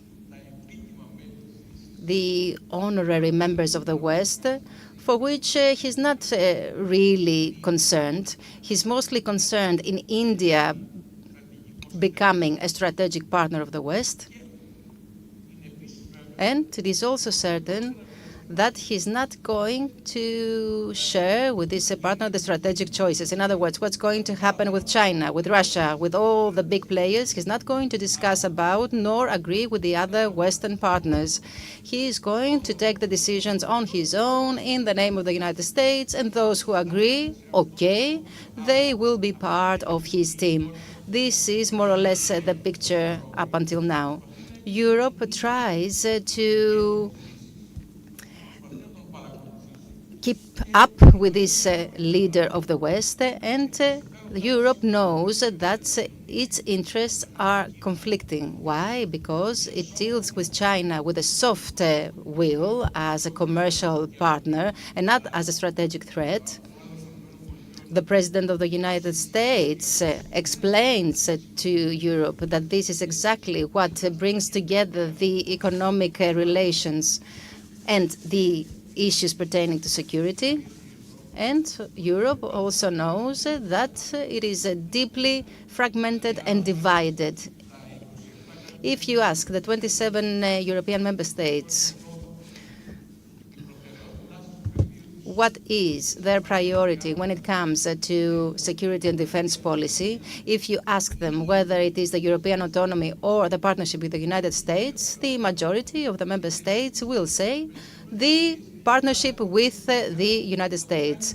And even if they don't mean it in theory, they mean it in reality, and they will do it in practice. And Greece gives the reply that the first priority is the partnership with the United States. Moreover, the European Union is at risk of becoming captive of its rhetoric, talking a lot about European defense and security, the European defense industry, and the European autonomy. This may undermine NATO before the President of the United States does so. In other words, we are going to undermine NATO as the bearer of the European defense and the transatlantic security, since the United States are engaged in the European security from the First World War, and second, the European security is of great importance for the American security. So it seems that sometimes we lose our pace when it comes to these issues. And in such a context, a country like Greece that has some hybrid characteristics is faced with increased problems, because we are experiencing the following problem. We don't have the same understanding of security when it comes to the West. If there is the problem of Russia and of Russian threat and the relations with Russia, before I touch upon China, we don't have the same feeling or the same perception as those in the Baltic countries or the countries of the former Central and Eastern Europe, not even with the countries of the former Western Europe, because we have a small, in terms of items, agenda of national security, and we believe that the main security problem has to do with Turkey. That our main agenda has to do with the Greek-Turkish relations and the Cypriot issue.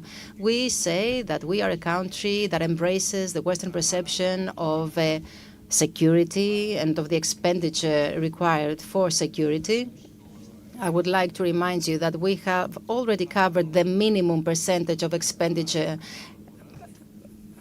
as a ratio of GDP, but this has to do mainly with our armament and with the sense of security that we want to have, always vis-à-vis Turkey. So we are a country that has some basic particularities, and we need to take this into account in all discussions. And when it comes to the security and defense policy, stating just the identities and saying we are a European country and we're going to do that and act as such. By the way, we have multiple identities. We are a Balkan country. We are a Black Sea country. But this doesn't mean anything. The existence of multiple identities cannot resolve any problem of strategy. So we are operating in this framework. And right now, we are constantly stressed that the lights of attention will be on us, because we have the war in Ukraine, we have the war in Gaza. We are very close to both wars, and now we can see that this approaches Eastern Europe. And by approaching Eastern Europe, we get stressed, we get mobilized, and that is why we had the proposal for the regional summit of the 5 countries of the Eastern Mediterranean that actually brings back all the proposal of 2020, which was then adopted and promoted by Turkey, by President Erdogan himself, from the podium of the UN General Assembly in September 2020, and the then permanent representative, the ambassador, Mr. Ilioglu, with a well-known letter in which he excludes Cyprus because he wants to secure somehow the participation of the Turkish Cypriots.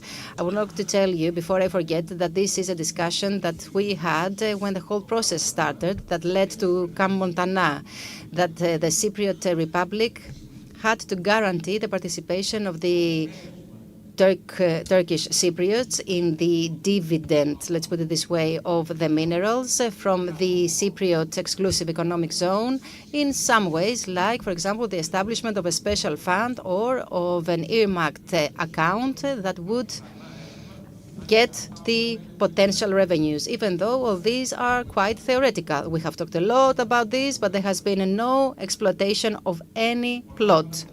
we are many steps behind such a development. So since we are talking about our territory, our country, and our waters, I'm not delineating the waters, I would like to agree, first of all, with what you said, that indeed, for many decades, and despite the threat that we perceive, we had an umbrella of protection. I would say a dual umbrella of protection. We had selected to have multipliers of power. Since 1952, we have the affiliation in NATO, and from 1981, we are members of the European Union. We have these two safeguards, which to some extent made us feel at ease. And that if there ever was a conflict, you will allow me to interrupt you. This is a very optimistic description. Yes, please continue. So, I was saying that now, as these two safeguards are receding, we can see entering with great force in the region this concept of power, and mostly of military power in this discussion on international relations. We are a peaceful country. Yes, we are a Kantian country, just like all the West. But the country on the other side is not the same. Okay, let's talk about what has happened. Because the new model of foreign policy needs to reply to the question what the future holds.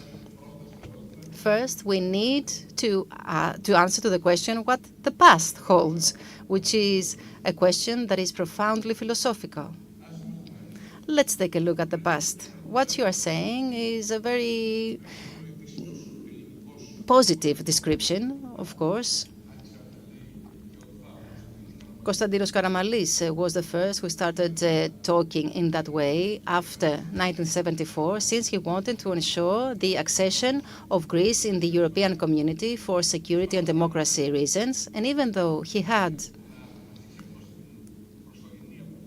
to withdraw from the military branch of NATO, he fought for the faster reintegration of Greece into the military branch of NATO. But no one had the impression that NATO or European Union would ever be a real partner on the field if there ever was an issue with Turkey. From the very first moment, and despite the trauma of 1974, we were always turned towards the United States. So in the theory of a potential incident between Greece and Turkey, the one that would intervene and would make the military friction into a diplomatic procedure was the United States. And this is exactly the truth. Not NATO, not Europe.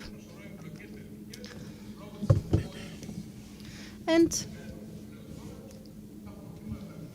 we all know the several problems with NATO, rules, Aegean guidelines, and everything that is associated with the administration structure problems that I had also faced when I had to deal with this in the first semester of 2011. Back then, we had taken a lot of initiatives about Limnos, about the change of the headquarters.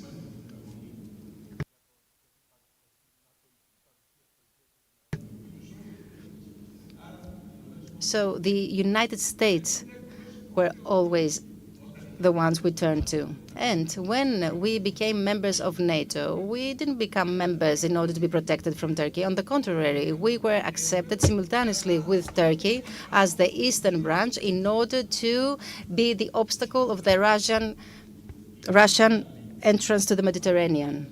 The clause of solidarity of Article 5 of the North Atlantic Pact provided for the activation of it if there is an attack against a member state or against the Turkish territory before Turkey was even a member of NATO, because the straits are so important that there was this provision in the statutes of the treaty before Turkey became a member along with Greece. And we have had this discussion in the past, and we had said that it was the doctrine of Alexandros Mavrokordatos that explained why there had to be an independent Greek state, which, along with the Ottoman Empire, would be the ones that would impede Russians from entering the Mediterranean. This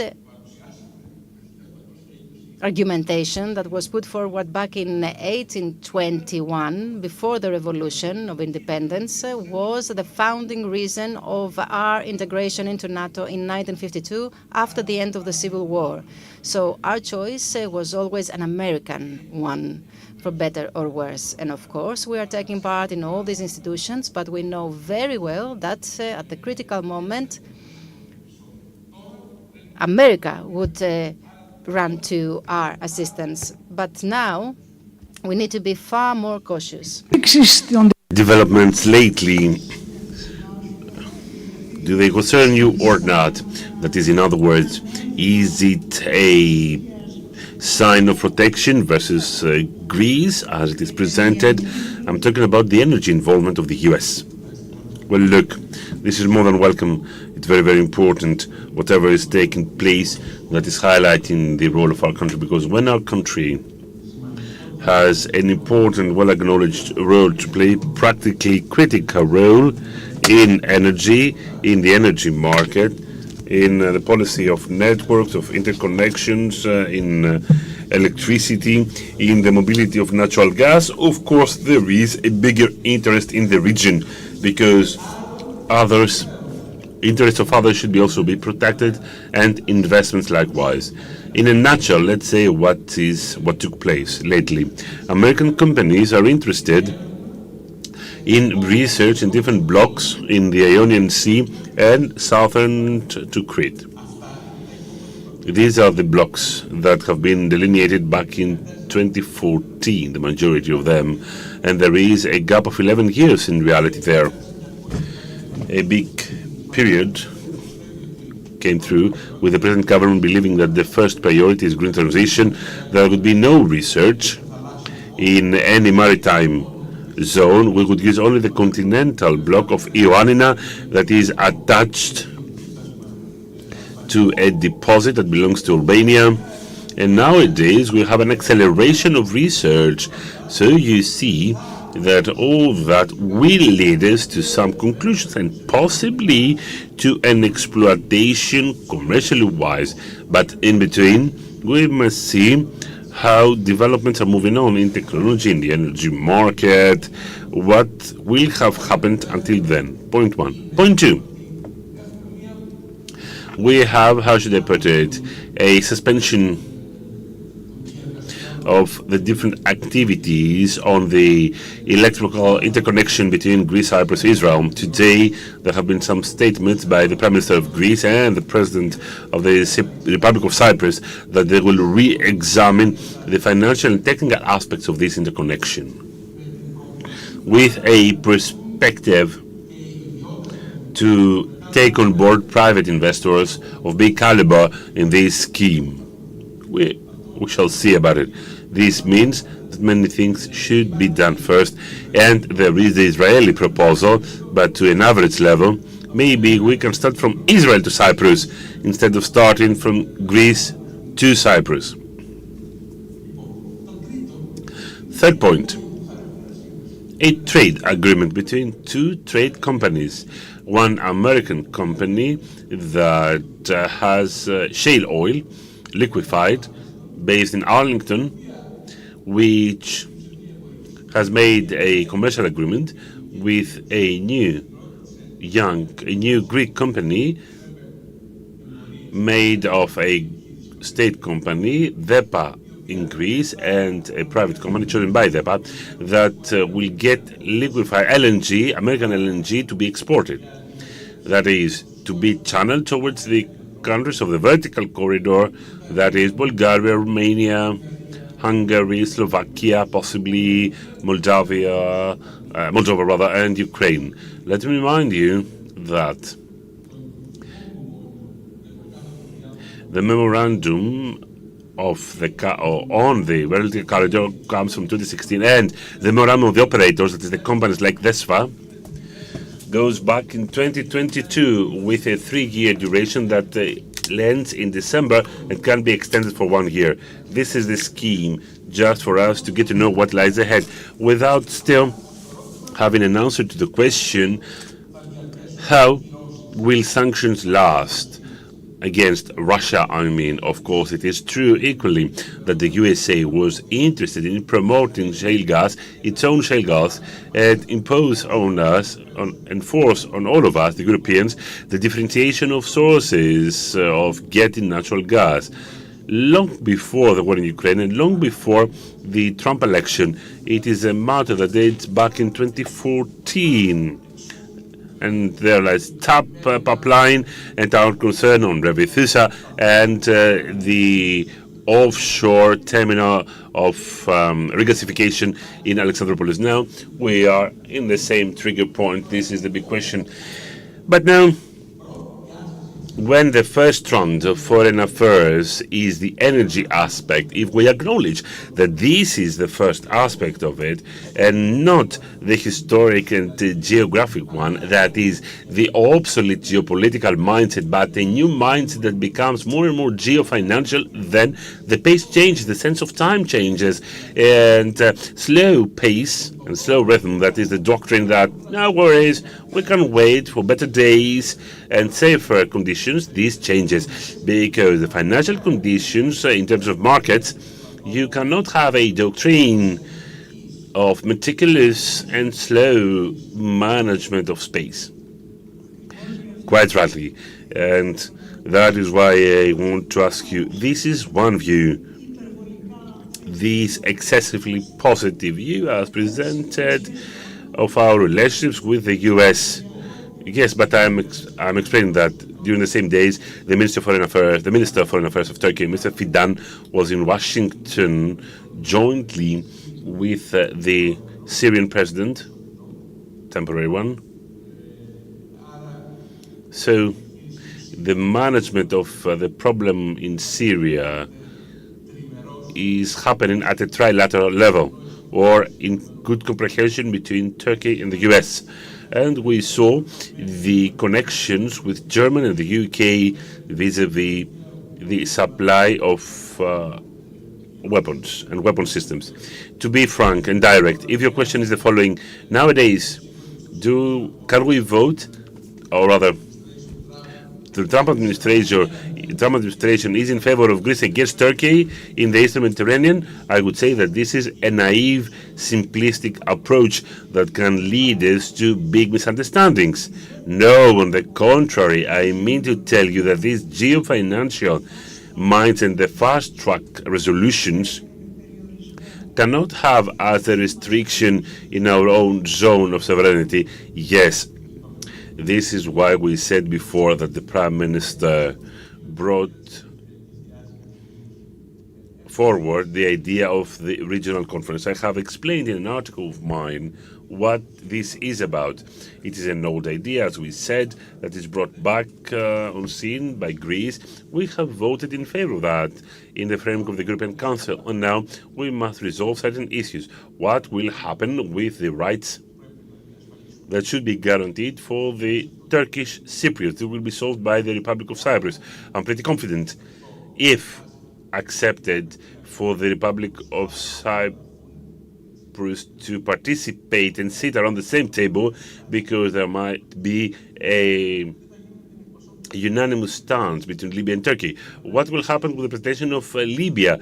We have relationships with the both sides of these weird state that is orderly on the one side and non-orderly on the other side. We can discuss about many different things, but delineation of a continental shelf and EEZ, we cannot do it. In these multilateral conference, delineations will happen at the bilateral level. In international law, there has been such a background history, but it is an exception. So this will be done at the bilateral level, and we must know how this will happen if there is no agreement. So I'm saying This regional conference is nice. Any idea is more than welcome to meet, and maybe Lebanon could join us, Israel could join us, why not Syria, in this regional conference. But if we must keep our channels open with Turkey, the ones we have. That is, we must maintain the different exploratory talks, the negotiations when it comes to the different measures, and the talks on the positive agenda. And we must take into account the whole framework, as well as the change of pace that is a prerequisite of that. Indeed, we are in front of big dilemmas without having any prerequisite to discuss about them in a serious way domestically in Greece and reevaluate or update or review our own strategy. You know, the latter has been the fruit of realism, because there was a series of initiatives undertaken by Konstantinos Karamanlis, then Andreas Papandreou, and in reality, if we simplify things, he continues this policy, and then other prime ministers add their own touch. But the pattern is specific since the very beginning. This has been rather good for us. We have 50 years of peace, 50 years of better living conditions in spite of the financial crisis. We have 50 years of democracy. We have a European country in the Eurozone. We have Cyprus in Europe and in the Eurozone as well, with a political question suspending there. These are the positive points. Of course, there are negative issues, which we know. The list of what we call unilateral Turkish allegations has been quite voluminous, and nowadays it is a lengthy list. At any given moment, it can be updated, in spite of the fact that we have an open channel of contact. The change of the balance of power with Turkey, shouldn't that be of our concern in this approach of a new paradigm in foreign policy? What do you mean? What do you mean, this balance of power? It is a question that cannot be easily replied. You know, each and everyone has its own entity, its own national sovereignty that is related to its own position. That is, we are a country of 11 million people. Turkey is a country close to 90 million people. But our geographical position is different. The threats that we have at our borders are different. The open fronts that need a military alertness are quite different. So, in other words, I would argue that we have one security problem. Turkey has multiple security problems that are of another level.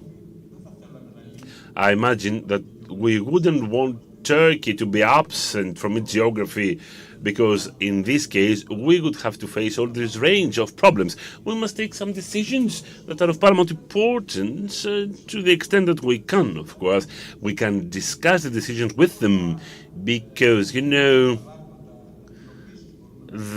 we can achieve more counterbalances. For instance, do we need a Turkey? Do we need a country that is within the Western paradigm or not? Which is a member of NATO, belonging to the West at the end of the day, in spite of its exceptions? Or do we prefer a country, a Turkish nation, that doesn't have these characteristics? These are questions that should be replied in a full way. Our analysis of Turkey is a bit simplistic. We are not that deep analysts of the Turkish phenomenon. It is more complicated than that.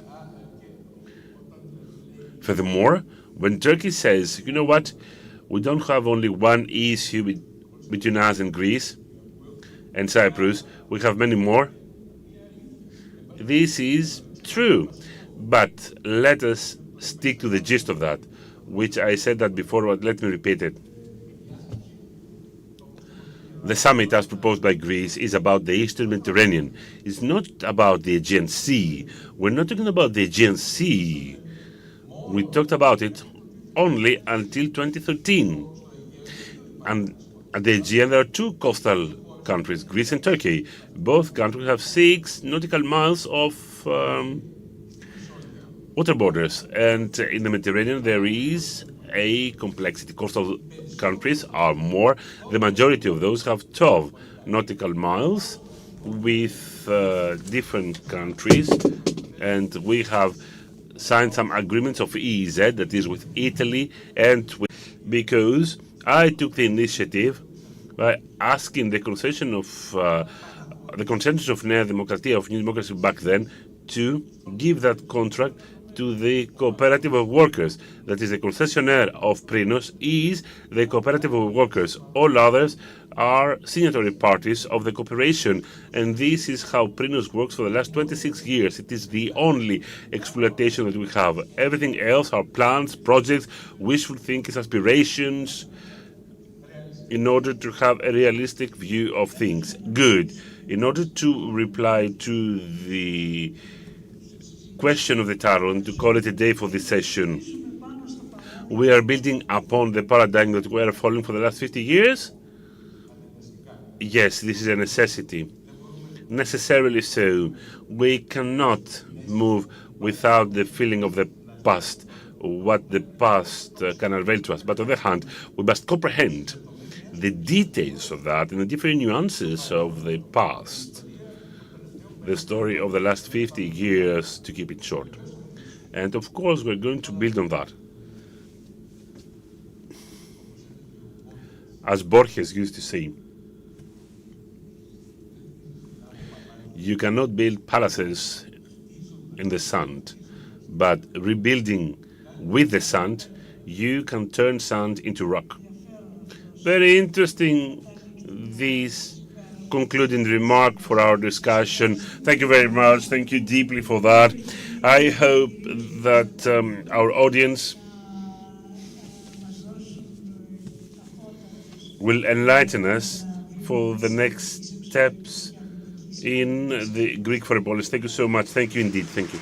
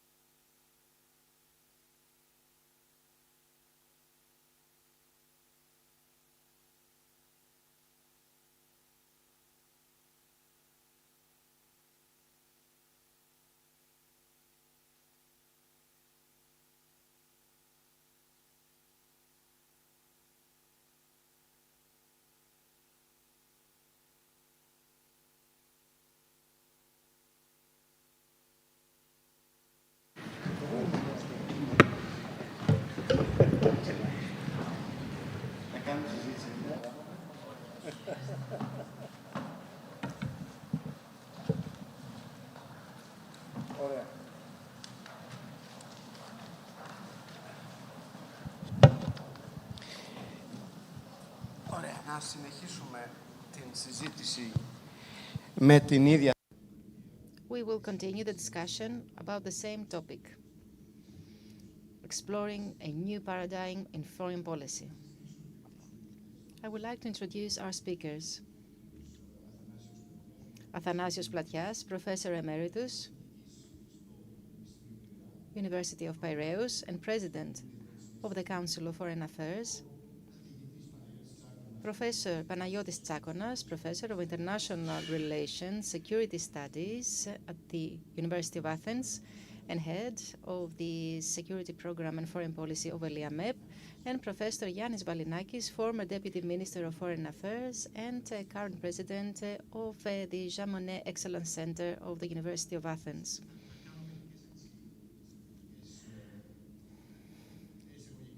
I would like to make some introductory remarks, and then we will have 3 rounds of questions addressed to the panelists.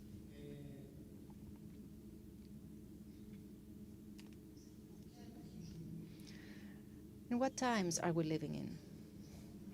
Because, we are trying to understand, describe the times we live in, especially after the end of the Cold War. We embarked on this post-war era, which for the last 35 years hasn't stopped changing. And many people say that we now live in the era of information and of AI, or in the era of the fourth industrial revolution. Some other people talk about the return to geopolitics. Robert Kaplan has written that jungle comes to life again. Others talk about the Anthropocene era, and this, of course, has to do with the climate change and the consequences of that. But I would like to refer to an article written by Thomas Friedman, the editor of New York Times, who has been dealing with foreign policy issues for many years. And lately, his articles have become more complex because he finds it hard to describe the current era. Friedman tries to link the developments with many other issues, and especially with the progress of AI. He talks about the sympaxis between climate change and the radical transformations in technology, biology, logic, connectivity, geoeconomy, and geopolitics. And since there is this transition from the binary systems, as he calls them, to multi-systems, this creates apprehensions for every of these issues. When we talk about climate change, but a climate crisis, or when we talk about the multiple crises, when we talk about the political alignment that needs to take place, the bilateral trade that becomes very fragmented, and the societies become all the more diversified and turn into mosaics. And this balance of power, of the big powers that continue to exist, but also the existence of the smart machines, which are predominant in this era of the fourth industrial revolution, in this era where there are people with extreme powers that take advantage of the technology, the tech brothers, these people who have businesses with global impact, and also the fact that we have storms that we cannot control, and the fact that we have many failed states like Libya or Sudan. All these create some new conditions and circumstances of a world that has become all the more connected, multipolar world, and multidimensional and multiform world. And there is a colleague of Thomas Friedman, former executive of Microsoft, Craig Mundie, who had also worked with Henry Kissinger in the context of the latest books. And Kissinger, by the way, was involved with AI, and he had created a new term, the Policene age. Maybe this is how we can describe our times. And Friedman gives an example.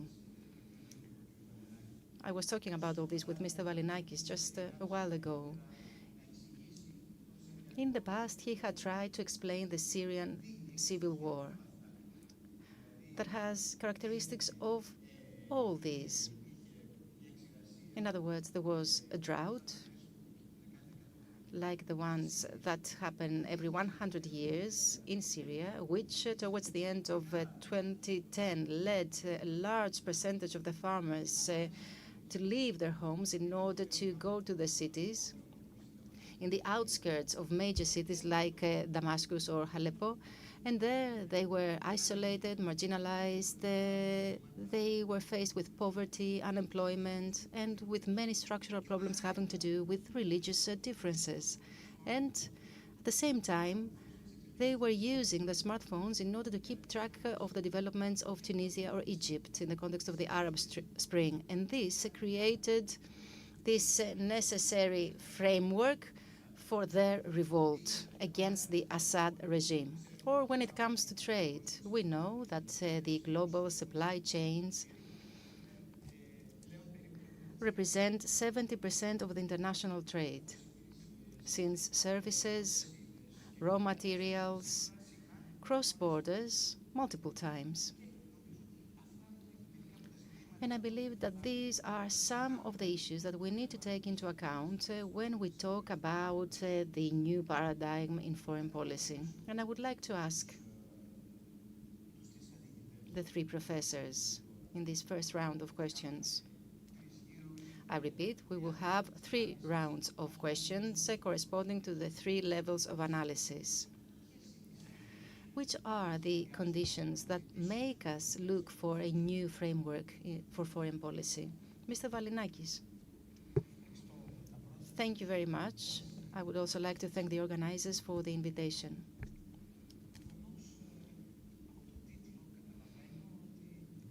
Taking a look at the title, Exploring a New Paradigm in Foreign Policy, I understand that there is now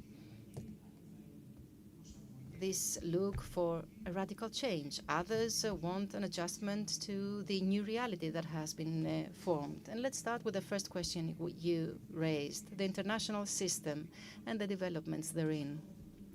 The developments push us towards finding a new strategy. We have an international framework that has been developing during the last few years in a rather dangerous way for our country, because it is a multipolar system that is being formed with many players, each player having their own interests. The alliances are very unstable. Generally, there is instability in the international system. This system and this international framework is filled with conflicts. There is a rise in violence, and of course all these are the worst developments for a country like Greece. Let's start with a basic principle that we abided by after the Cold War, and which is the backbone of the Greek strategy. And this is the inviolability of the borders.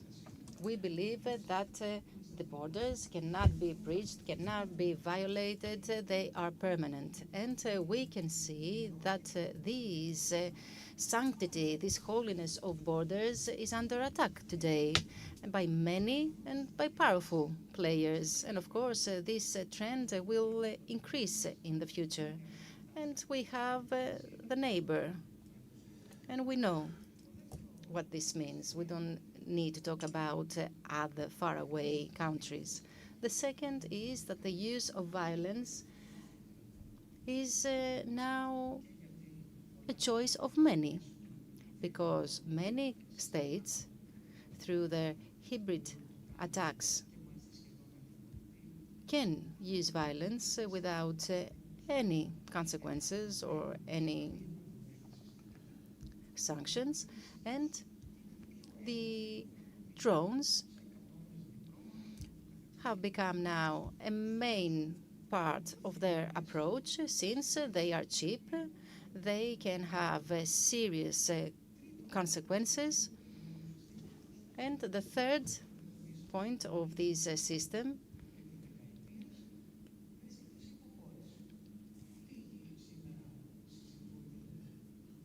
is, of course, the international law. That has been subsiding. We are probably the only country in the world that claims that follows a foreign policy on the basis of international law and not on the basis of the national interests, which is, of course, the typical phrase used by all states in order for them to defend their foreign policy. A fourth point is that diplomacy has become far more cynical. A few years ago, at least in Europe and in the Western world, we were all fighting and talking about the human rights, democracy, the non-use of violence. Lately, not much talk about all these. Merz actually visited Turkey. And one last thing, and with regard to that, we are at an early stage. Maybe we should expect some developments. That is that the alliances become more loose. This whole discussion about whether Article 5 binds the United States or not, and there are these ambivalent answers provided by President Trump to the question. The other discussion on whether the European Union is truly united and in the position to deal with external threats. Now, what do all these mean for the foreign policy of a country? First, the country needs to be alert. You need to keep track of the developments because developments change day by day. Second, you need to make rational choices. You need to be able to see that the conflict is about to erupt, so you need to take action. Third point, you need to be flexible, adaptable. You need to be speedy in your response. When you see everything changing around you, you cannot stay inert. So you cannot stay true to some obsolete principles. You need to adapt to the new reality and to the new developments. And another dimension I would like to mention is this transactional spirit that has emerged.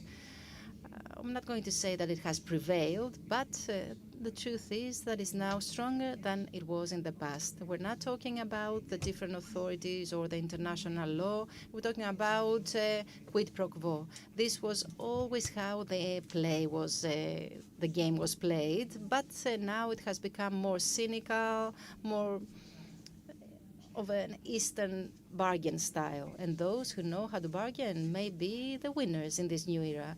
Those who don't know how to bargain, just like we are, cannot expect a lot of victories in the future. Thank you very much. Now, Mr. Tsakonas, the same question for you, please. Well, thank you very much for this invitation. Let me start from thanking you. Overall, I would say that even if I'm skeptical, I'm usually optimistic. I will describe changes at an international order in a more pessimistic way compared to Mr. Valinakis before me. Meaning that Mr. Valinakis is the worst case scenario. You're going to be even more pessimist? Yes, good. Now, please, listen tight. Fasten your seatbelts. I think that there is a movement of people to dystopic characters, even before the election of President Trump, vis-à-vis trends that are being shaped at an international order. Maybe they can be linked to technology, to the deglobalization, to the complicated interdependence, and to unprecedented crises that we live, like the pandemic.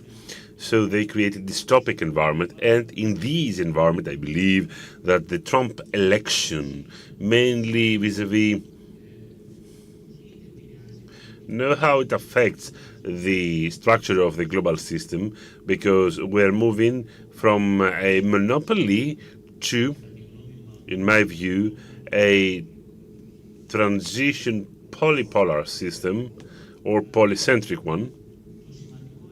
What is important is to what extent the choice made by President Trump through the strategy of negotiation that he has adopted, that has integrated the issue of the non-predictability and of the threat to use violence, can enhance some trends that are already existing in the world system, or if it diminishes some positive elements that already existed, like the ones that Mr. Valinakis said. For instance, the weakening of different populations and the possibility to intervene in a regulatory spirit, the supremacy of a logic of might, the marginalization of rules, the concession in multilateralism, well-known things.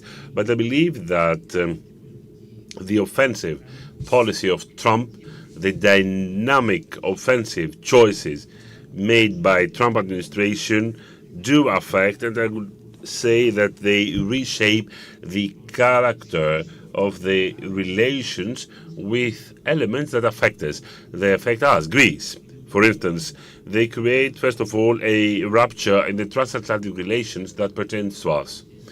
When it comes, rather, according to some analysts, a division in the West, for instance, when it comes to how we can tackle Russia, a clash with the European Union. Furthermore, there can be some conjunctural anti-West groups by revisionists. They are there together, China, Russia, Turkey, that stand against Trump, but also against the West, or against the EU. And overall, a background, like Mr. Valenakis said, of relations that is a transactional logic that addresses both to enemies of Greece's, like Turkey, rivals, to put it in a better way, and to friends or allies, like Israel. For sure, these affect us. Why? Because we are a small or medium country, and changes not just in the structure of the international order, but what we call process of the international system that has a significant consequence. I explained the burden mainly pertaining to the offensive policies and choices made by President Trump. This means that the motivation or the constraints for a small medium country are of interest, and we're interested in these changes in the international system. Let me put another dimension that is not just about us. Let us lower the level. I would argue that this is related to regional reasons that can be integrated in the wider framework. This is about the environment around Greece, the direct landscape of Greece. That is, like the systemic one, it can have its own features. That is the Mediterranean security landscape.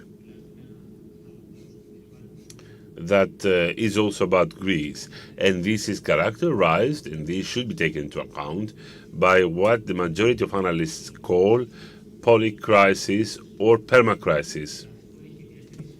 This is of particular importance vis-à-vis the way that we shall examine in the next phase of our discussion. A small country like Greece is invited to meet such a dynamic, changing, not just systemic environment, but also a regional one. And of course, some different questions related to the fact that Greece is at the crossroad between a stable region, that is the EU, as an ensemble at the edge of this territory, and, on the other hand, a zone of high risk, not to say chaotic one. Automatically, this puts it geographically alone, either we like it or not.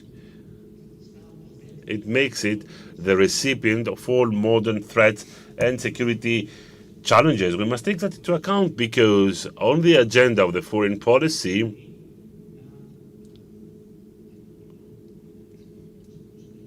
in order to use a word that I like, we cannot be limited to tackling a central traditional threat, but we should also put into our agenda, in the Greek foreign policy, a series of asymmetric threats. Big endeavors, big risks that can be linked to cyber attacks, to issues that until now, not only were they not included on the agenda, but they were unknown factors for the decision makers in foreign policy. Good, thank you, Mr. Platias. I would like to thank the organizer for this invitation. Let me congratulate the leadership team of IDIS for this brilliant conference. Let me reply to two questions. Do we need a paradigm shift in foreign policy? The reply is yes. I hope that in due course I shall have the time to explain it. But let me come to the question that you started. What is the world we're living in? You listened Mr. Venizelos saying that we live in a monopoly. The US are alone with no competitor. You listen to the two previous speakers saying that we live in a multipolar world.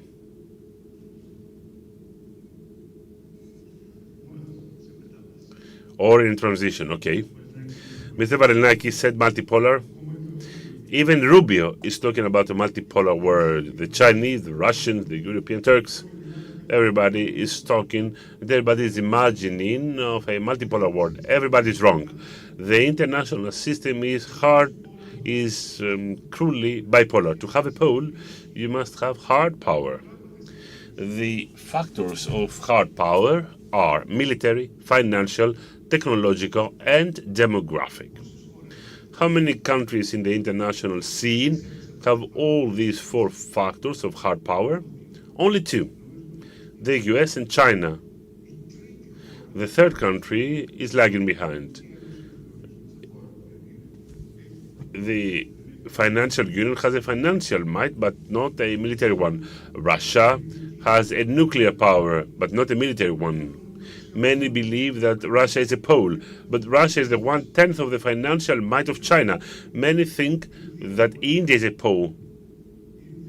India controls 18% of the global, rather China, of the 18% of the global wealth.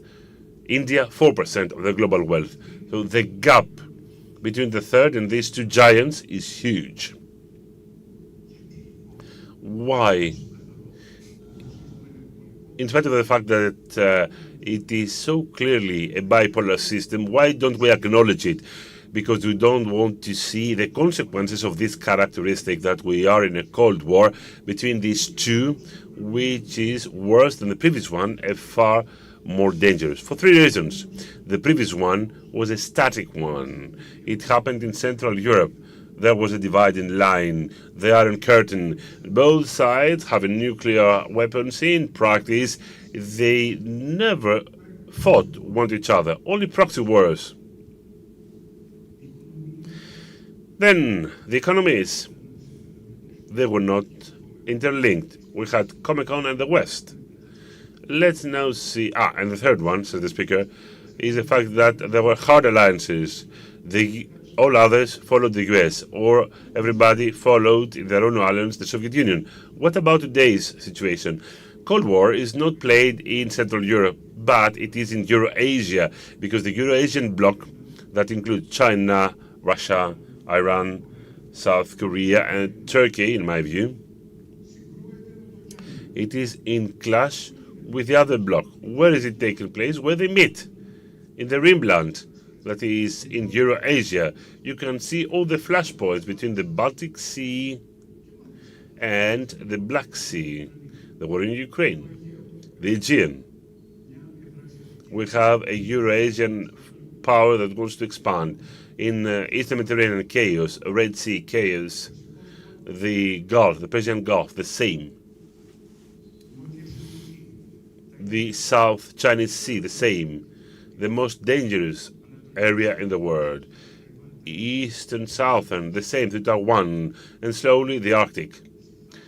All seas around Eurasia are in turmoil. The most dangerous area on the planet is Southeastern Chinese Sea, and the second most dangerous area is the Eastern Mediterranean. We are positioned in this second most dangerous area on the planet. First reason. The second reason now. This is related to alliances. As I told you before, in the past, the rulers of the two alliances wanted something and the rest would follow. Now, alliances are more loose. Turkey is doing whatever it wants. Turkey has many relationships, both with the US and Russia, and with China. Let us not forget about it. The Saudi Arabia. Its defense depends on the US, but money is earned through China, Indonesia, India, the same. So alliances are quite volatile. And the third thing, which is even riskier, I see this opportunity since you started with Friedman, the word is flood. He should be ashamed because he was wrong, absolutely wrong. This was resolved, that the planet was never flat. The planet is a globe. It has mountains, it has rivers. Geography plays a role. Geopolitics were always there. What Friedman said, that the economy took over, quite on the contrary, exactly this interconnection he alluded to, that all of a sudden this can resolve problems and can bring prosperity. This interconnection creates problem because it is weaponized. It becomes a weapon. See what's going on today, for instance, each interconnection at the financial level or at the technological level or supply chains or different transport chains, choke points, for instance.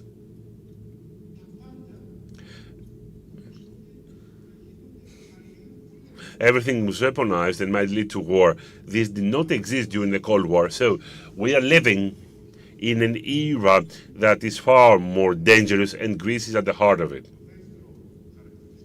Another characteristic is that this is weakening the nation state. We are entering a new Mediterranean world. Look at the players. Take as an example Nvidia, a company. Do you know the value of it? More than 5 trillion. What is the GDP of the UK?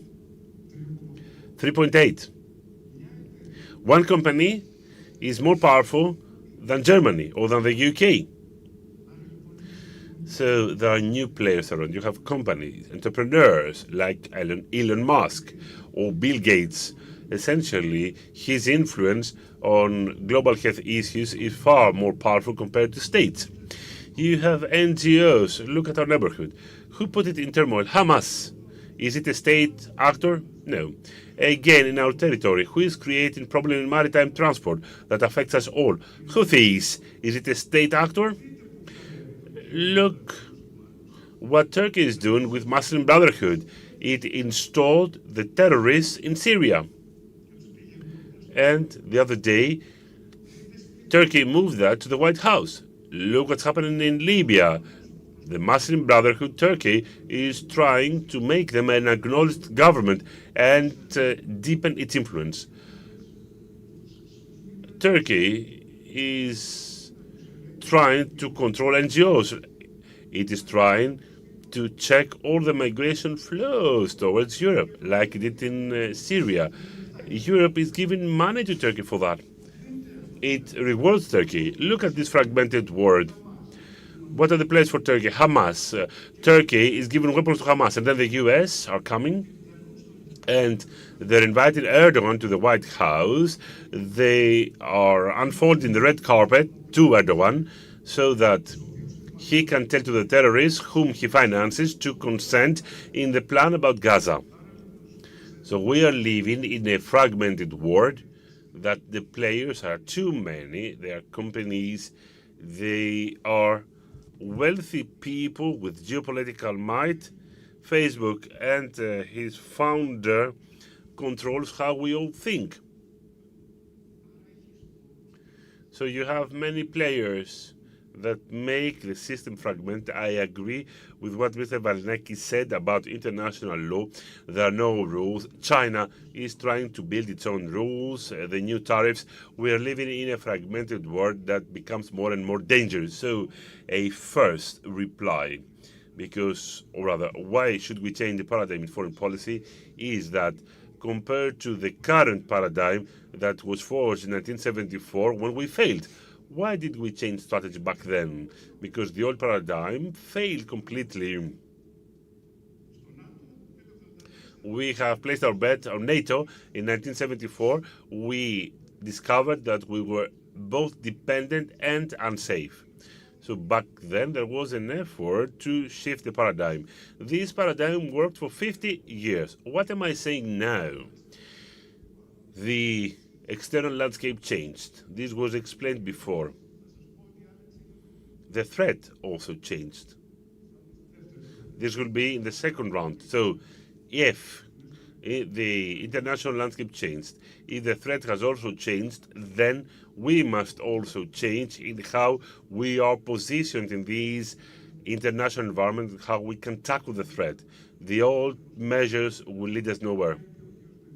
Mr. Venero said it is a successful one. I'm saying, look at the trends. 50 years, we were okay, but look at the trends. Where are we going now? And these trends lead us to a shift of paradigm that I'm going to explain at a later stage the content of this thread. Thank you so much. We have already started our discussion. about these changes and the impact about Greece. And of course, the second round is about the Greek foreign policy. I already raised the question if it is necessary to find a new paradigm for our foreign policy in Greece. I think that this has been replied, but now let us get to the gist of it. Let's start from you, Mr. Platiat. The argument that I made and I'm making is that we must change for two reasons. First, because the international system changed, and I believe that this has been thoroughly explained. Then, second, the threat has already changed. The rival has changed. We have a rival, that is Turkey, which is playing at three levels. It is very important, geopolitically speaking, for the three main players of the international system. It has used the fragmentation in the region, in the Balkans, with the collapse of Yugoslavia, in Caucasus and Central Asia, with the collapse of the Soviet Union and the gap in power that has been created there. In the Middle East, with the collapse of the majority of states, with the exception of Israel. And it is deepening its own territory in Caucasus, the Balkans, in the Middle East, in Northern Africa, and in the Sahel region. So you have a growing big power, geopolitically speaking, which has become more powerful at the financial level. Ever since Erdogan took office in 2002, it has a growth rate of 5.4% per year. We came through a decade that we lost 30% of our wealth, and now we're trying to recover. When it comes to what the balance was in 1974, or what the balance was in 1987, in a successful crisis for us, and how it looks like now, this is against us dramatically. Financially speaking, if we take the true rate, which is the PPP, the purchase power, the ratio is 1:8. If we take the demographics, again 1:8. If we see the structure of our economy, they have a productive country. We, after tourism, which is about services, the second biggest part of our gross national product is betting. So we are an economy of a bubble. The others have an industrial basis. They can export. They're exporters. So the financial balance has completely changed. And since this has changed, the possibility to invest in defense changes. Last year in a conference, the current Minister of Defense said that the money that Turkey is channeling towards its defensive program compared to us is 1:13. In other words, there is a true change in this balance of powers. At the same time, there is one country, Turkey, that, as quite rightly was said by Mr. Tsakonas, is playing at a hybrid level. All these framework will create a new framework within which the old recipes do not work. Let me come to the main question. The nature of the threat has also changed, and the Greek political system has not clarified it. The majority of us, not me, but the majority of the political system, that is, have hallucinations, believing that the Turkish threat is limited. So with small concessions, it can be tackled. I am saying that it is immense and endless because it hits at the heart of the Greek sovereignty. There is no state without sovereignty. The state can be defined by soil sovereignty. That is, over this population, I'm following my own strategies. This is the definition of state. Turkey is raising a question of sovereignty, of land, not just when it comes to the EZ, but also when it comes to the Greek islands. So it is talking about the land and our sovereignty. To do something, we must ask. To have a cable in Kassos Island, for a cable to go to Cyprus, to install wind parks, we must get a permission. This model, this Finnish model, has already happened. It is happening. It will not happen. It is happening already. We must tackle trends that what they are saying is that we must go back before the revolution of 1821, because back in 1821 we wanted to be free. Our ancestors shed their blood on that. The 1/10 of Greeks were liberated. They wanted to make it even bigger. This is put in doubt, and the Greek political system is denying to acknowledge that because they don't know what to do. How should they tackle it? That the threat is an existential one. This will be the third round about the political system. Good. So I reply, why should we change the paradigm? Because the international system has changed. The correlation, the balance of powers has changed vis-à-vis the opponent.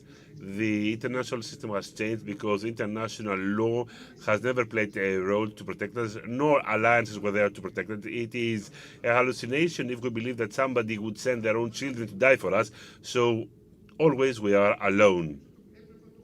I believe that this should have been understood back in 1974. If we didn't understand that before the first problem, when can we understand that? We are always alone. Mr. Venizelos said that neither the EU nor NATO could solve the defense problem of our country, and nobody would send their children to fight for us.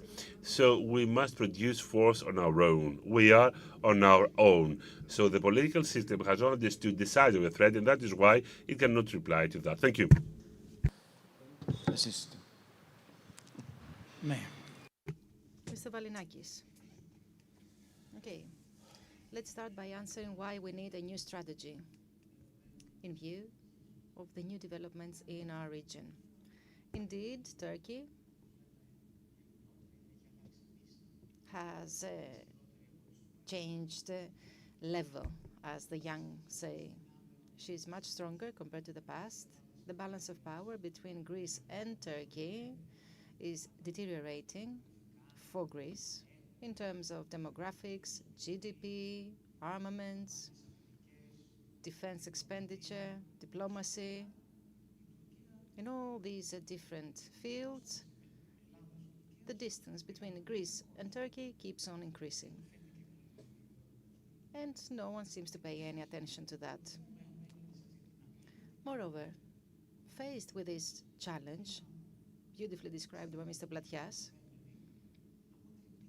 we follow a preventive strategy, a strategy of deterrence.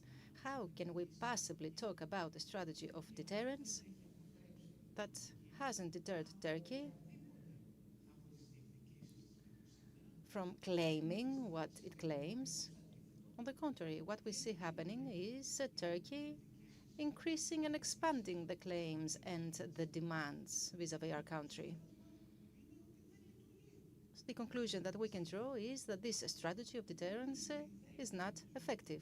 We just want to believe that this strategy is effective. Moreover, something else that is very important is that these third parties that observe the situation do not see things as we do. The European Union, in order to talk about our allies, has become more loose with regard to what we were hoping for, and that is the strengthening of our security, a multiplier of power, a shield against Turkey. And today it sees Turkey entering from the back door to the defense industry of Europe. So it is an imperative need to change strategy, realizing that things are not unfolding as we would like them to. First of all, time goes by fast, and if you don't realize that, you will be on the losing side. When you make the most of the time you have, maybe you get some victories, but when you don't do that, you see the distance from your opponent increasing, and this is exactly what's happening. Second, the choice that we are presented with between inertia, as we call it, and war is a pseudo-dilemma. There is not just inertia or war. Inertia, I don't believe that ever existed. There have been efforts to resolve the problems, always based on the same recipe, that is political dialogue, economic dialogue, confidence-building measures. You may hear about these for the first time, but there have been many attempts in the past. So the choice, in my view, is between an assertive policy that has objectives and you try to reach them, and a non-assertive strategy and policy in which you talk about red lines. The red lines is the last line of backtracking. There, it's the end for you. The point is to have a dialogue, have a negotiation with the other side, to have this negotiation game that will allow you to have a better position compared to the one you had in the past. Otherwise, there's no point embarking on such a dialogue. So you need to start with positions that will allow you, if you know how negotiations need to play out, to make some steps back eventually in order to get some rewards, some counter offers, to put it this way. We are lacking this culture in Greece. We have always been talking about the international law. What does international law say? That or the other. Okay, we will do that and we will abide by it. But still, when we are winning on the field, we don't tend to follow the international law. In Libya, for example, have we done delineation? And I don't know about. And with regards to Egypt, we have the exclusive economic zone in 2020. Why didn't we have any tenders for exploration, since we have the official delineation and according to the law of the sea? So I believe that when it suits us, we tend to bypass the international law. When we have problems, we claim that the international law should guide us. Moreover, a lot of communication and very little substance. Slogans, 5x5, or many others. I don't need to repeat them. And very little planning and very limited practical work. Do we have some time? Yes, we have only a little time. The third round will be an express round. Okay. Let's talk about the main position, in my view.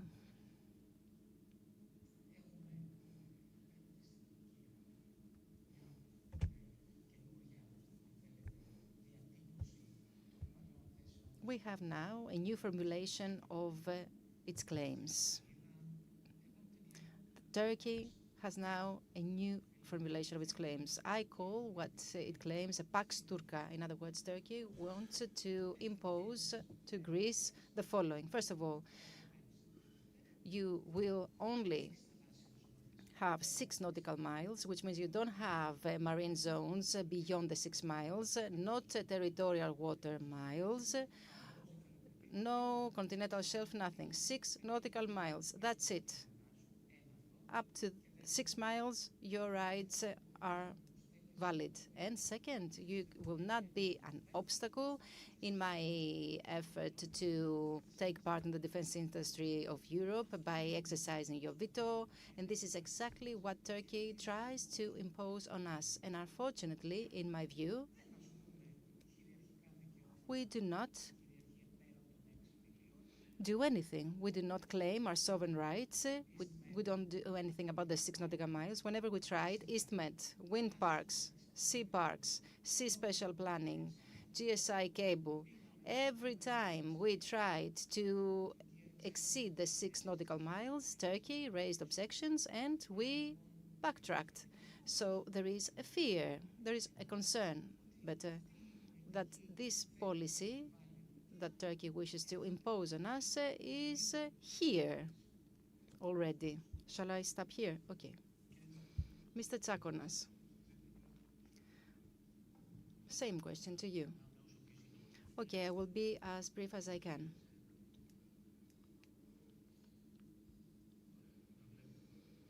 Okay, we keep track of time, don't worry. Okay, let's talk about some examples. Of course, we are addressing a specialized audience, but okay, we don't need to be that specific. Let's talk about some general directions and possibly about some examples. To the question whether, as a state, we need to find a new paradigm in foreign policy, I would like to answer by describing this new paradigm. There was a question off microphone. Mr. Venizelos is not here, so he cannot reply. I don't agree with Mr. Venizelos. And I don't agree with the view that this paradigm was introduced by Konstantinos Karamanlis and Andreas Papandreou and that we have been following it ever since with only some minor changes. I believe that over the years there have been some serious changes in this foreign policy that are worthy of examination and discussion. Now, let's talk about this new paradigm. What would be the goals of this new paradigm?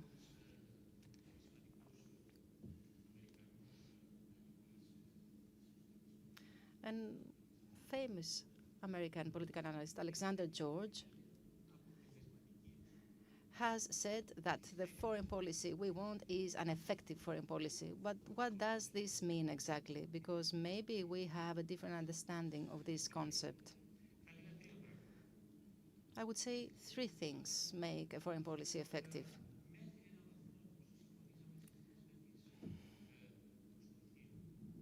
With regard to Greece, we have more or less agreed that there have been some negative changes in the international landscape to the detriment of Greece, changes that have increased the systemic burden for Greece, changes that have created serious problems not only for the Greek foreign policy, but all foreign policies. So, effective foreign policy, how can we reach that? First of all, we need to properly read the changes and the different moves in the international political environment. This is extremely important. Now, what does properly mean? This is a different discussion, but this is the basic requirement that we need to meet. Second, we need to set some achievable targets, not necessary ones. Okay, we may agree that there is a need to do something, but what is more important is to agree on what is effective as a target. And with regard to that, I would like to say that we need to leave behind this limited perception about security and perception of security and of foreign policy of Greece that are exclusively focused on Turkey. We need to do that. And find new ways to deal with these existing problems and with the emerging ones. In order for this to happen, of course, we need to turn to science. Science has said that we need to prioritize things. We cannot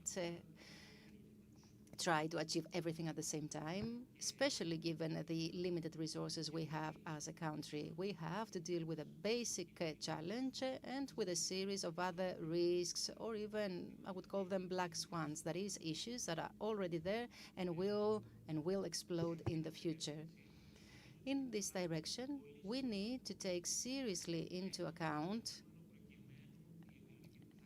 a prerequisite that will make our choice a successful one. And this prerequisite is called foreign legitimacy. When we embark on a journey to a destination, we don't start with a policy that is not legitimate. Because over the course of the negotiation, we expect something from others. Support, for example. So we shouldn't shoot our own feet from the get-go. And I refer specifically to the discussion, to the public dialogue that is currently being held about the exclusive economic zone of Greece and that of Cyprus, and that these two need to be combined. This is a perception that cannot have the foreign legitimacy. Third, we need to organize ourselves better. We need to modernize the institutional system that produces foreign policy. Unless, of course, we believe that we have already done it and we have reached the best possible level. I don't believe that this is the case.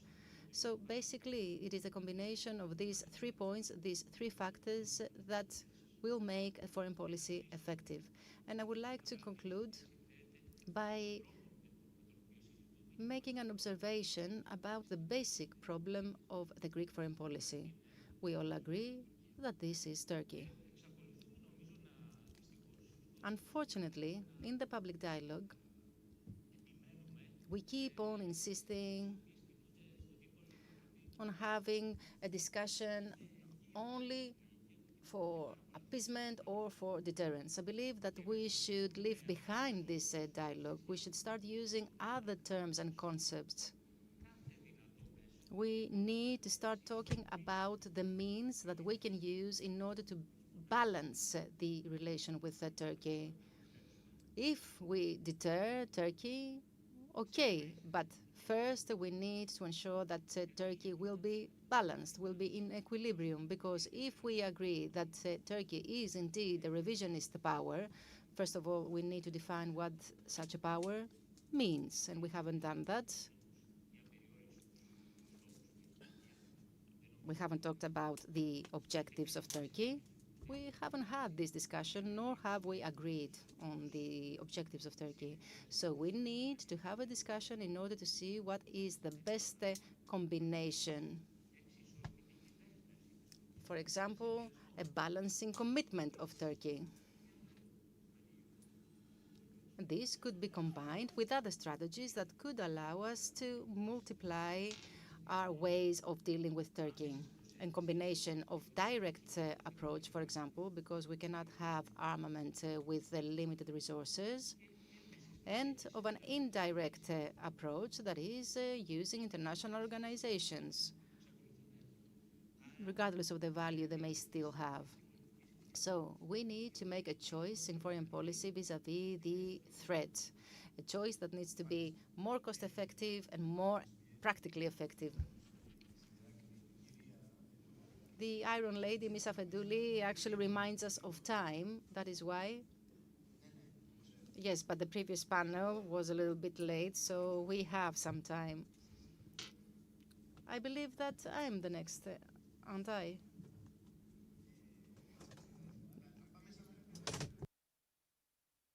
We have 5 minutes.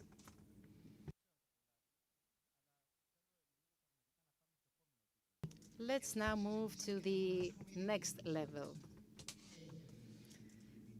The political elite, has it truly realized that there is this need of paradigm shift, of change of direction? You are part of this political elite. You are, I am, Takis, we all are part of this political elite because, as Mr. Tsakonas said, we have tried to modernize the system that produces foreign policy. And we are all here rather questioning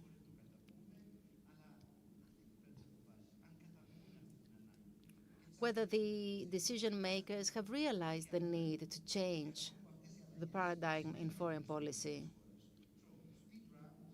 So, speed round, 1 minute each. Mr. Tsakonas, then Mr. Platias, and then Mr. Valinakis. In 1 minute, maybe I should give the floor to the others? No, okay, I will try. To what extent the political elite has realized the need to change paradigm in foreign policy? Look, there is a major issue, major question. What does political elite mean? Who are they? The decision makers? Those who are not influenced by the public opinion? Who are they exactly? So the political elite is a rather vague term, especially when we talk about the end result of the decision. I would like to touch upon 2 points. The first has to do with the way that this political elite thinks in our country. And with regard to that, I believe that the role of strategic culture can be of utmost importance. The way that the political elite thinks is a defensive one, an introvert one, and it doesn't help the political elite realize the different needs and then to take the necessary decisions because they are afraid of the potential consequences. If, of course, we take that this political elite is confident enough to claim some real targets in foreign policy. Another important prerequisite, even if we assume that the political elite is what it is and is actually following this direction and makes rational decisions, this second point has to do with the void and how we can feel it, especially with regard to the lack of consensus. The Greek foreign policy turned 50 last year. The point is, has it matured?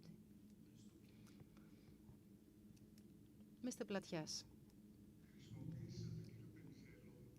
I referred to Mr. Venizelos because he was here just a while ago and he started this discussion. And I believe that he is, if not the best, at least one of the best of the Greek political system. And you can see that we, the three, disagreed with Mr. Venizelos, who said that everything is okay and that the old paradigm is effective. We three said the opposite. We also disagreed on the political system, the international political system. We also disagreed about Turkey and the size of the threat it represents. So the political elite doesn't have a feeling or an understanding of the international political system or of the size of the threat, and that is why it doesn't know how to react. Moreover, as Mr. Venizelos insinuated, the Greek political system, when in crisis, will expect America to run to its rescue. Forget it. The Americans have turned their attention to China. There is no case, if there is a Greek-Turkish war, for them to intervene. And if they intervene, the Americans, will Turkey listen to what the Americans have to say, since Turkey is sufficient in terms of armaments and ammunition?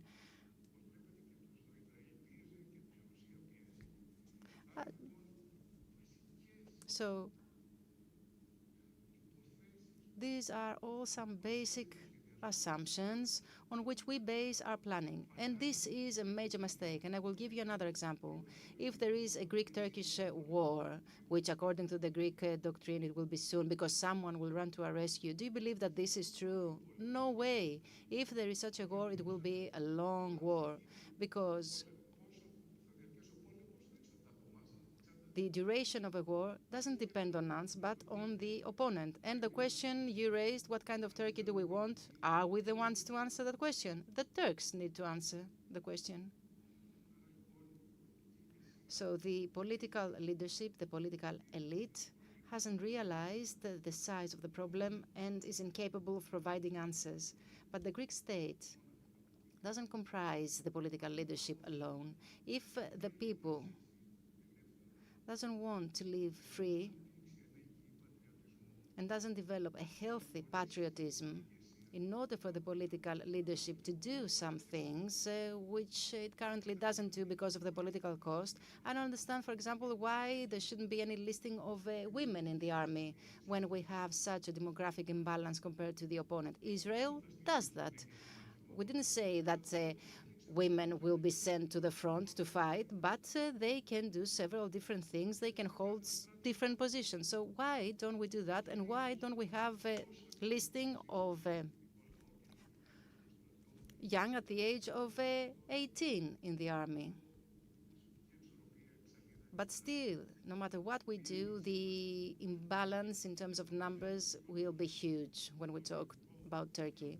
The only thing that can give us the advantage, the edge is technology. And as you aptly said in the beginning, right now we live in times of revolution. And this revolution is beneficial for small-sized countries like we are, because these smart technologies and this AI is open source. It is out there. What we need to do is to get it and apply it in order to resolve our problems. We need to find these smart solutions that are out there in order to resolve our problems of productivity and defense. But of course, in order for AI and data centers to work, you need infrastructure, you need energy. And of course, this requires some hard decisions to be made. For example, nuclear energy. This is a prerequisite for AI and data centers. Solutions there are.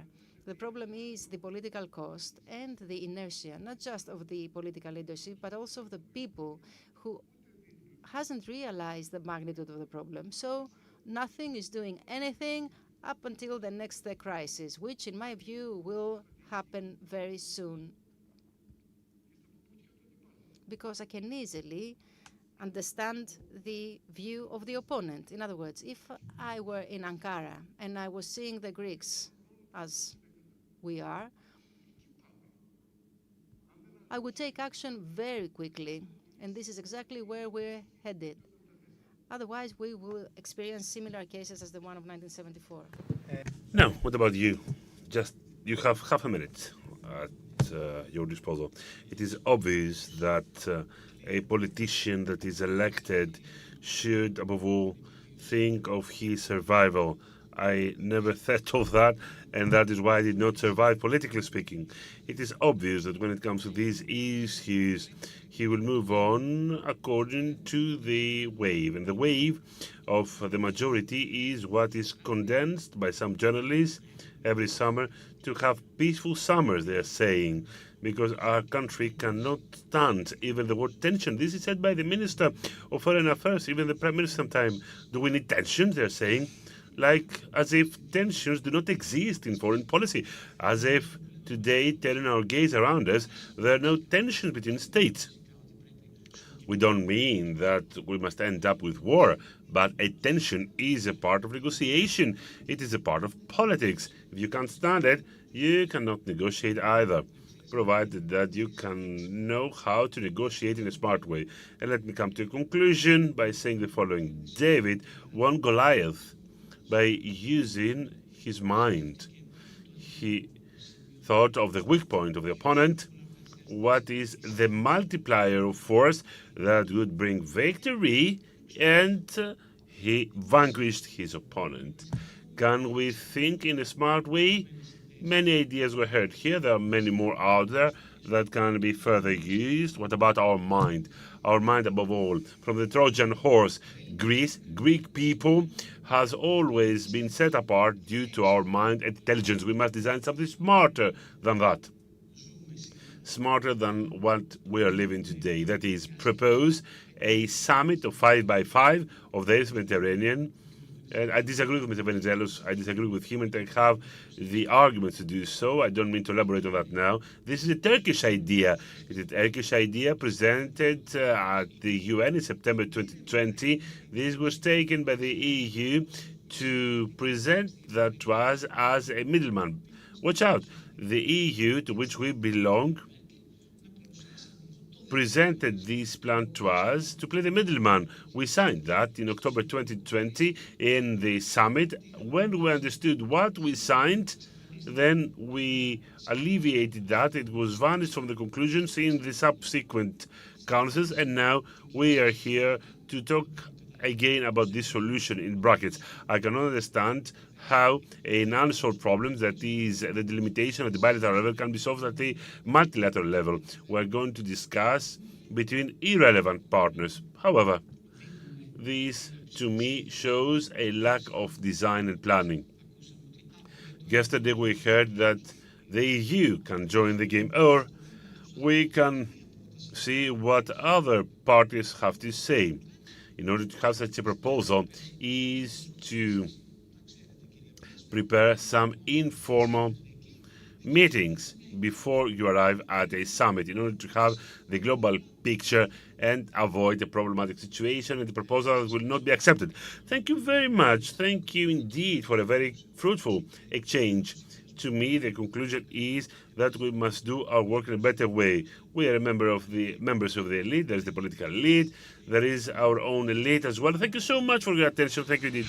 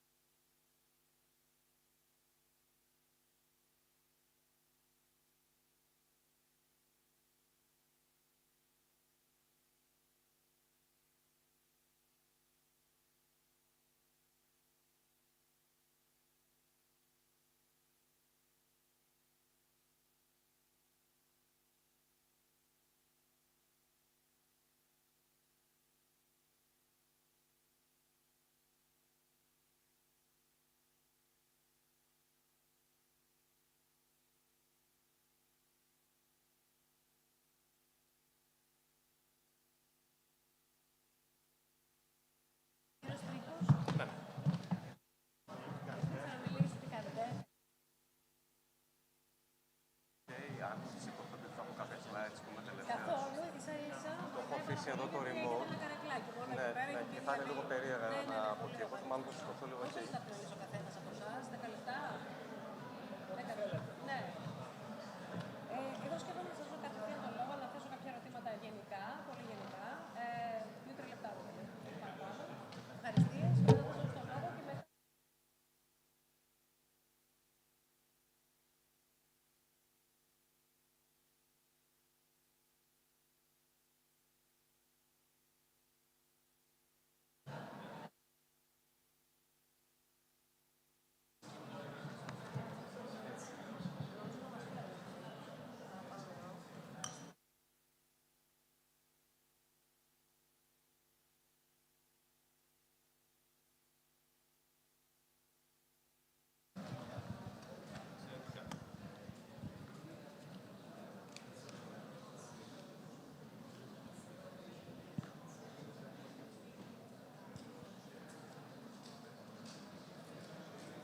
Παπαζωτηρίου, Τσακερίδης, Ροζολής.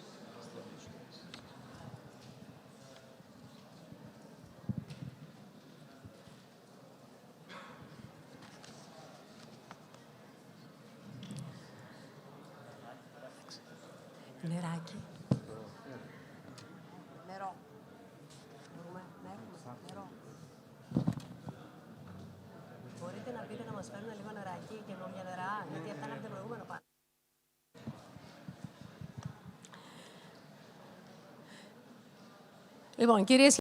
Ladies and gentlemen, hello. This is the last panel of this very interesting conference that is taking place on security and defense. And we're coming to the end with Adele's security and defense. I would like to deeply thank this for the very beautiful invitation, and personally, Mrs. Ino Afendouli, for your invitation in this very interesting conference of Athens Security Forum. Straight away, even if you know them all, I would like to welcome to the panel those people next to me. I have the privilege and the joy to be with them on stage. First of all, I would like to salute Mr. Harry Papasoteriou, Professor of Pantheon University, Mr. Evripidis Tsakeridis, Chief of Staff of the Office of the Deputy Minister of National Defense, Dr. Rozolis, who is President of Defense Material, and Dr. Dimitrios Trikos, Head of Space Policy Project, let's see, it is China program, that is the co-organizer of this event. And he is the head of the program of the policy of defense. Apart from all other hats he has, he is also a postdoc fellow at the Bologna University. I would like to welcome you all in this discussion, and I would like to tell you that the previous and the one before that panel with Mr. Venizelos has made for us, has shown to us the red carpet to continue discussion about security and defense. I would like to ask you, prior to giving the floor to Mr. Papasoteriou and the others, are we end up with the old paradigm of security and defense, what we used to know since the Cold War for the last 75 to 80 years? These supported European security, these rather supported European security and defense, because NATO was created not for the US security, but for European defense and security. What is the paradigm we're heading to? Will it be another paradigm? Is it meaningful to stay intact where around us everything is moving, everything and everyone is moving? What are in this crisis the opportunities to be seized apart from the problems and the difficulties faced, because each crisis includes also opportunities? Never waste a good crisis, as our friends the Americans are saying. I would like, if you may, take a view within your speech on these matters. I would invite us all to go from the general picture to the specialized subgroup, subtotal, to reach the Greek policy on security and defense, given that in this panel we can combine the theoretical experience with the practical one from the current juncture. And I would like to start straight away with Mr. Harry Papasoteriou. Please, Professor. Thank you very much. I would like to focus on the developments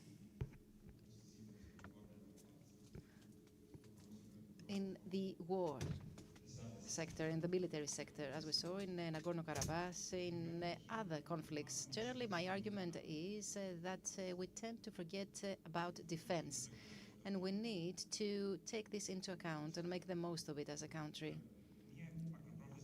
Now, a long-term trend that impacts the way wars are waged is the urbanization.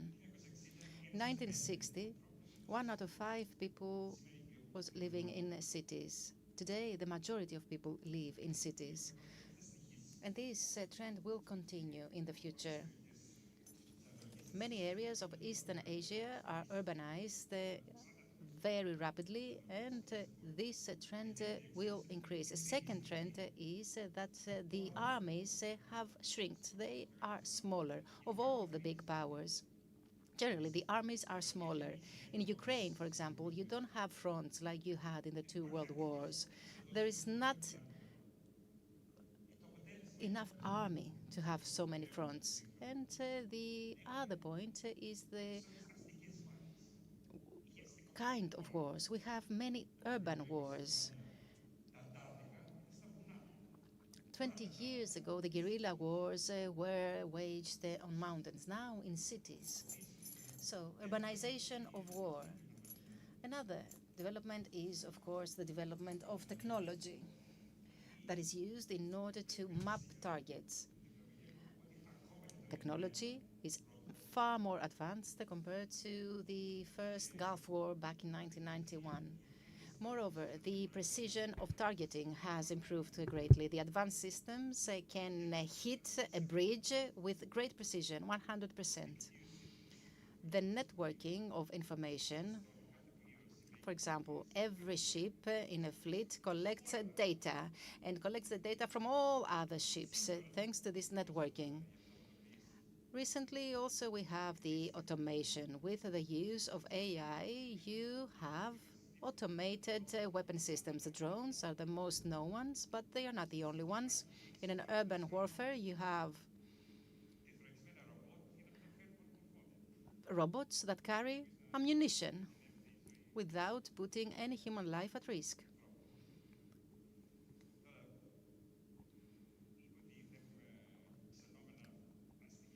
So I said that we will have more urban battles. This, of course, favors defense. The urban landscape doesn't allow for many maneuvers, and take a look, for example, at the Russian-Ukrainian war, the Bakhmut battle.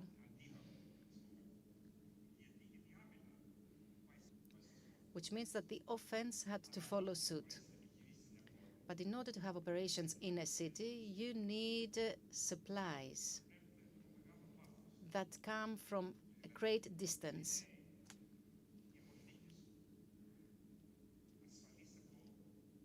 In order to have warehouses that are safe from attacks of conventional weapons, they need to be far and they need to be decentralized. You cannot possibly have one huge warehouse, but many small ones, so that it's not worth for the opponent to hit one of these small warehouses by using an expensive missile system that reaches over the 30 kilometers. That is a distance up until the conventional weapons reach.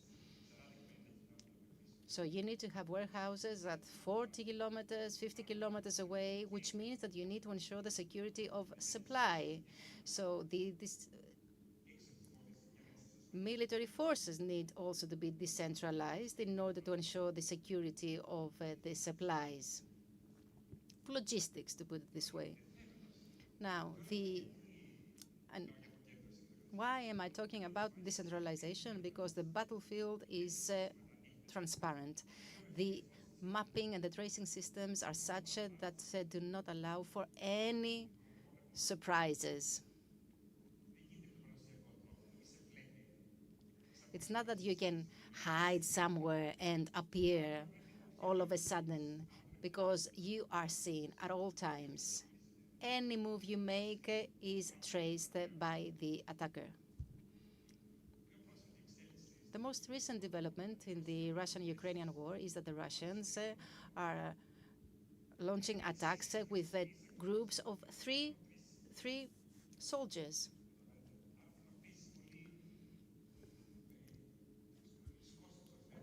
So you need to focus on this cost-benefit relation. And let's say, for example, that you have some tanks that are dispersed. They are moving, they are stopping. They are moving, they are stopping. If you use conventional bombs, it will take them 2 minutes to reach the target. So the one who launches the bombs needs to calculate the position of the tanks. So they need to calculate the distance. But if you move and stop and move and stop, you're unpredictable. The other cannot possibly clearly calculate where you stand. So since the wars now are waged in cities, and since the battlefield has become transparent, and since every move can be immediately traced, defense is favored. It is the defendant that needs to move and change the nature of the warfare. So we can see that the developments in warfare favor defense, and this is something that we need to make the most of, especially because now we have this competition of technologies that start from this early stage. Of course, Russia and Ukraine have advanced quite a lot, but the rest of us start from the same starting points, and this is a major opportunity for our country to develop weapon systems and also the right strategy for the optimum use of these systems in order to smartly enhance our deterrent power. Thank you very much. Thank you very much, Mr. Papasoteriou, for this very informative analysis that shows that it is only the human mind that hasn't reached the point of tracing everything from a distance. But since in Greece we have quite a beautiful mind, and I'm talking to future leaders who are here in the public, if not to leaders who are already holding important positions. You are touching upon something very promising that we could exploit, because the human mind indeed continues to create and produce ideas like the tanks, the example you gave, that stop and move and stop and move. And this creates a new strategy of deterrence against those who want to attack you. Unless, of course, the attacker eliminates a whole city, just like we see Putin threatening to do. So after this initial theoretical approach, let's give the floor to Mr. Tsakiridis, who is Chief of Staff, Office of the Deputy Minister of National Defense. So how does the Ministry of National Defense perceives all these developments? Because it has become obvious following the last panel that we need to change strategy if we want to have 50 more successful years. First of all, I would like to thank Edis and Inoa Feduli for the invitation. You will allow me to start with the title of the panel and with the question, exploring a new paradigm in security and defense policy. I don't believe that we are on the stage of exploration. We're not even on the stage of design. We are on the stage of implementation of a new paradigm. It's like we have embarked on a race at European level, and not only for the implementation of this new defense paradigm. How quickly can we implement it? And I would like to note at this point that Greece enters this game from an advantageous position. Why? Because for many years now, decades, I would dare say, Greece never, ever reduced its defense expenditure. It always had a very high defense expenditure.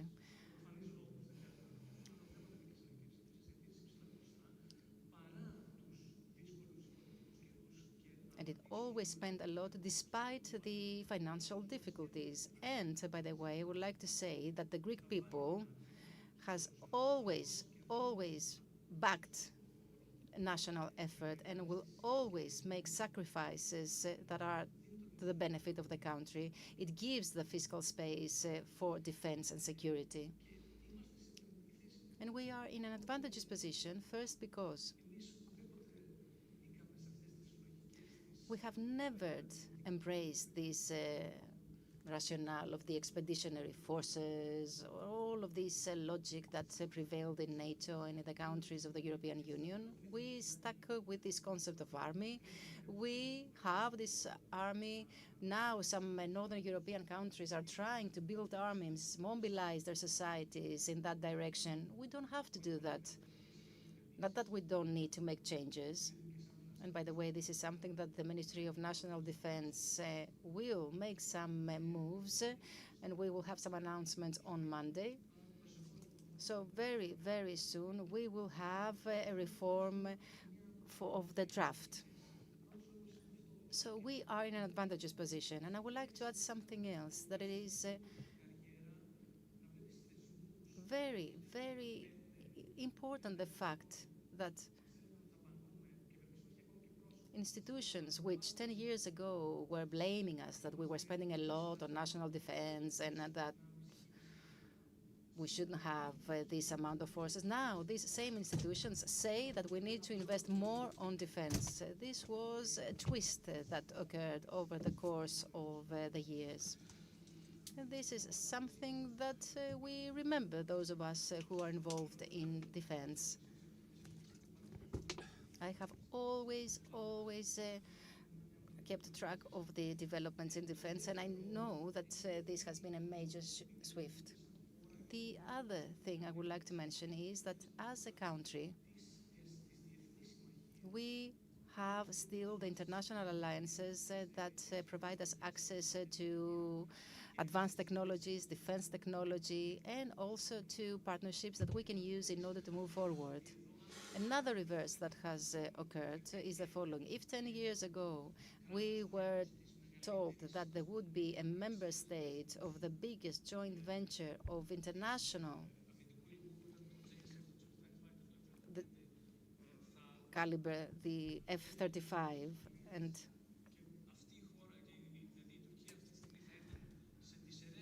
that Turkey, who initially was a producer, would find itself outside this joint venture, this is a major, major change that gives an advantage to Greece. Greece, thanks to its nexus of alliances, preserves an access to Western technologies. And the third point I would like to mention is that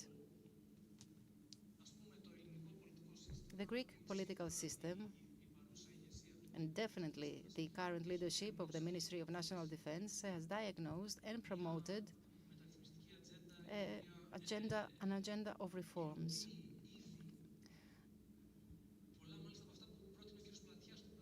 Many of the things that Mr. Platias proposed are already being implemented. He said a lot about new technologies that we are currently implementing, and if I have some time later, I would like to talk about these reforms. First of all, we need to see where we stand in order to see where we will be in the future. The Ministry of National Defense, just like ministries in other countries, are ministries that are doing several different things at the same time. They are the bodies that are responsible for armament. In Greece, for the very first time, in the context of the MFF, that Mr. Dendias brought to the Committee of Armament and got the approval, we have a program of over 25 billion euros for investments in armament. We also have, as Ministry of National Defense, training provided to the officers. We have military schools. The national defense doesn't get people, executives from the tenders that are launched for civil servants. No, we get our executives from the military schools. These same people go through lifelong learning again from the armed forces, and they grow, evolve, and take on more responsibilities. The ministry is also the provider of healthcare services through the hospital Nimitz, which is the military hospital. It is also a body that exercises diplomacy, defense diplomacy. And on top of all these, it has a major social offer. We are airlifting many people every year. We have military doctors, we have soldiers working in health centers in the border regions. We have 24 drivers of the ambulatory service. In other words, the ministry provides assistance in the context of the whole of government approach, which is the new approach that the government has to problems. And to all these roles, we need to add some more because of the latest developments. First of all, we will be the body responsible for the modernization of the defense systems. We have submitted a lot of proposals for the training of our executives, for the draft in the military, for the reorganization of the armed forces, taking into account the technologies. Apart from all these, we are called upon to give incentives, because you understand that the personnel that will serve in the military will have to be different as years go by. In the future, people with different training, with greater specialization will be needed. So we need to provide incentives, and we do so with the housing program. 700 houses in 2026 will be provided to our executives. There will be a new salary, other measures that are coming. The second role that we need to take on is to be the agent of the development of high-end technology. Up until now, the Ministry of Defense was an early adopter when it came to many technologies. The ministry actually scanned the international environment in order to understand the technologies and then tried to procure these technologies. Now we need to develop them. And we are already started doing that with the 6th branch of the Ministry of Defense and in collaboration with the Defense Innovation Center, the ECAC. Today was ratified in front of the Hellenic Parliament a pact for our country to participate in a research program through OCAR, which is a big authority, an international organization that is executing R&D programs in the defense sector. And the third point, to pass the ball to Mr. Rosolis, who is to my left, is that we must become an institution of industrial policy, industrial growth. And here I would like to say that there has always been a question mark in the Greek armaments program. That was the growth strand of our armament and our expenditure. The Greek government has moved on with a big announcement talking about 25% of internal participation of Greek companies of domestic production, co-production in the different armament programs. A big, rather an indicative program is being implemented in this logic is the recent one, the recent accession of the 4th Brigade, Bellara, from FDI, from France. So we are in a pathway of implementation, of practical implementation. We start from a good trigger due to the fact that we are at a historic point, a historic commitment in national defense, in foreign affairs as well. Overall, a commitment to the political system and the Greek people, of course. And beyond that, we're moving on with implementation to taking the next paradigm, as we understand it, as it comes after Nagorno-Karabakh, Ukraine, and all these modern technologies. Apologies if I took too long. Thank you so much for your attention. Thank you very much, Mr. Tsakidis, for your analysis. You reminded to us that defense is the first thing we build as a state, our first pillar, the first bureaucracy we made because it was a necessity to build. And now I would like to ask you about the next phase, next round of questions. Please work on that and process it. To what extent, first, you have embodied in your different design and your plans the remarks that have taken place and are taken place by the theoretical institutions of international relations and political science in Greece, what we heard in the previous panel. And I must confess that this puzzles a lot, but it's very nice to be concerned. I agree with Mr. Valinakis about the worst case scenario. And second, if you're worried about the fact that a military career is not that attractive nowadays, as a result, the average drops, the average of entry at the military school is dropping. I'm saying so because I teach at the National School of Defense and I see what's coming next. This is something that we will find in front of ourselves in the future. All these new technologies need some operators, obviously. Otherwise, we're living in a world that robots will prevail on human beings. We don't want such a thing. We don't want such a world. This may not happen. That is why we are open. Because whatever you are saying here presupposes democracy. This is quite a delicate question. We must set it and we must talk about it at the level of security and defense. To what extent democracy is a value and not just a tool to be used these days. Straight away, let us get to Mr. Anastasios Rozolis, who is going to talk us about practical aspects. What is happening on the design of defense design, because he is the president of the Hellenic Association of Defense Material Manufacturers, SECPI. Mr. Rozolis, you have the floor. Thank you so much. I would like to deeply thank Athens Security Forum for this invitation. Ms. Afedouli, obviously. First of all, I would like to congratulate you, Mr. Papasoteriou, because quite rarely we see people from the academia to be operational. And since we are at the last panel, to vivid up, let's say that in Kursk, where the battles are running down, during World War II, we had the clash of thousands of Russian tanks with thousands of German tanks, and in the skies there were dozens of aircrafts from both sides. Today, there is nothing like that.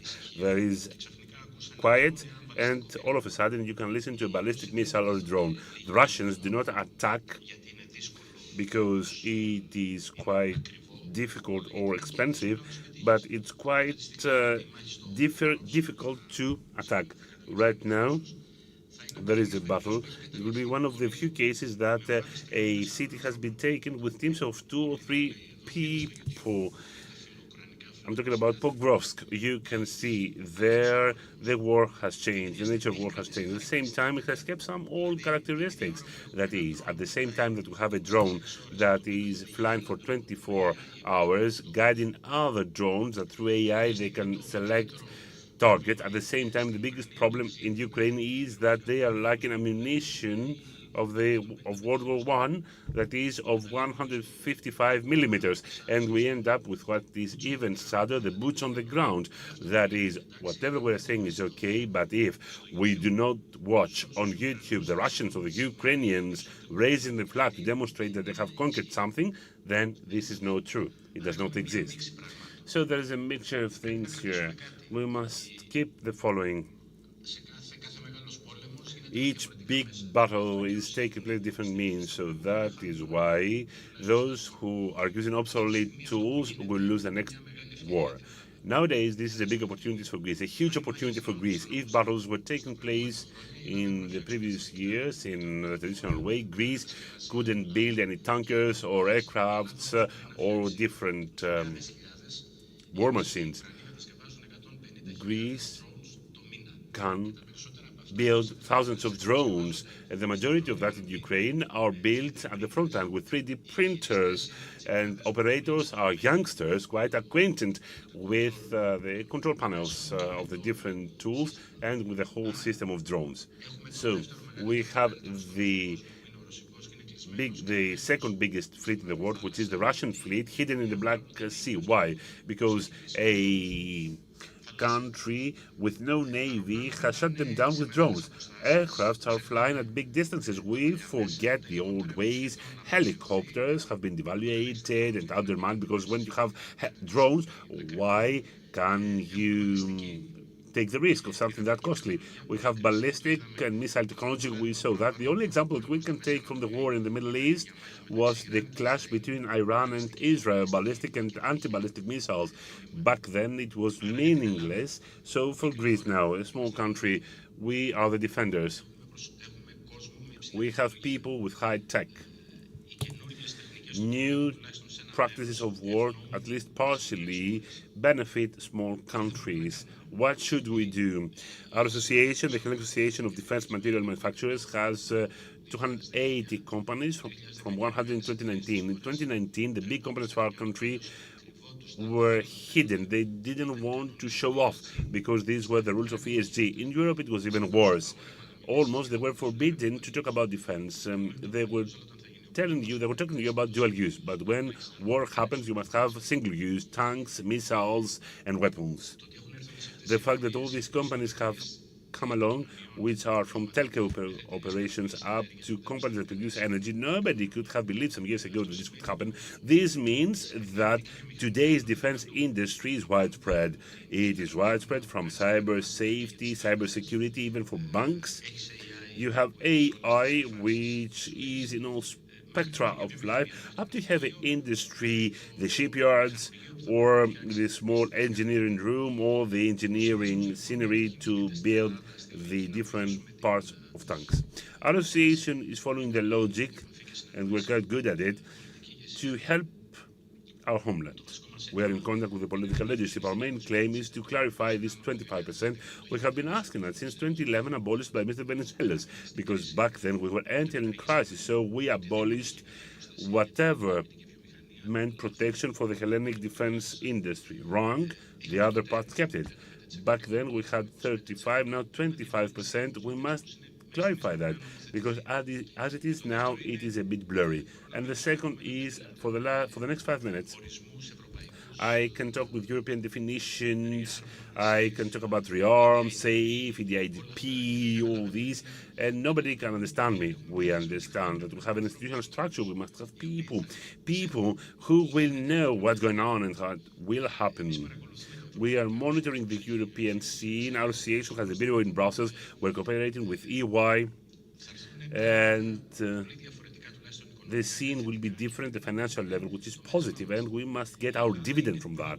Greece is first per inhabitant in success in the European projects in EDF.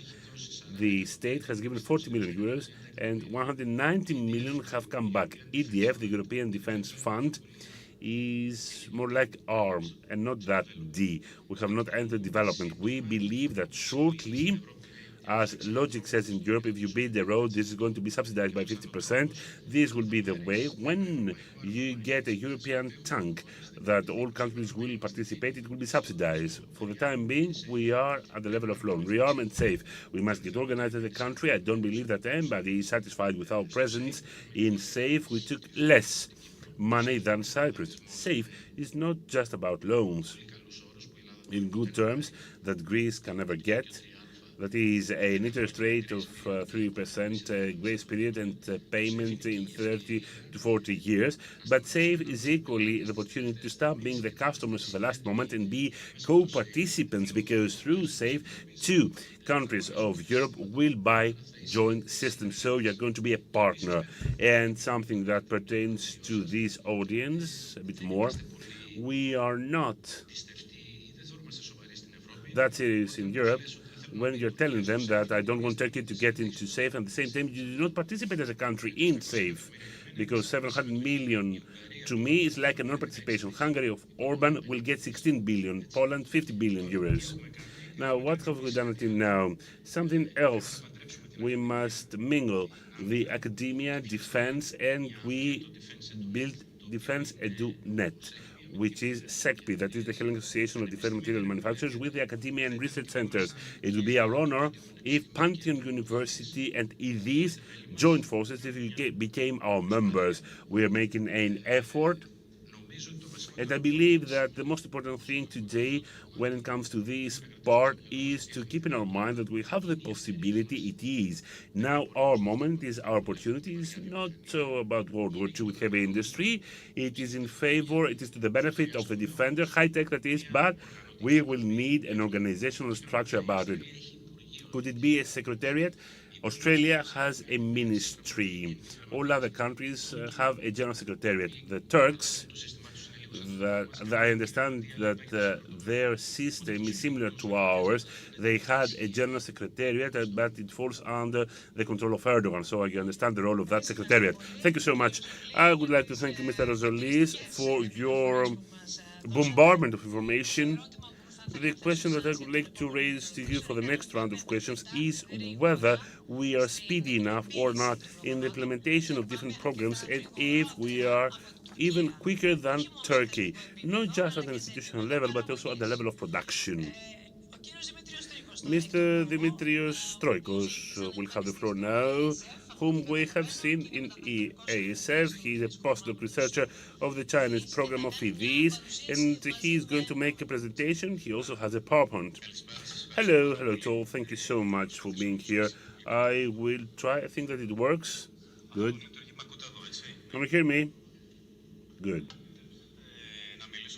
Allow me to speak in English because I was prepared in English. Quick as possible. We haven't heard much about space, and I'm working on space for 15 years now. I'm coming mainly from researching China, India, and space. And now I have been awarded a Marie Curie Fellowship to assess the European Union space strategy on security and defense. And I would like to say a few things to give you a very quick background about what is happening in space security, and then where Europe stands and the future of Europe as a space power. I think it's very much related to all these debates we're having also in this panel about where Greece stands, but also where Europe stands when it comes to European security. Space, of course, we don't talk much about it, but it played a very important role in the war in Ukraine. We're seeing some general trends, including the further blurring of the distinction of what is military, what is civilian in space, what is public, what is private. Think about Elon Musk and Starlink, for example, and other private companies that played the key role in the war in Ukraine. There's so many challenges when it comes to space security. I'm highlighting a few here. The increasing militarization and even the weaponization of space. I'll say a few important things about this distinction because it really matters. Clearly, the US-China space rivalry, the institutional deadlock on space arms control, also very important. The spread of space debris. There was a time like 15 years ago when I would mention space debris, my students didn't have a clue. Now everybody knows about space debris, so I think there has been some progress there, which is good news. But unfortunately, space debris is increasing and increasing. I mentioned already this blurring of this distinction of what is private, what is public, what is military, what is civilian. And there are 5 key interrelated themes that underpin key trends on space security. Militarization of space, commercialization and democratization of space, complex governance and space sustainability, the rise of China and what I can say the rise of the rest, and the regionalization of space activities beyond Europe. This is also something very important to keep in mind. Again, it's very difficult to highlight all of these things that are happening in space. Space militarization, I won't say many things. The key takeaway is that space has been used for military purposes from the beginning of the space age. But it is about using satellites for applications very important for terrestrial warfare, applications such as critical elements of military operations regarding surveillance, reconnaissance, early warning, and targeting. The superpowers of the day even detonated nuclear weapons in space. And they realized that this is not a very good idea because you can also mess up with your own satellites. So there was a process of social learning, if you like, between the Soviets and the Americans. And they decided that, okay, maybe we shouldn't treat space as a theater of warfare, it makes more sense not also to mess up with the role of satellites in early warning that was a key component of nuclear deterrence. So let's keep space relatively peaceful. Let's keep all these applications, but not use space weapons. That's the big difference when we talk about space militarization and the actual use of space weapons, because now actually we have moved on with space weapons, a wide range of space weapons. In many ways, space warfare already happens in space. We have cyber attacks, jamming, spoofing, many testing of anti-satellite kinetic energy tests. That is, you shut down your own satellite with a missile from Earth to space. Russia was the last one in 2021, I believe. China was the first in the end, with the end of the Cold War. India tested their own anti-satellite test in 2019. One big problem there is that when you shut down a satellite in space, it creates a large amount of space debris that remains in orbit. Depending how high the altitude is, it can be for centuries. So you see how many problems are interdependent in a way, right? So we already have space weapons from space to space, from Earth to space, and there are also plans from space to Earth. This is not science fiction. We shouldn't also forget the terrestrial components of space security. When we talk about space, we usually think about space exploration. Actually, space begins 100 kilometers above our head. Space is closer than Thessaloniki is to Athens. We tend to forget that. And we saw the implications of the terrestrial components of space security because of Viasat. When the war in Ukraine started, it was the modem of Viasat that was targeted. And actually, some facilities were also implicated in Greece. We tend to forget that as well. Commercialization and democratization, I think this is a key takeaway here. But I would also like to link that with what Professor Boschu mentioned at the beginning about democratic values and accountability. We have the richest person in the world actually right now monopolizing low Earth orbit. And even according to space law, it's very hard to keep accountable. And the big question is how to keep accountable what Elon Musk, for example, does, or other private companies in space. Can Europe have its own Elon Musk? What does this involve in terms of our own values and our model of doing things in Europe, for example? Another thing, of course, is the complex governance. I won't bother you too much with that, but we are seeing a shift from an effort to find legally binding treaties. There are, by the way, 5 international treaties governing space, but there has been a normative shift to informal institutional frameworks. The other key, of course, aspect is China, which is already number 2 across the board capabilities. But what is extremely interesting, apart from the fact that they built a lot on their military capabilities and also on high visibly prestige projects, human spaceflight, and so on, they're actually very good in using space as a tool of foreign policy and diplomacy. They have created a range of regional ad hoc institutional platforms with Africa, with Latin America, with Asia, to try to promote their own services, space-based services. This is something really new that we didn't have some years ago. Whether this is going to work, though, and that's another thing and another takeaway, is whether China can actually be successful in translating its economic power and material capabilities into actual influence. I would argue that the US still remains number 1, not only in material terms, but also in terms of its leadership in space. The rise of the West in space, India is also doing amazing things in space. Of course, many other countries, emerging space powers, including, of course, Turkey. And that's something, again, that we don't talk much about, how proactive Turkey is in space. And what about Europe in space? I had all these visuals just for this one. It's a bit outdated, but I think it can convey its message. you see where Europe stands in terms of satellites.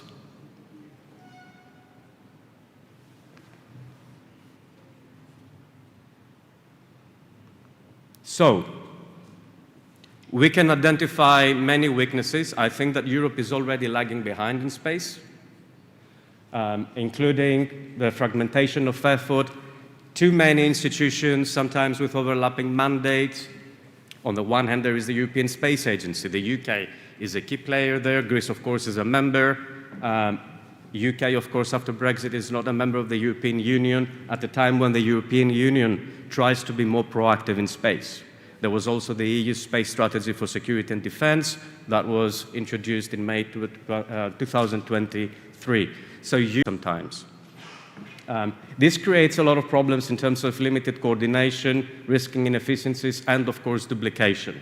Now, even accessing space, for which Europe was prized for many years, not least because Afarian was not for granted the last years, when actually Ariane 6 wasn't yet ready, and Europe had to depend on third parties.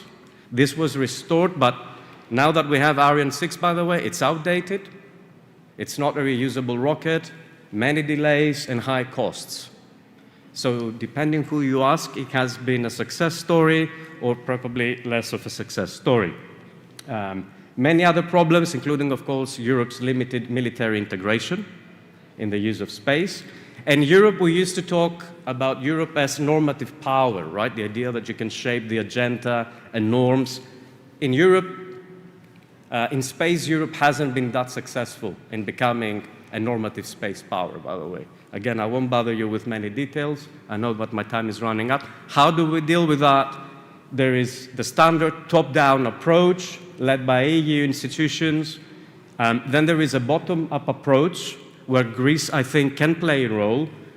This bottom-up approach emphasizes incremental member state-driven efforts, particularly through mechanisms like PESCO and the European Defence Fund.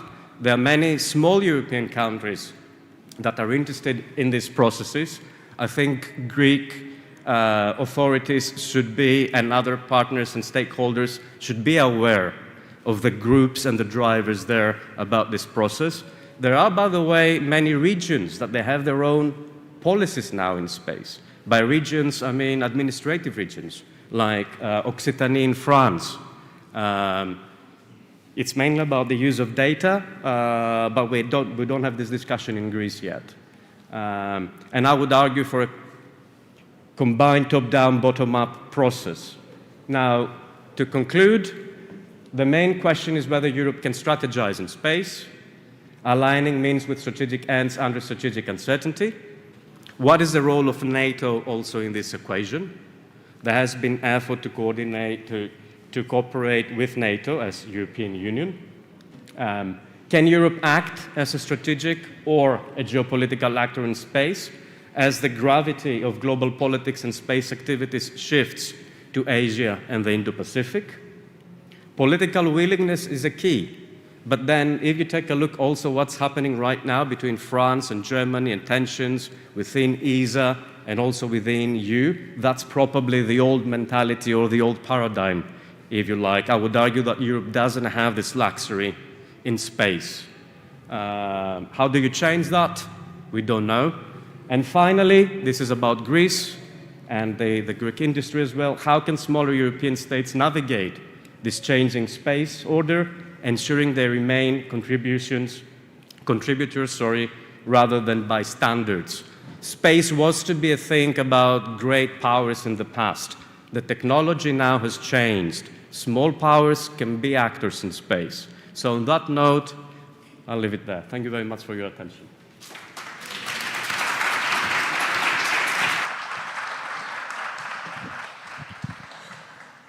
Ευχαριστώ πολύ, κύριε Στρίκο. Thank you very much, Mr.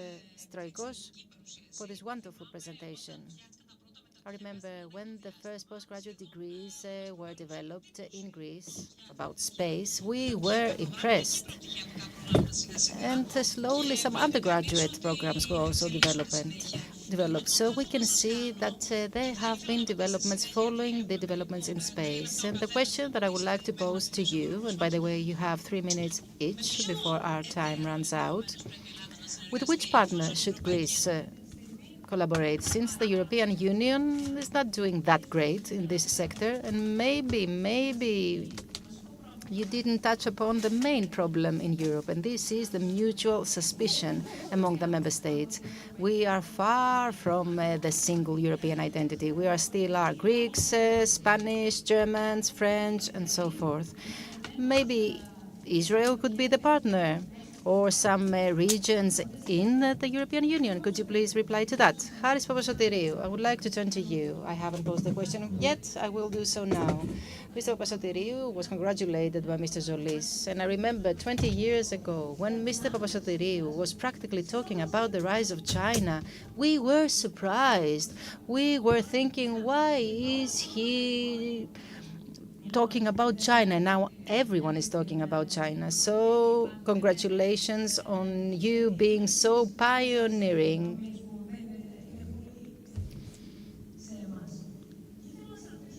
And I would like to ask you,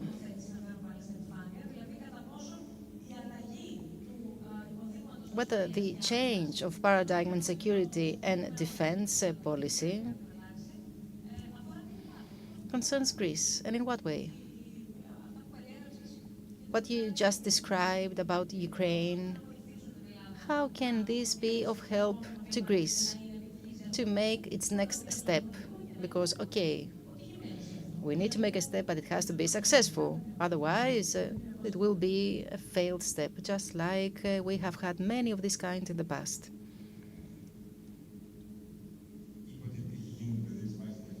I said that the battlefield has become transparent. In the open seas and in the air, the battlefield was transparent for many decades now. And again, this favors defense, because when we talk about transport, either by air or by ships, of armies in order to attack an island, nothing can be hidden. So if you are ready, if you have the right drones, you can block the opponent. Let's say now that a Turkish force arrives on an island, or Evros. You need to get this enemy into a city. You may have to destroy Mytilene or Alexandroupolis, but this is what you need to do. The question was off microphone. So we need to think about the strategy, about the means we're going to use, and we always need to have in mind how we are going to implement this strategy.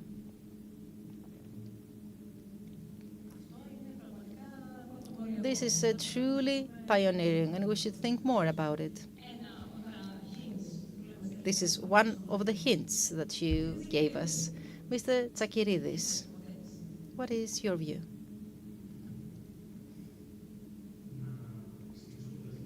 I would like to start with the second question you posed about the military schools and generally about the incentives. I said some things about all these in my first intervention, but now I would like to touch upon the wider framework. In this wider framework, we are making a reorganization, the benefits of which will favor the executives. In other words, we are making some savings thanks to this reorganization. We are making the most of the property of the Hellenic Armed Forces. There has been a recent law for the real estate property that will now be used for our executives. All of these give back to our people, either as houses that will allow the families to shoulder a lower cost of living. Then, as I said previously, we have new salaries for our executives. It is obvious that we need incentives. And I would like you to wait for some time in order to see what is our proposal for the upgrading of the Ministry of National Defense. and also for the upgrading of the military schools.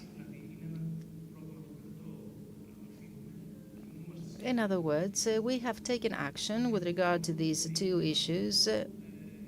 These are multifaceted issues, they need time.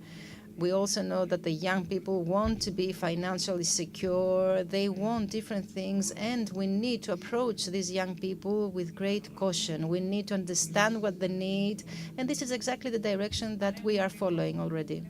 I would like to intervene in order to say that the concern of all of us is the demographic problem. In other words, Greece sees the population decreasing very rapidly.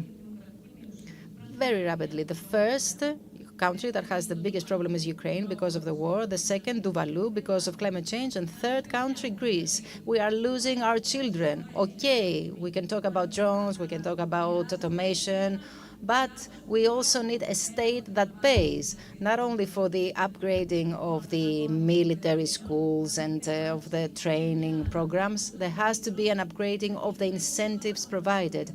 And the incentives need to be financial, otherwise people will continue to do what their predecessors did. They will leave Greece in order to live and work abroad and never come back. The demographic problem is undoubtedly a major one. Again, multifaceted, I would like to say.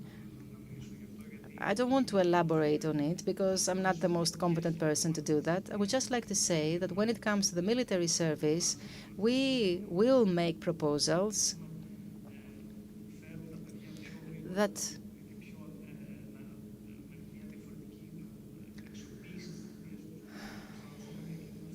will provide incentives to the young people so that we can have more in the army.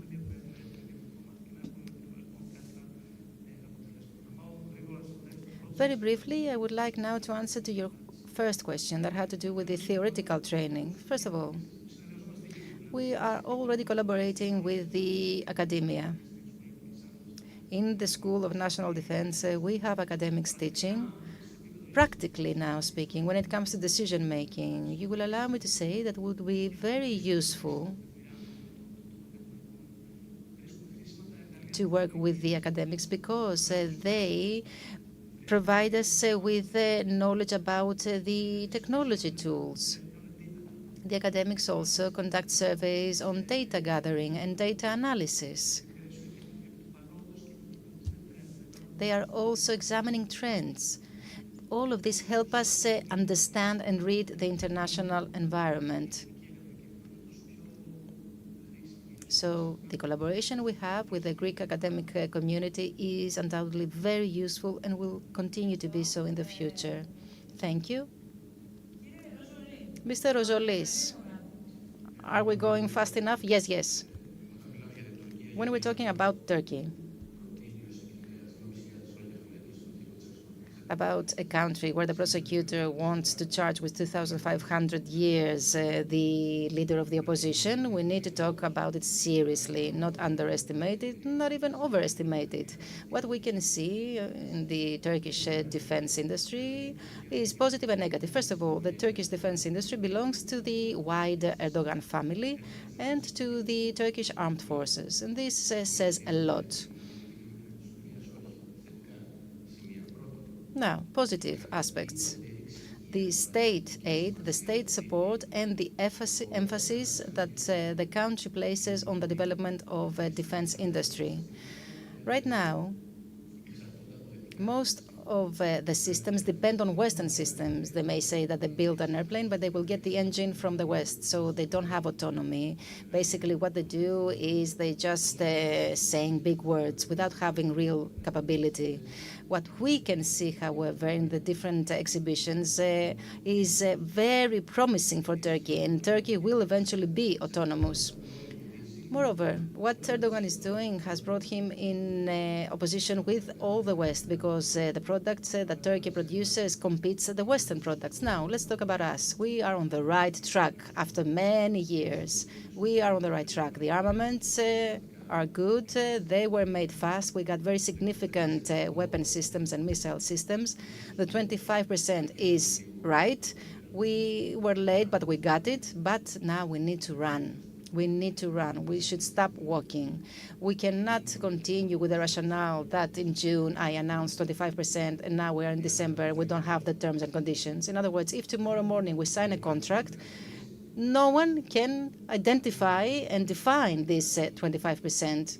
So we should run since we are on the right track. We have the law about the non-procurement. This is how I call it. The Greek law is a law for non-procurements. That is why we haven't purchased anything. We're just going government to government approach. We need to change that. So I would say that what Greece is missing is not the mind or the capability, but the organization. And I would like to close with the following. Powerful domestic defense industry means powerful armed forces, and powerful armed forces mean powerful Greece.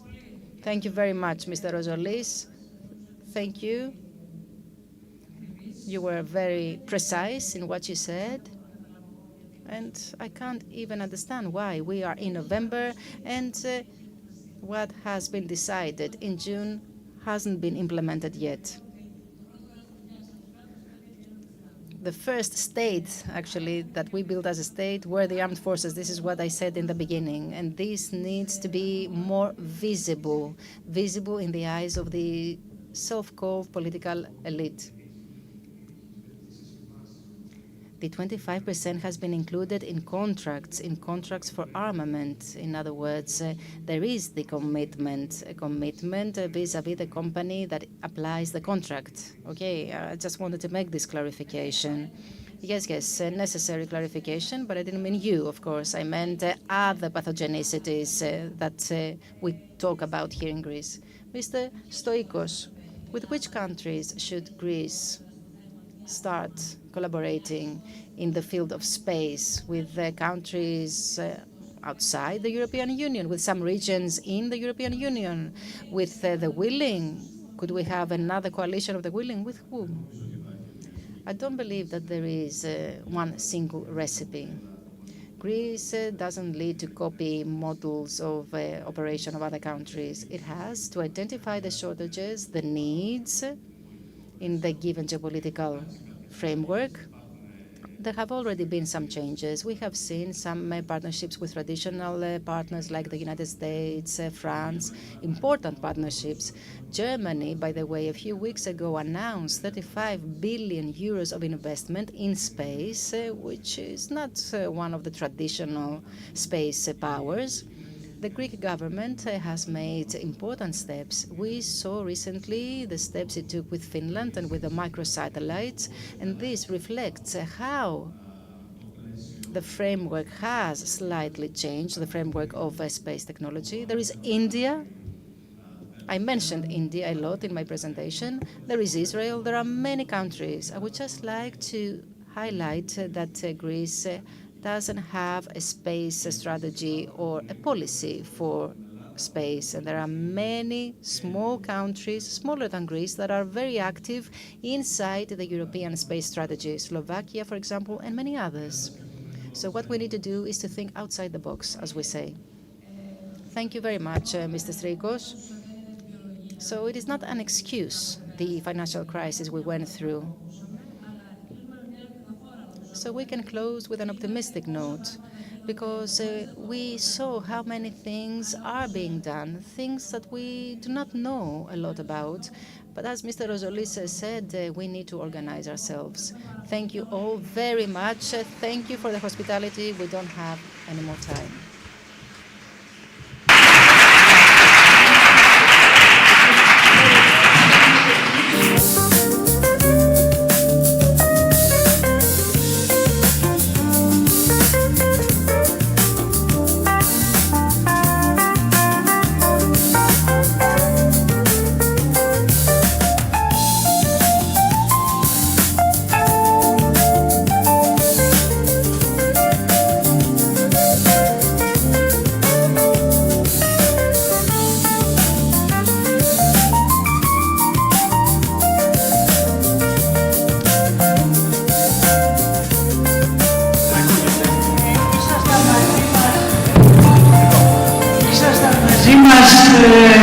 Σχεδόν 48 ώρες και σας ευχαριστούμε πάρα πολύ για αυτό.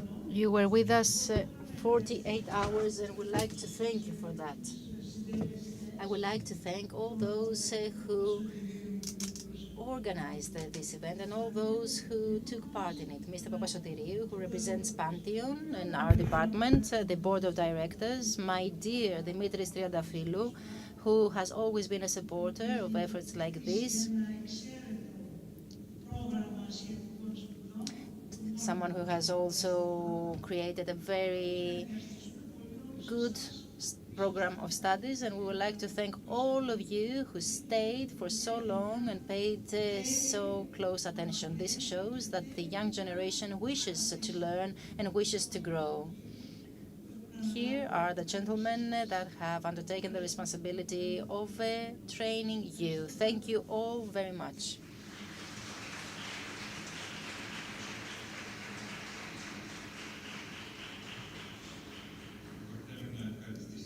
I would like to thank the researchers, the young researchers who framed this event yesterday and today. They are doing their research under my supervision. I'm very glad to see them here, and I would like to thank all of you for staying till the end of this today event.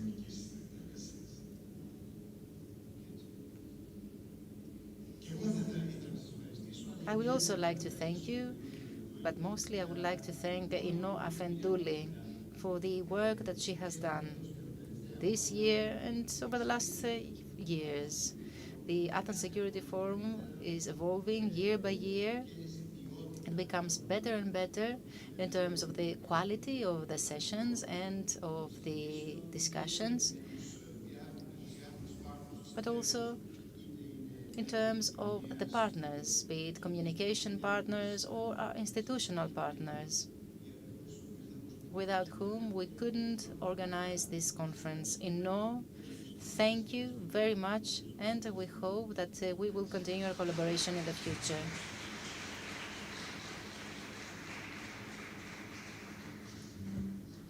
Thank you all very much.